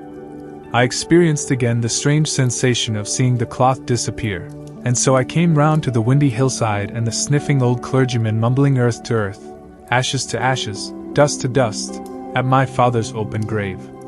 "You also," said a voice, and suddenly I was being forced towards the grave. I struggled, shouted, appealed to the mourners, but they continued stonily following the service. The old clergyman, too, never faltered droning and sniffing through the ritual. I realized I was invisible and inaudible, that overwhelming forces had their grip on me. I struggled in vain, I was forced over the brink, the coffin rang hollow as I fell upon it, and the gravel came flying after me in spadefuls. Nobody heeded me, nobody was aware of me. I made convulsive struggles and awoke. The pale London dawn had come. The place was full of a chilly grey light that filtered round the edges of the window blinds. I sat up, and for a time I could not think where this ample apartment, with its counters, its piles of rolled stuff, its heap of quilts and cushions, its iron pillars, might be. Then, as recollection came back to me, I heard voices in conversation. Then far down the place, in the brighter light of some department which had already raised its blinds, I saw two men approaching. I scrambled to my feet, looking about me for some way of escape, and even as I did so the sound of my movement made them aware of me. I suppose they saw merely a figure moving quietly and quickly away. "Who's that?" cried one, and "Stop there," shouted the other. I dashed around a corner and came full tilt, a faceless figure, mind you, on a lanky lad of 15. He yelled and I bowled him over, rushed past him, turned another corner, and by a happy inspiration threw myself behind a counter. In another moment feet went running past and I heard voices shouting, "All hands to the doors," asking what was up, and giving one another advice how to catch me. Lying on the ground, I felt scared out of my wits. But odd as it may seem, it did not occur to me at the moment to take off my clothes as I should have done. I had made up my mind, I suppose, to get away in them, and that ruled me. and then down the vista of the counters came a bawling of "Here he is." I sprang to my feet, whipped a chair off the counter, and sent it whirling at the fool who had shouted, turned, came into another round a corner, sent him spinning, and rushed up the stairs. He kept his footing, gave a view hello, and came up the staircase hot after me. Up the staircase were piled a multitude of those bright-colored pot things. What are they? Art pots, suggested Kemp. That's it. Art pots. Well, I turned at the top step and swung round, plucked one out of a pile and smashed it on his silly head as he came at me. The whole pile of pots went headlong, and I heard shouting and footsteps running from all parts. I made a mad rush for the refreshment place, and there was a man in white like a man cook, who took up the chase. I made one last desperate turn and found myself among lamps and ironmongery. I went behind the counter of this, and waited for my cook, and as he bolted in at the head of the chase, I doubled him up with a lamp. Down he went, and I crouched down behind the counter and began whipping off my clothes as fast as I could. Coat, jacket, trousers, shoes were all right, but a lambswool vest fits a man like a skin. I heard more men coming. My cook was lying quiet on the other side of the counter, stunned or scared speechless, and I had to make another dash for it, like a rabbit hunted out of a woodpile. This way, policeman! I heard someone shouting. I found myself in my bedstead storeroom again, and at the end of a wilderness of wardrobes. I rushed among them, went flat, got rid of my vest after infinite wriggling, and stood a free man again, panting and scared, as the policeman and 3 of the shopmen came round the corner. They made a rush for the vest and pants, and collared the trousers. "He's dropping his plunder," said one of the young men. "He must be somewhere here." But they did not find me all the same. I stood watching them hunt for me for a time, and cursing my ill luck in losing the clothes. Then I went into the refreshment room, drank a little milk I found there, and sat down by the fire to consider my position. In a little while 2 assistants came in and began to talk over the business very excitedly, and like the fools they were. I heard a magnified account of my depredations, and other speculations as to my whereabouts. Then I fell to scheming again. The insurmountable difficulty of the place, especially now it was alarmed, was to get any plunder out of it. I went down into the warehouse to see if there was any chance of packing and addressing a parcel, but I could not understand the system of checking. About 11 o'clock, the snow having thawed as it fell, and the day being finer and a little warmer than the previous one, I decided that the emporium was hopeless, and went out again, exasperated at my want of success, with only the vaguest plans of action in my mind. "But you begin now to realize," said the invisible man, "the full disadvantage of my condition. I had no shelter, no covering. To get clothing was to forego all my advantage, to make myself a strange and terrible thing. I was fasting, for to eat, to fill myself with unassimilated matter, would be to become grotesquely visible again." "I never thought of that," said Kemp. "Nor had I. And the snow had warned me of other dangers. I could not go abroad in snow, it would settle on me and expose me. Rain, too, would make me a watery outline, a glistening surface of a man, a bubble. And fog, I should be like a fainter bubble in a fog, a surface, a greasy glimmer of humanity. Moreover, as I went abroad, in the London air, I gathered dirt about my ankles, floating smuts and dust upon my skin. I did not know how long it would be before I should become visible from that cause also. But I saw clearly it could not be for long. Not in London at any rate. I went into the slums towards Great Portland Street, and found myself at the end of the street in which I had lodged. I did not go that way, because of the crowd halfway down it opposite to the still smoking ruins of the house I had fired. My most immediate problem was to get clothing. What to do with my face puzzled me. Then I saw in one of those little miscellaneous shops, news, sweets, toys, stationery, belated Christmas tomfoolery, and so forth, an array of masks and noses. I realized that problem was solved. In a flash I saw my course. I turned about, no longer aimless, and went, circuitously in order to avoid the busy ways, towards the back streets north of the Strand, for I remembered, though not very distinctly where, that some theatrical costumiers had shops in that district. The day was cold, with a nipping wind down the northward running streets. I walked fast to avoid being overtaken. Every crossing was a danger, every passenger a thing to watch alertly. One man, as I was about to pass him at the top of Bedford Street, turned upon me abruptly and came into me, sending me into the road and almost under the wheel of a passing hansom. The verdict of the cab rank was that he had had some sort of stroke. I was so unnerved by this encounter that I went into Covent Garden Market and sat down for some time in a quiet corner by a stall of violets, panting and trembling. I found I had caught a fresh cold, and had to turn out after a time lest my sneezes should attract attention.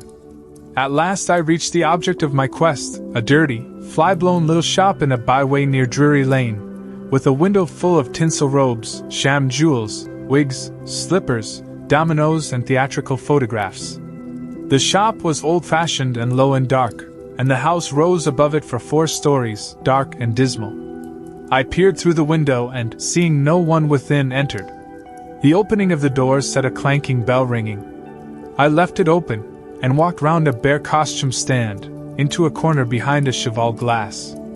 For a minute or so no one came. Then I heard heavy feet striding across a room, and a man appeared down the shop.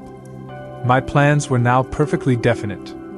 I proposed to make my way into the house, secrete myself upstairs, watch my opportunity, and when everything was quiet, rummage out a wig, mask, spectacles, and costume, and go into the world, perhaps a grotesque but still a credible figure.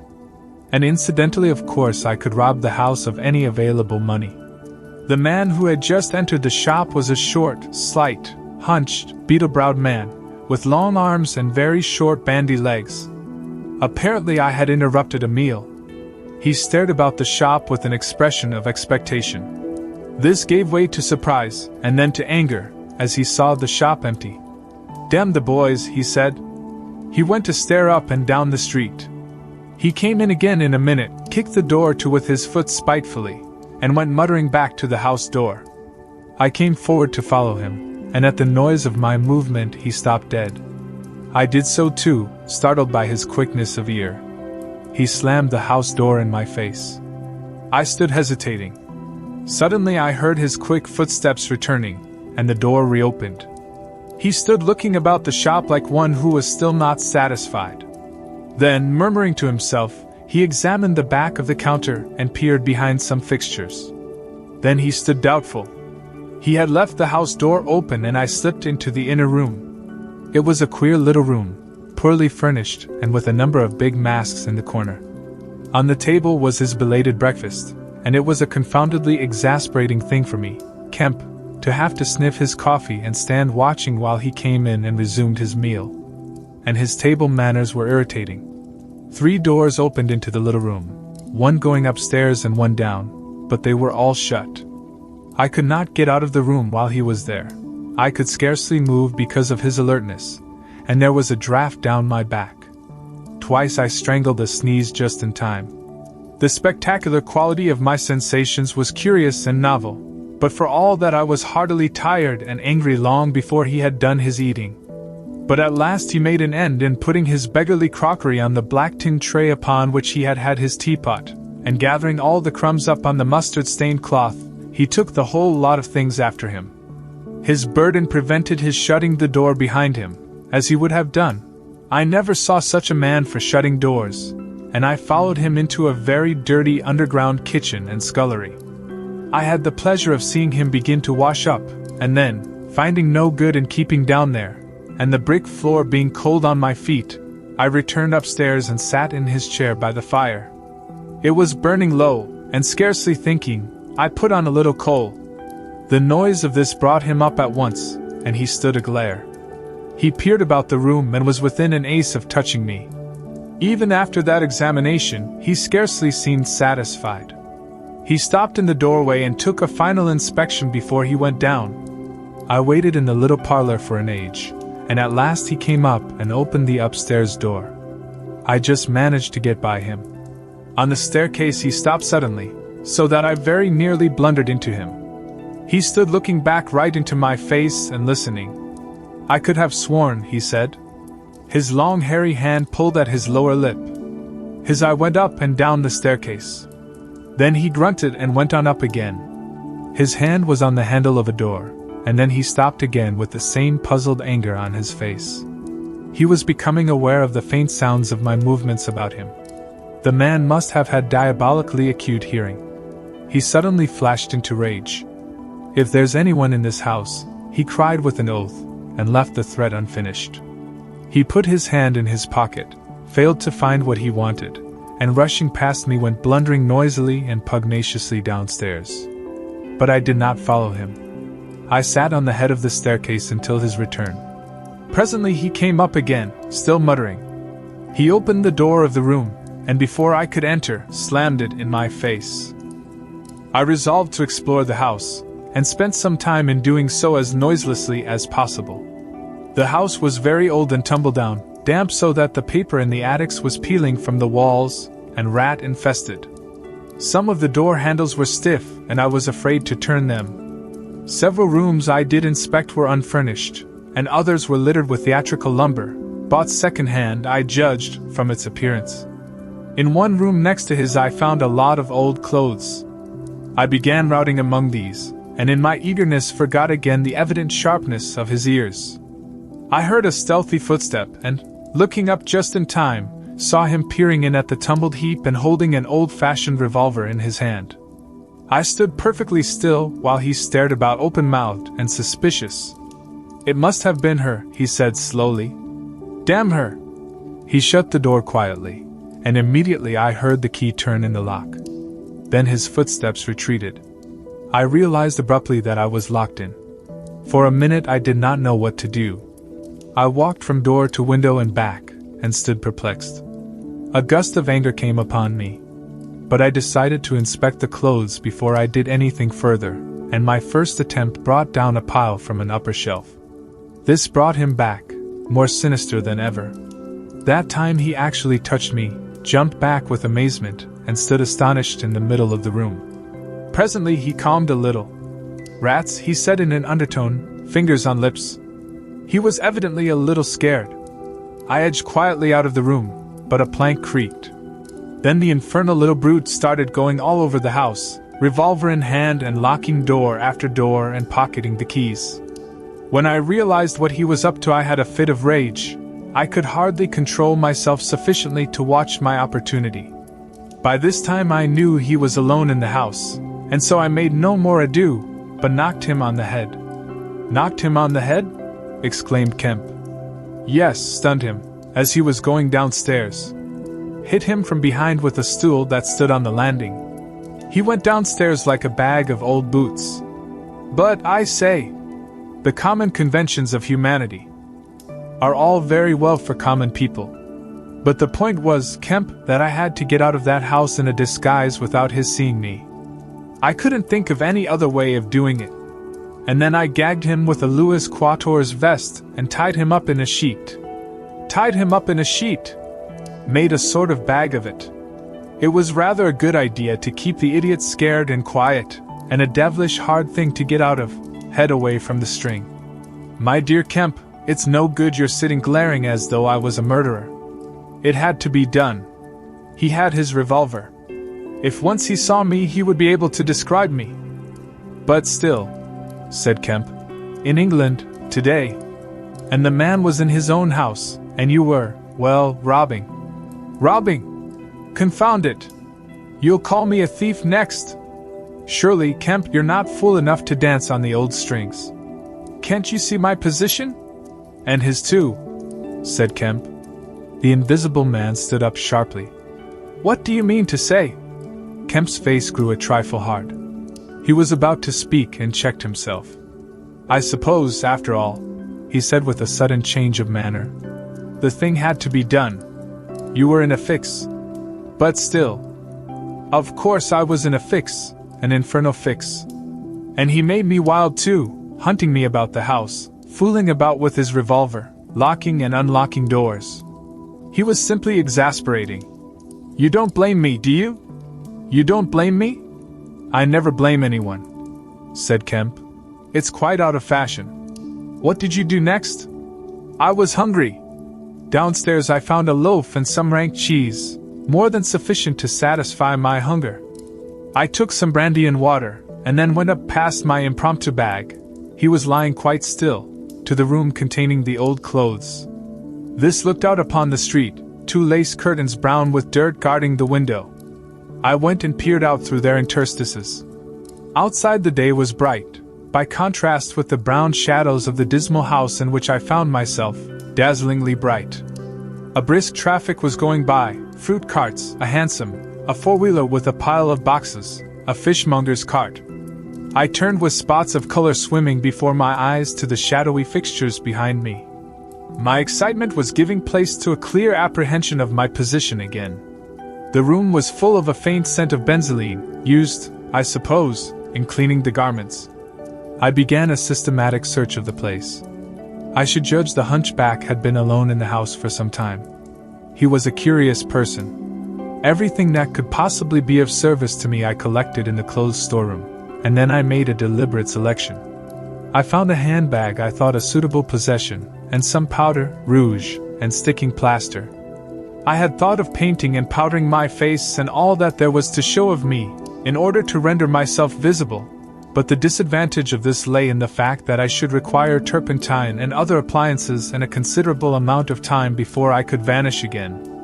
Finally, I chose a mask of the better type, slightly grotesque but not more so than many human beings, dark glasses, grayish whiskers, and a wig.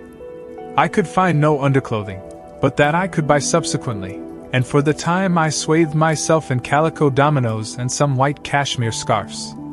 I could find no socks, but the hunchback's boots were rather a loose fit and sufficed. In a desk in the shop were 3 sovereigns and about 30 shillings worth of silver, and in a locked cupboard I'd burst in the inner room were 8 pounds in gold. I could go forth into the world again, equipped. Then came a curious hesitation. Was my appearance really credible?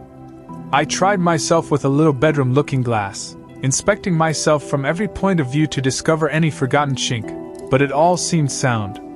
I was grotesque to the theatrical pitch, a stage miser, but I was certainly not a physical impossibility.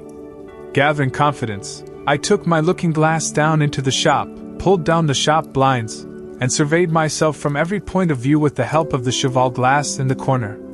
I spent some minutes screwing up my courage and then unlocked the shop door and marched out into the street, leaving the little man to get out of his sheet again when he liked. In 5 minutes a dozen turnings intervened between me and the costumier's shop. No one appeared to notice me very pointedly. My last difficulty seemed overcome. He stopped again. "And you troubled no more about the hunchback?" said Kemp. "No," said the invisible man, "nor have I heard what became of him. I suppose he untied himself or kicked himself out. The knots were pretty tight." He became silent and went to the window and stared out. "What happened when you went out into the Strand?" "Oh, disillusionment again. I thought my troubles were over. Practically I thought I had impunity to do whatever I chose, everything, save to give away my secret. So I thought. Whatever I did, whatever the consequences might be, was nothing to me. I had merely to fling aside my garments and vanish. No person could hold me.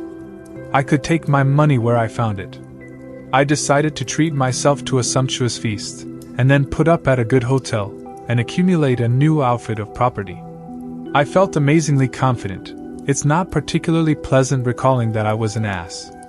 I went into a place and was already ordering lunch, when it occurred to me that I could not eat unless I exposed my invisible face. I finished ordering the lunch, told the man I should be back in 10 minutes, and went out exasperated. I don't know if you have ever been disappointed in your appetite. "Not quite so badly," said Kemp, "but I can imagine it. I could have smashed the silly devils." At last, faint with the desire for tasteful food, I went into another place and demanded a private room. "I am disfigured," I said. "Badly."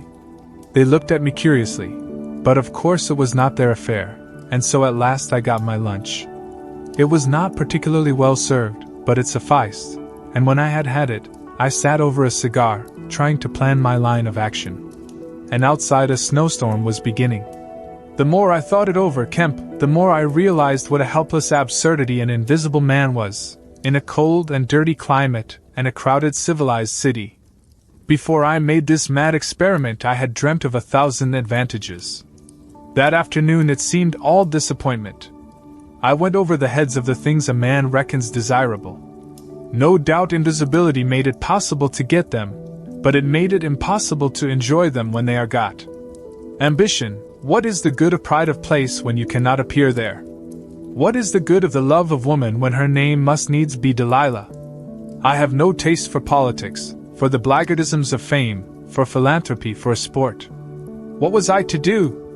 And for this I had become a wrapped-up mystery, a swathed and bandaged caricature of a man. He paused, and his attitude suggested a roving glance at the window. But how did you get to Iping? Said Kemp, anxious to keep his guest busy talking. I went there to work. I had one hope. It was a half idea. I have it still. It is a full-blown idea now. A way of getting back. Of restoring what I have done. When I choose. When I have done all I mean to do invisibly. And that is what I chiefly want to talk to you about now. You went straight to Iping? Yes. I had simply to get my 3 volumes of memoranda and my checkbook, my luggage and underclothing, order a quantity of chemicals to work out this idea of mine. I will show you the calculations as soon as I get my books, and then I started. Jove! I remember the snowstorm now, and the accursed bother it was to keep the snow from damping my pasteboard nose. At the end, said Kemp, the day before yesterday, when they found you out, you rather, to judge by the papers. I did. Rather. Did I kill that fool of a constable?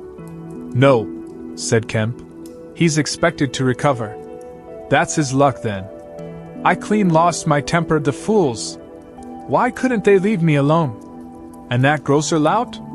There are no deaths expected, said Kemp. I don't know about that tramp of mine, said the Invisible Man, with an unpleasant laugh. By heaven, Kemp, you don't know what rage is.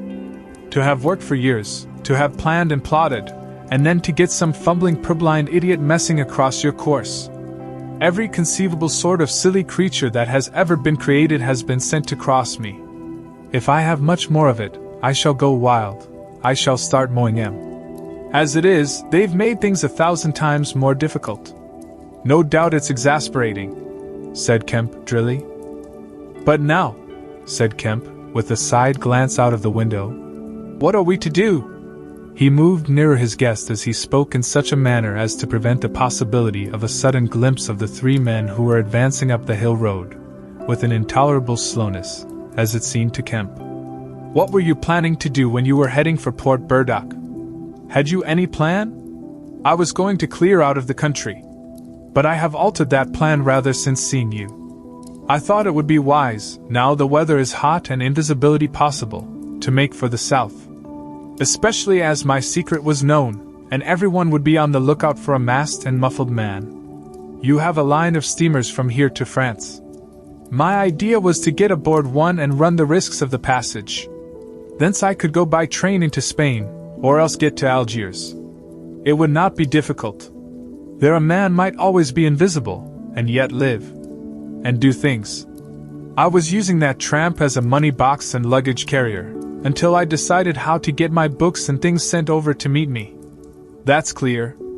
And then the filthy brute must needs try and rob me. He has hidden my books, Kemp hidden my books. If I can lay my hands on him, best plan to get the books out of him first. But where is he? Do you know? He's in the town police station, locked up, by his own request, in the strongest cell in the place. Cur, said the Invisible Man. But that hangs up your plans a little. We must get those books. Those books are vital. Certainly, said Kemp, a little nervously, wondering if he heard footsteps outside. Certainly we must get those books. But that won't be difficult, if he doesn't know they're for you. No, said the Invisible Man, and thought. Kemp tried to think of something to keep the talk going, but the Invisible Man resumed of his own accord. Blundering into your house, Kemp, he said, changes all my plans. For you are a man that can understand. In spite of all that has happened, in spite of this publicity, of the loss of my books, of what I have suffered, there still remain great possibilities, huge possibilities. You have told no one I am here? He asked abruptly. Kemp hesitated. That was implied, he said. No one? Insisted Griffin. Not a soul. No. The invisible man stood up, and sticking his arms akimbo began to pace the study. I made a mistake, Kemp, a huge mistake, in carrying this thing through alone. I have wasted strength, time, opportunities. Alone, it is wonderful how little a man can do alone. To rob a little, to hurt a little, and there is the end. What I want, Kemp, is a goalkeeper, a helper, and a hiding place, an arrangement whereby I can sleep and eat and rest in peace, and unsuspected. I must have a confederate. With a confederate, with food and rest, 1,000 things are possible. Hitherto I have gone on vague lines. We have to consider all that invisibility means, all that it does not mean. It means little advantage for eavesdropping and so forth. One makes sounds. It's of little help, a little help perhaps, in housebreaking and so forth. Once you've caught me you could easily imprison me. But on the other hand I am hard to catch. This invisibility, in fact, is only good in 2 cases. It's useful in getting away, it's useful in approaching. It's particularly useful, therefore, in killing. I can walk round a man, whatever weapon he has, choose my point, strike as I like. Dodge as I like. Escape as I like. Kemp's hand went to his mustache. Was that a movement downstairs? And it is killing we must do, Kemp. It is killing we must do, repeated Kemp. I'm listening to your plan, Griffin, but I'm not agreeing, mind. Why killing? Not wanton killing, but a judicious slaying. The point is, they know there is an invisible man, as well as we know there is an invisible man. And that invisible man, Kemp, must now establish a reign of terror. Yes, no doubt it's startling. But I mean it. A reign of terror. He must take some town like your Burdock and terrify and dominate it. He must issue his orders. He can do that in 1,000 ways. Scraps of paper thrust under doors would suffice. And all who disobey his orders he must kill, and kill all who would defend them. Humph, said Kemp, no longer listening to Griffin but to the sound of his front door opening and closing. It seems to me, Griffin, he said to cover his wandering attention, that your confederate would be in a difficult position. No one would know he was a confederate, said the invisible man eagerly. And then suddenly, hush! What's that downstairs? Nothing, said Kemp, and suddenly began to speak loud and fast. I don't agree to this, Griffin, he said. Understand me, I don't agree to this. Why dream of playing a game against the race? How can you hope to gain happiness? Don't be a lone wolf. Publish your results, take the world, take the nation at least, into your confidence. Think what you might do with 1,000,000 helpers. The invisible man interrupted, arm extended. There are footsteps coming upstairs, he said in a low voice. Nonsense, said Kemp. Let me see, said the invisible man, and advanced, arm extended, to the door. And then things happened very swiftly. Kemp hesitated for a second and then moved to intercept him. The invisible man started and stood still. Traitor! Cried the voice, and suddenly the dressing gown opened, and sitting down the unseen began to disrobe. Kemp made 3 swift steps to the door, and forthwith the invisible man, his legs had vanished, sprang to his feet with a shout. Kemp flung the door open. As it opened, there came a sound of hurrying feet downstairs and voices. With a quick movement Kemp thrust the invisible man back, sprang aside, and slammed the door. The key was outside and ready. In another moment Griffin would have been alone in the Belvedere study, a prisoner. Save for one little thing. The key had been slipped in hastily that morning. As Kemp slammed the door it fell noisily upon the carpet. Kemp's face became white. He tried to grip the door handle with both hands. For a moment he stood lugging. Then the door gave 6 inches. But he got it closed again. The second time it was jerked a foot wide, and the dressing gown came wedging itself into the opening. His throat was gripped by invisible fingers, and he left his hold on the handle to defend himself. He was forced back, tripped and pitched heavily into the corner of the landing.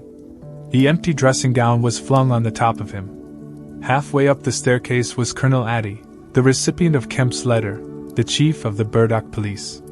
He was staring aghast at the sudden appearance of Kemp, followed by the extraordinary sight of clothing tossing empty in the air. He saw Kemp felled, and struggling to his feet. He saw him rush forward, and go down again, felled like an ox. Then suddenly he was struck violently. By nothing. A vast weight, it seemed, leapt upon him, and he was hurled headlong down the staircase, with a grip on his throat and a knee in his groin. An invisible foot trod on his back, a ghostly patter passed downstairs. He heard the 2 police officers in the hall shout and run, and the front door of the house slammed violently. He rolled over and sat up staring. He saw, staggering down the staircase, Kemp, dusty and disheveled, one side of his face white from a blow, his lip bleeding, and a pink dressing gown and some underclothing held in his arms. "My God!" cried Kemp. "The game's up! He's gone!"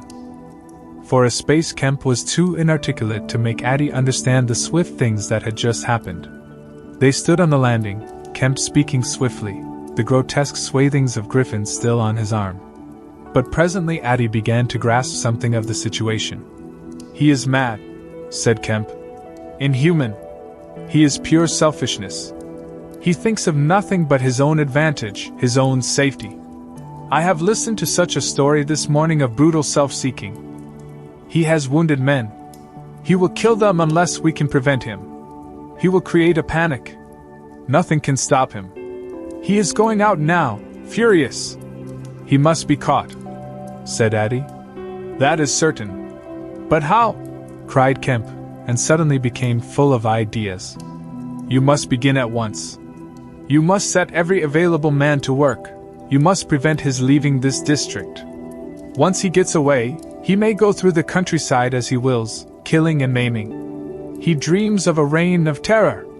A reign of terror, I tell you.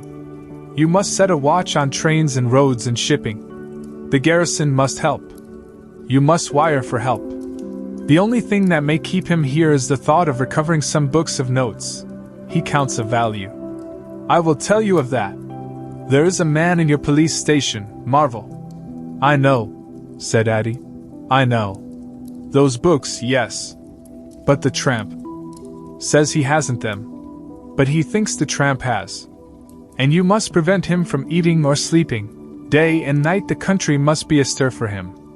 Food must be locked up and secured, all food, so that he will have to break his way to it. The houses everywhere must be barred against him. Heaven send us cold nights and rain. The whole countryside must begin hunting and keep hunting. I tell you, Addy, he is a danger, a disaster. Unless he is pinned and secured, it is frightful to think of the things that may happen." "What else can we do?" said Addy. "I must go down at once and begin organizing." "But why not come?"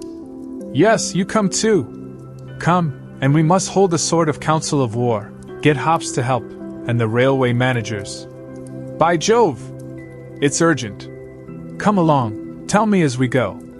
What else is there we can do? Put that stuff down." In another moment Addy was leading the way downstairs. They found the front door open and the policeman standing outside staring at empty air. "He's got away, sir," said one.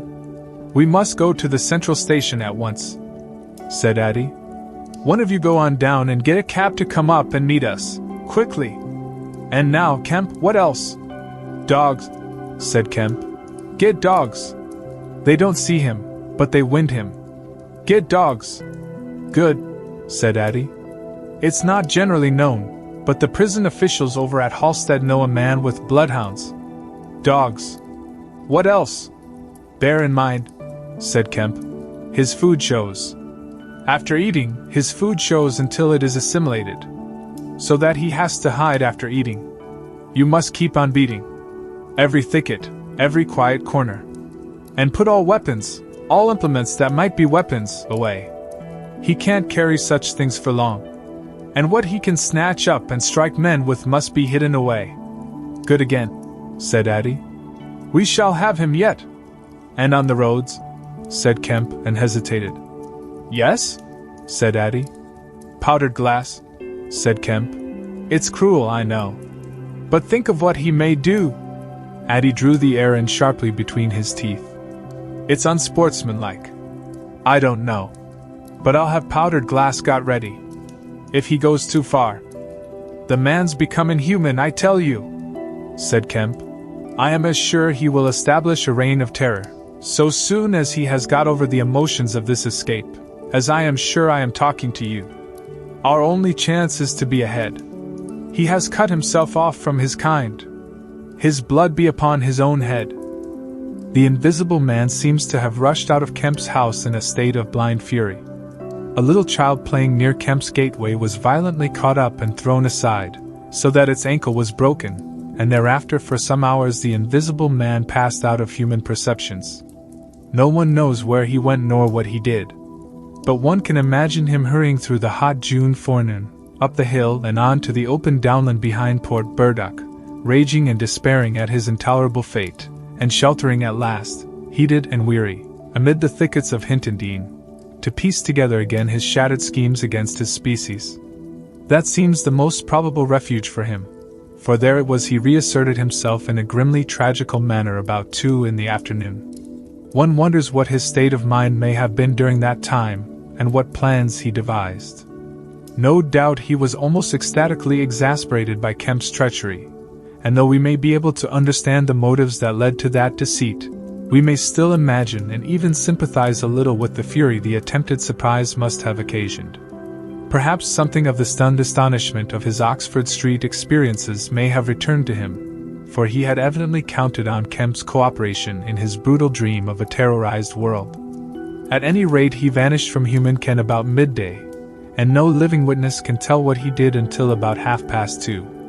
It was a fortunate thing, perhaps, for humanity, but for him it was a fatal inaction. During that time a growing multitude of men scattered over the countryside were busy. In the morning he had still been simply a legend, a terror. In the afternoon, by virtue chiefly of Kemp's drily worded proclamation, he was presented as a tangible antagonist, to be wounded, captured, or overcome, and the countryside began organizing itself with inconceivable rapidity. By 2 o'clock even he might still have removed himself out of the district by getting aboard a train, but after 2 that became impossible. Every passenger train along the lines on a great parallelogram between Southampton, Manchester, Brighton and Horsham traveled with locked doors, and the goods traffic was almost entirely suspended. And in a great circle of 20 miles round Port Burdock, men armed with guns and bludgeons were presently setting out in groups of 3 and 4, with dogs, to beat the roads and fields. Mounted policemen rode along the country lanes, stopping at every cottage and warning the people to lock up their houses, and keep indoors unless they were armed, and all the elementary schools had broken up by 3 o'clock, and the children, scared and keeping together in groups, were hurrying home. Kemp's proclamation, signed indeed by Addie, was posted over almost the whole district by 4 or 5 o'clock in the afternoon. It gave briefly but clearly all the conditions of the struggle: the necessity of keeping the invisible man from food and sleep, the necessity for incessant watchfulness, and for a prompt attention to any evidence of his movements. And so swift and decided was the action of the authorities, so prompt and universal was the belief in this strange being, that before nightfall an area of several hundred square miles was in a stringent state of siege. And before nightfall, too, a thrill of horror went through the whole watching, nervous countryside. Going from whispering mouth to mouth, swift and certain over the length and breadth of the country, passed the story of the murder of Mr. Wicksteed. If our supposition that the invisible man's refuge was the Hintendine thickets, then we must suppose that in the early afternoon he sallied out again bent upon some project that involved the use of a weapon. We cannot know what the project was, but the evidence that he had the iron rod in hand before he met Wicksteed is to me at least overwhelming. Of course we can know nothing of the details of that encounter. It occurred on the edge of a gravel pit, not 200 yards from Lord Burdock's lodge gate. Everything points to a desperate struggle: the trampled ground, the numerous wounds Mr. Wicksteed received, his splintered walking stick. But why the attack was made, save in a murderous frenzy, it is impossible to imagine. Indeed, the theory of madness is almost unavoidable. Mr. Wicksteed was a man of 45 or 46, steward to Lord Burdock, of inoffensive habits and appearance, the very last person in the world to provoke such a terrible antagonist. Against him it would seem the Invisible Man used an iron rod dragged from a broken piece of fence. He stopped this quiet man, going quietly home to his midday meal, attacked him, beat down his feeble defenses, broke his arm, felled him, and smashed his head to a jelly. Of course, he must have dragged this rod out of the fencing before he met his victim. He must have been carrying it ready in his hand. Only two details beyond what has already been stated seem to bear on the matter. One is the circumstance that the gravel pit was not in Mr. Wicksteed's direct path home, but nearly a couple of 100 yards out of his way. The other is the assertion of a little girl to the effect that, going to her afternoon school, she saw the murdered man, trotting, in a peculiar manner across a field towards the gravel pit. Her pantomime of his action suggests a man pursuing something on the ground before him and striking at it ever and again with his walking stick. She was the last person to see him alive. He passed out of her sight to his death, the struggle being hidden from her only by a clump of beech trees and a slight depression in the ground. Now this, to the present writer's mind at least, lifts the murder out of the realm of the absolutely wanton. We may imagine that Griffin had taken the rod as a weapon indeed, but without any deliberate intention of using it in murder. Wicksteed may then have come by and noticed this rod inexplicably moving through the air. Without any thought of the Invisible Man, for Port Burdock is 10 miles away, he may have pursued it. It is quite conceivable that he may not even have heard of the Invisible Man.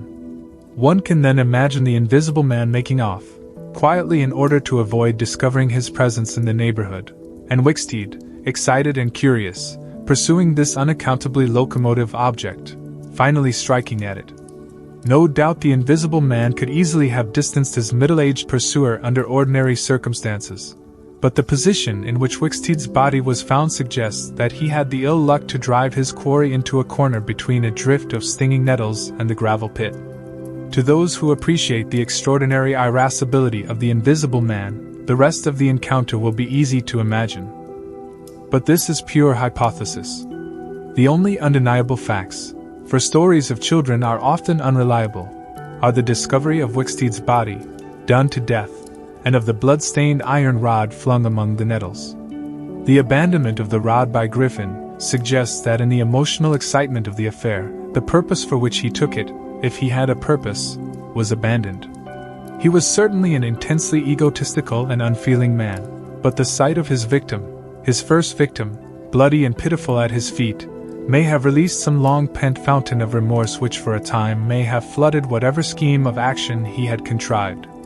After the murder of Mr. Wicksteed, he would seem to have struck across the country towards the downland. There is a story of a voice heard about sunset by a couple of men in a field near Fern Bottom. It was wailing and laughing, sobbing and groaning, and ever and again it shouted. It must have been queer hearing. It drove up across the middle of a clover field and died away towards the hills. That afternoon the Invisible Man must have learnt something of the rapid use Kemp had made of his confidences. He must have found houses locked and secured. He may have loitered about railway stations and prowled about inns, and no doubt he read the proclamations and realized something of the nature of the campaign against him. And as the evening advanced, the fields became dotted here and there with groups of 3 or 4 men, and noisy with the yelping of dogs. These men-hunters had particular instructions in the case of an encounter as to the way they should support one another. But he avoided them all. We may understand something of his exasperation, and it could have been none the less because he himself had supplied the information that was being used so remorselessly against him. For that day at least he lost heart. For nearly 24 hours, save when he turned on Wicksteed, he was a hunted man. In the night, he must have eaten and slept, for in the morning he was himself again, active, powerful, angry, and malignant, prepared for his last great struggle against the world. Kemp read a strange missive, written in pencil on a greasy sheet of paper.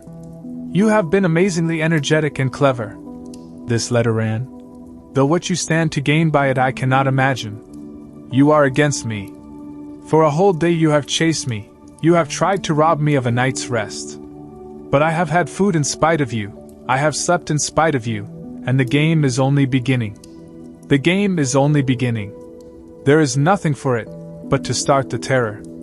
This announces the first day of the terror. Port Burdock is no longer under the Queen, tell your Colonel of Police, and the rest of them, it is under me, the terror. This is day 1 of year 1 of the new epic, the epic of the Invisible Man. I am Invisible Man the First. To begin with, the rule will be easy. The first day there will be one execution for the sake of example. A man named Kemp. Death starts for him today. He may lock himself away, hide himself away, get guards about him, put on armor if he likes. Death, the unseen death, is coming. Let him take precautions, it will impress my people. Death starts from the pillar box by midday. The letter will fall in as the postman comes along, then off. The game begins. Death starts. Help him not, my people, lest death fall upon you also. Today Kemp is to die. Kemp read this letter twice. It's no hoax, he said. That's his voice. And he means it. He turned the folded sheet over and saw on the address side of it the postmark Hintondean and the prosaic detail. 2D. To pay. He got up slowly, leaving his lunch unfinished. The letter had come by the 1 o'clock post, and went into his study.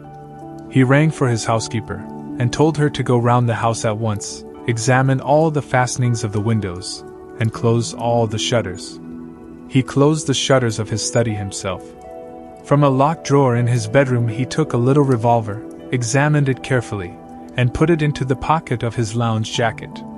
He wrote a number of brief notes, one to Colonel Addy, gave them to his servant to take, with explicit instructions as to her way of leaving the house. There is no danger, he said, and added a mental reservation. To you. He remained meditative for a space after doing this, and then returned to his cooling lunch. He ate with gaps of thought. Finally he struck the table sharply. We will have him, he said, and I am the bait. He will come too far. He went up to the belvedere, carefully shutting every door after him. It's a game, he said. An odd game, but the chances are all for me, Mr. Griffin, in spite of your invisibility. Griffin contra mundum, with a vengeance. He stood at the window staring at the hot hillside. He must get food every day, and I don't envy him.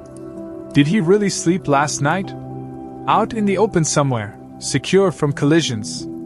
I wish we could get some good cold wet weather instead of the heat. He may be watching me now. He went close to the window. Something rapped smartly against the brickwork over the frame, and made him start violently back. I'm getting nervous, said Kemp. But it was 5 minutes before he went to the window again. It must have been a sparrow, he said.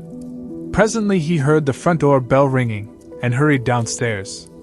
He unbolted and unlocked the door, examined the chain, put it up, and opened cautiously without showing himself. A familiar voice hailed him. It was Addy. Your servant's been assaulted, Kemp, he said round the door. What?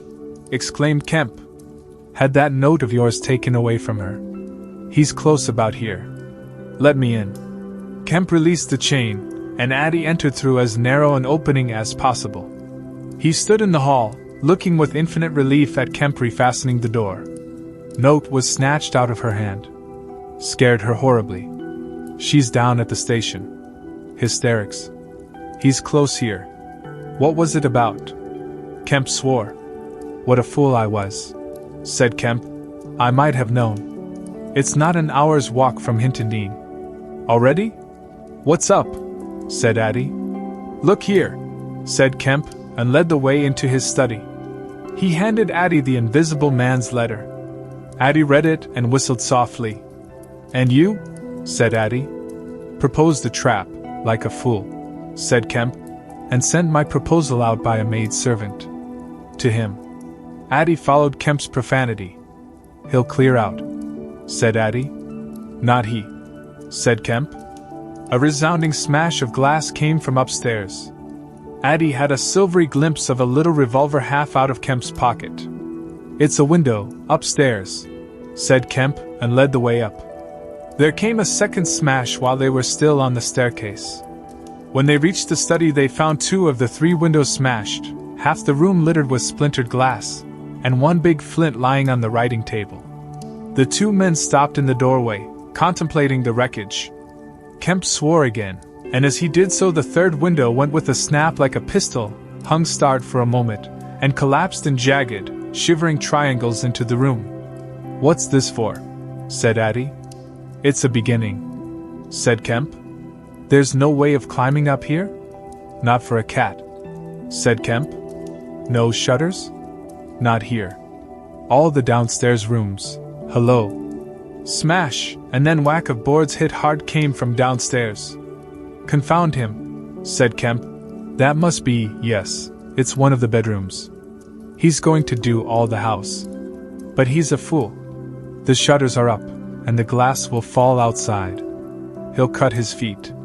Another window proclaimed its destruction. The 2 men stood on the landing perplexed. "I have it," said Addie. "Let me have a stick or something, and I'll go down to the station and get the bloodhounds put on. That ought to settle him. They're hard by, not 10 minutes. Another window went the way of its fellows. "You haven't a revolver?" asked Addie. Kemp's hand went to his pocket. Then he hesitated. "I haven't one, at least to spare." "I'll bring it back," said Addie. "You'll be safe here." Kemp, ashamed of his momentary lapse from truthfulness, handed him the weapon. "Now for the door," said Addie. As they stood hesitating in the hall, they heard one of the first-floor bedroom windows crack and clash. Kemp went to the door and began to slip the bolts as silently as possible. His face was a little paler than usual. "You must step straight out," said Kemp. In another moment Addie was on the doorstep and the bolts were dropping back into the staples. He hesitated for a moment, feeling more comfortable with his back against the door. Then he marched, upright and square, down the steps. He crossed the lawn and approached the gate. A little breeze seemed to ripple over the grass. Something moved near him. "Stop a bit," said a voice, and Addie stopped dead and his hand tightened on the revolver. "Well?" said Addie, white and grim, and every nerve tense.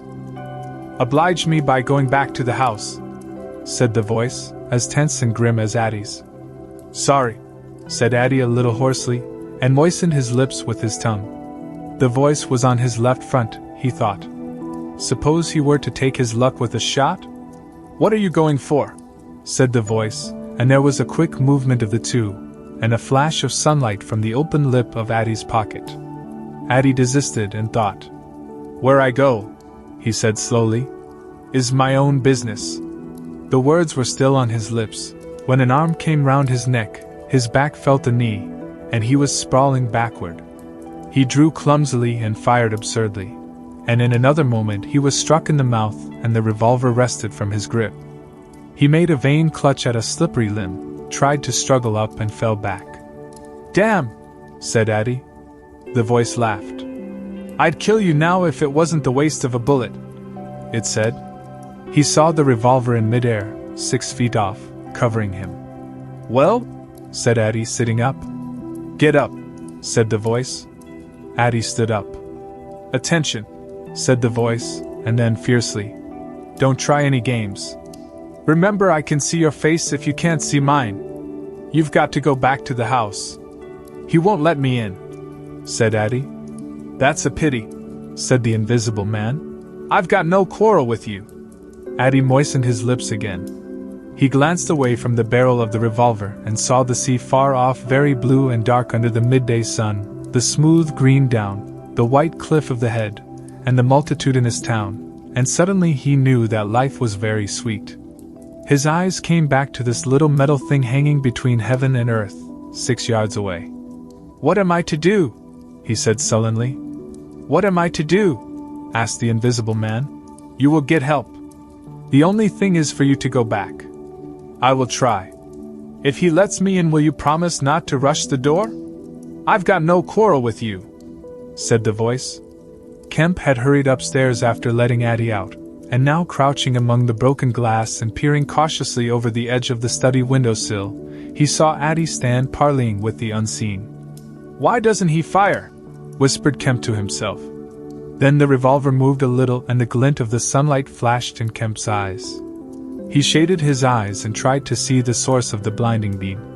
"Surely," he said, "Addie has given up the revolver. Promise not to rush the door," Addie was saying. "Don't push a winning game too far.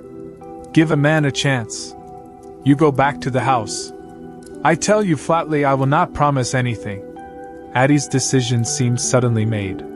He turned towards the house, walking slowly with his hands behind him. Kemp watched him, puzzled.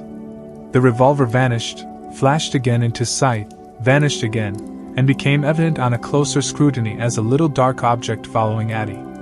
Then things happened very quickly. Addie leapt backwards, swung around, clutched at this little object, missed it, threw up his hands and fell forward on his face, leaving a little puff of blue in the air. Kemp did not hear the sound of the shot. Addie writhed, raised himself on one arm, fell forward, and lay still. For a space Kemp remained staring at the quiet carelessness of Addie's attitude. The afternoon was very hot and still. Nothing seemed stirring in all the world save a couple of yellow butterflies chasing each other through the shrubbery between the house and the road gate. Addie lay on the lawn near the gate. The blinds of all the villas down the hill road were drawn, but in one little green summer house was a white figure, apparently an old man asleep. Kemp scrutinized the surroundings of the house for a glimpse of the revolver, but it had vanished. His eyes came back to Addie. The game was opening well. Then came a ringing and knocking at the front door, that grew at last tumultuous, but pursuant to Kemp's instructions the servants had locked themselves into their rooms. This was followed by a silence. Kemp sat listening and then began peering cautiously out of the 3 windows, one after another. He went to the staircase head and stood listening uneasily. He armed himself with his bedroom poker, and went to examine the interior fastenings of the ground floor windows again. Everything was safe and quiet. He returned to the Belvedere. Addie lay motionless over the edge of the gravel just as he had fallen. Coming along the road by the villas were the housemaid and 2 policemen. Everything was deadly still. The 3 people seemed very slow in approaching. He wondered what his antagonist was doing. He started. There was a smash from below. He hesitated and went downstairs again. Suddenly the house resounded with heavy blows and the splintering of wood. He heard a smash and the destructive clang of the iron fastenings of the shutters. He turned the key and opened the kitchen door. As he did so, the shutters, split and splintering, came flying inward. He stood aghast. The window frame, save for one crossbar, was still intact, but only little teeth of glass remained in the frame. The shutters had been driven in with an axe, and now the axe was descending in sweeping blows upon the window frame and the iron bars defending it. Then suddenly it leapt aside and vanished. He saw the revolver lying on the path outside, and then the little weapon sprang into the air. He dodged back. The revolver cracked just too late, and a splinter from the edge of the closing door flashed over his head. He slammed and locked the door, and as he stood outside he heard Griffin shouting and laughing. Then the blows of the axe with its splitting and smashing consequences were resumed. Kemp stood in the passage trying to think. In a moment the invisible man would be in the kitchen. This door would not keep him a moment, and then a ringing came at the front door again. It would be the policeman. He ran into the hall, put up the chain, and drew the bolts. He made the girl speak before he dropped the chain, and the 3 people blundered into the house in a heap, and Kemp slammed the door again. "The invisible man," said Kemp. "He has a revolver with 2 shots left. He's killed Addie. Shot him anyhow. Didn't you see him on the lawn? He's lying there." "Who?" said one of the policemen. "Addie," said Kemp. "We came in the back way," said the girl. "What's that smashing?" asked one of the policemen. "He's in the kitchen, or will be. He has found an axe." Suddenly the house was full of the invisible man's resounding blows on the kitchen door. The girl stared towards the kitchen, shuddered, and retreated into the dining room. Kemp tried to explain in broken sentences. They heard the kitchen door give. "This way," said Kemp, starting into activity, and bundled the policeman into the dining room doorway. "Poker," said Kemp, and rushed to the fender. He handed the poker he had carried to the policeman, and the dining room one to the other. He suddenly flung himself backward. "Whoop!" said one policeman, ducked, and caught the axe on his poker. The pistol snapped its penultimate shot and ripped a valuable Sidney Cooper. The second policeman brought his poker down on the little weapon, as one might knock down a wasp, and sent it rattling to the floor. At the first clash the girl screamed, stood screaming for a moment by the fireplace, and then ran to open the shutters, possibly with an idea of escaping by the shattered window.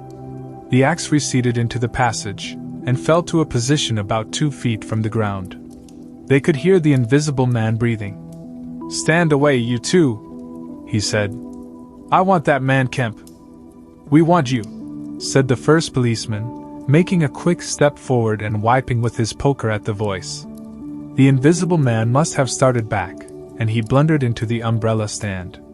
Then, as the policeman staggered with the swing of the blow he had aimed, the invisible man countered with the axe. The helmet crumbled like paper, and the blows sent the man spinning to the floor at the head of the kitchen stairs. But the second policeman, aiming behind the axe with his poker, hit something soft that snapped. There was a sharp exclamation of pain, and then the axe fell to the ground. The policeman wiped again at vacancy and hit nothing. He put his foot on the axe, and struck again. Then he stood, poker clubbed, listening intent for the slightest movement. He heard the dining room window open, and a quick rush of feet within. His companion rolled over and sat up, with the blood running down between his eye and ear. "Where is he?" asked the man on the floor. "Don't know. I've hit him. He's standing somewhere in the hall. Unless he's slipped past you. Dr. Kemp, sir." Pause. "Dr. Kemp," cried the policeman again. The second policeman began struggling to his feet. He stood up. Suddenly the faint pad of bare feet on the kitchen stairs could be heard. "Yap!"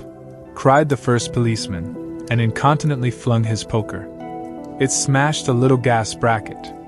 He made as if he would pursue the invisible man downstairs.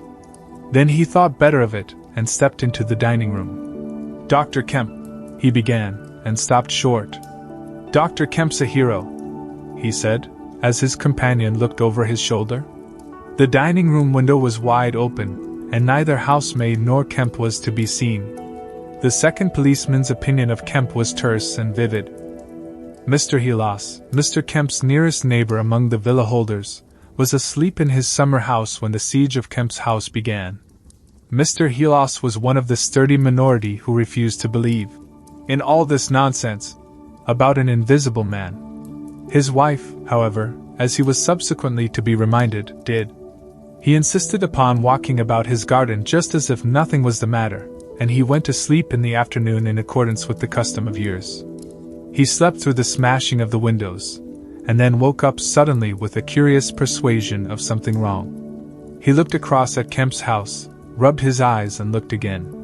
Then he put his feet to the ground, and sat listening. He said he was damned, but still the strange thing was visible. The house looked as though it had been deserted for weeks, after a violent riot. Every window was broken, and every window, save those of the Belvedere study, was blinded by the internal shutters. "I could have sworn it was all right." He looked at his watch. 20 minutes ago. He became aware of a measured concussion and the clash of glass, far away in the distance. And then, as he sat open-mouthed, came a still more wonderful thing. The shutters of the drawing-room window were flung open violently, and the housemaid in her outdoor hat and garments appeared struggling in a frantic manner to throw up the sash. Suddenly a man appeared beside her, helping her, Dr. Kemp. In another moment the window was open, and the housemaid was struggling out. She pitched forward and vanished among the shrubs. Mr. Helas stood up, exclaiming vaguely and vehemently at all these wonderful things. He saw Kemp stand on the sill, spring from the window, and reappear almost instantaneously running along a path in the shrubbery and stooping as he ran, like a man who evades observation. He vanished behind a laburnum, and appeared again clambering over a fence that abutted on the open down. In a second he had tumbled over and was running at a tremendous pace down the slope towards Mr. Helas. "Lord!" cried Mr. Helas, struck with an idea. "It's that invisible man brute! It's right, after all!" With Mr. Helas to think things like that was to act, and his cook watching him from the top window was amazed to see him come pelting towards the house at a good 9 miles an hour. There was a slamming of doors, a ringing of bells, and the voice of Mr. Helas bellowing like a bull. "Shut the doors, shut the windows, shut everything, the invisible man is coming!" Instantly the house was full of screams and directions, and scurrying feet. He ran himself to shut the French windows that opened on the veranda. As he did so, Kemp's head and shoulders and knee appeared over the edge of the garden fence. In another moment Kemp had plowed through the asparagus, and was running across the tennis lawn to the house. "You can't come in," said Mr. Helas, shutting the bolts. "I'm very sorry if he's after you, but you can't come in." Kemp appeared with a face of terror close to the glass, rapping and then shaking frantically at the French window. Then, seeing his efforts were useless, he ran along the veranda, vaulted the end, and went to hammer at the side door. Then he ran round by the side gate to the front of the house, and so into the hill road. And Mr. Helas, staring from his window, a face of horror, had scarcely witnessed Kemp vanish, ere the asparagus was being trampled this way and that by feet unseen. At that Mr. Helas fled precipitately upstairs, and the rest of the chase is beyond his purview. But as he passed the staircase window, he heard the side gate slam. Emerging into the hill road, Kemp naturally took the downward direction, and so it was he came to run in his own person the very race he had watched with such a critical eye from the Belvedere study only 4 days ago. He ran it well, for a man out of training, and though his face was white and wet, his wits were cool to the last. He ran with wide strides, and wherever a patch of rough ground intervened, wherever there came a patch of raw flints, or a bit of broken glass shone dazzling, he crossed it and left the bare invisible feet that followed to take what line they would. For the first time in his life Kemp discovered that the hill road was indescribably vast and desolate, and that the beginnings of the town far below at the hill foot were strangely remote. Never had there been a slower or more painful method of progression than running. All the gaunt villas, sleeping in the afternoon sun, looked locked and barred. No doubt they were locked and barred, by his own orders. But at any rate they might have kept a lookout for an eventuality like this. The town was rising up now, the sea had dropped out of sight behind it, and people down below were stirring. A tram was just arriving at the hill foot. Beyond that was the police station. Was that footsteps he heard behind him? Spurt. The people below were staring at him, 1 or 2 were running, and his breath was beginning to saw in his throat. The tram was quite near now, and the Jolly Cricketers was noisily barring its doors. Beyond the tram were posts and heaps of gravel, the drainage works. He had a transitory idea of jumping into the tram and slamming the doors, and then he resolved to go for the police station. In another moment he had passed the door of the Jolly Cricketers, and was in the blistering fag end of the street, with human beings about him. The tram driver and his helper, arrested by the sight of his furious haste, stood staring with the tram horses unhitched. Further on, the astonished features of navvies appeared above the mounds of gravel. His pace broke a little, and then he heard the swift pad of his pursuer, and leapt forward again. "The invisible man!" he cried to the navvies, with a vague indicative gesture, and by an inspiration leapt the excavation and placed a burly group between him and the chase. Then, abandoning the idea of the police station, he turned into a little side street, rushed by a greengrocer's cart, hesitated for the 1/10 of a second at the door of a sweetstuff shop, and then made for the mouth of an alley that ran back into the main hill street again. 2 or 3 little children were playing here, and shrieked and scattered at his apparition, and forthwith doors and windows opened and excited mothers revealed their hearts. Out he shot into Hill Street again, 300 yards from the tramline end, and immediately he became aware of a tumultuous vociferation and running people. He glanced up the street towards the hill.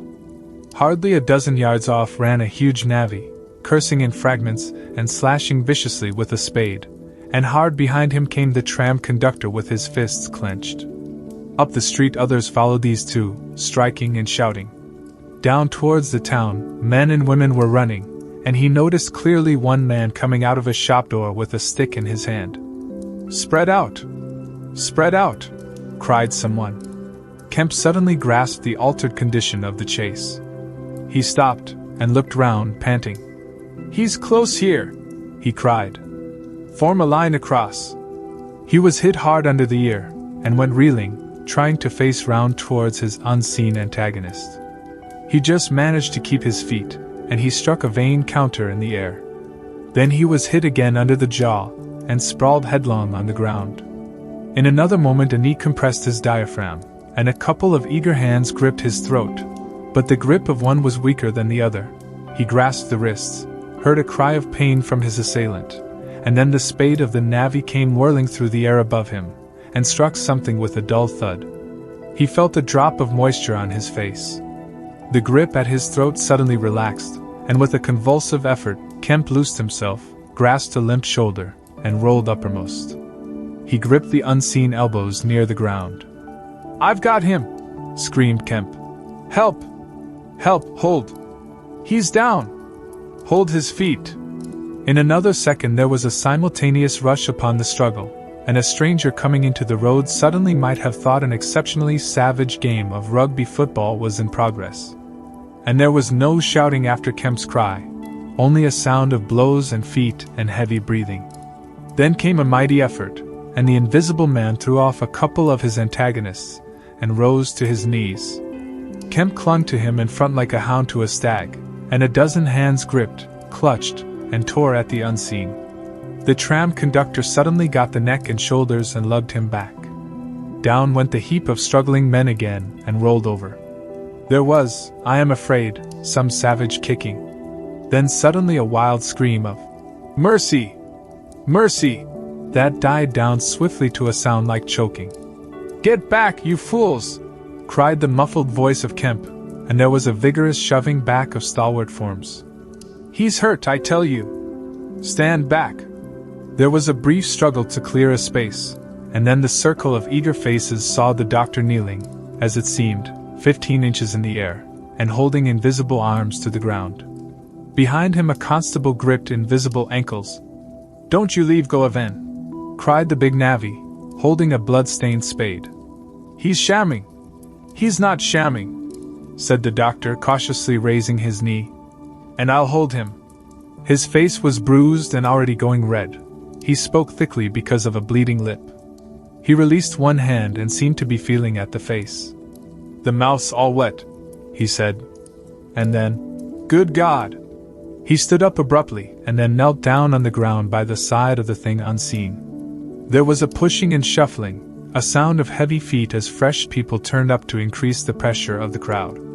People now were coming out of the houses. The doors of the Jolly Cricketers stood suddenly wide open. Very little was said. Kemp felt about, his hand seeming to pass through empty air. "He's not breathing," he said, and then, "I can't feel his heart. His side, ugh!" Suddenly an old woman, peering under the arm of the big navvy, screamed sharply. "Looky there," she said, and thrust out a wrinkled finger. And looking where she pointed, everyone saw, faint and transparent as though it was made of glass, so that veins and arteries and bones and nerves could be distinguished, the outline of a hand limp and prone. It grew clouded and opaque even as they stared. "Hello!" cried the constable. "Here's his feet showing." And so, slowly, beginning at his hands and feet and creeping along his limbs to the vital centers of his body, that strange change continued. It was like the slow spreading of a poison.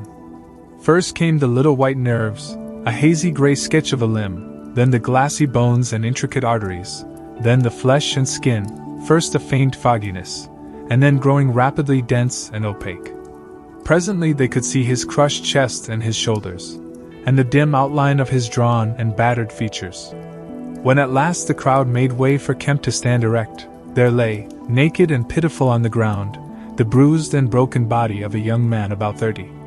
His hair and brow were white, not gray with age, but white with the whiteness of albinism, and his eyes were like garnets. His hands were clenched, his eyes wide open, and his expression was one of anger and dismay. "Cover his face," said a man. "For God's sake, cover that face!" And 3 little children, pushing forward through the crowd, were suddenly twisted round and sent packing off again. Someone brought a sheet from the Jolly Cricketers, and having covered him, they carried him into that house. And there it was, on a shabby bed in a tawdry, ill-lighted bedroom, surrounded by a crowd of ignorant and excited people, broken and wounded, betrayed and unpitied, that Griffin, the first of all men to make himself invisible, Griffin, the most gifted physicist the world has ever seen, ended in infinite disaster his strange and terrible career. The end. I hope you subscribe to the channel and post the video. See you in a new novel. Goodbye.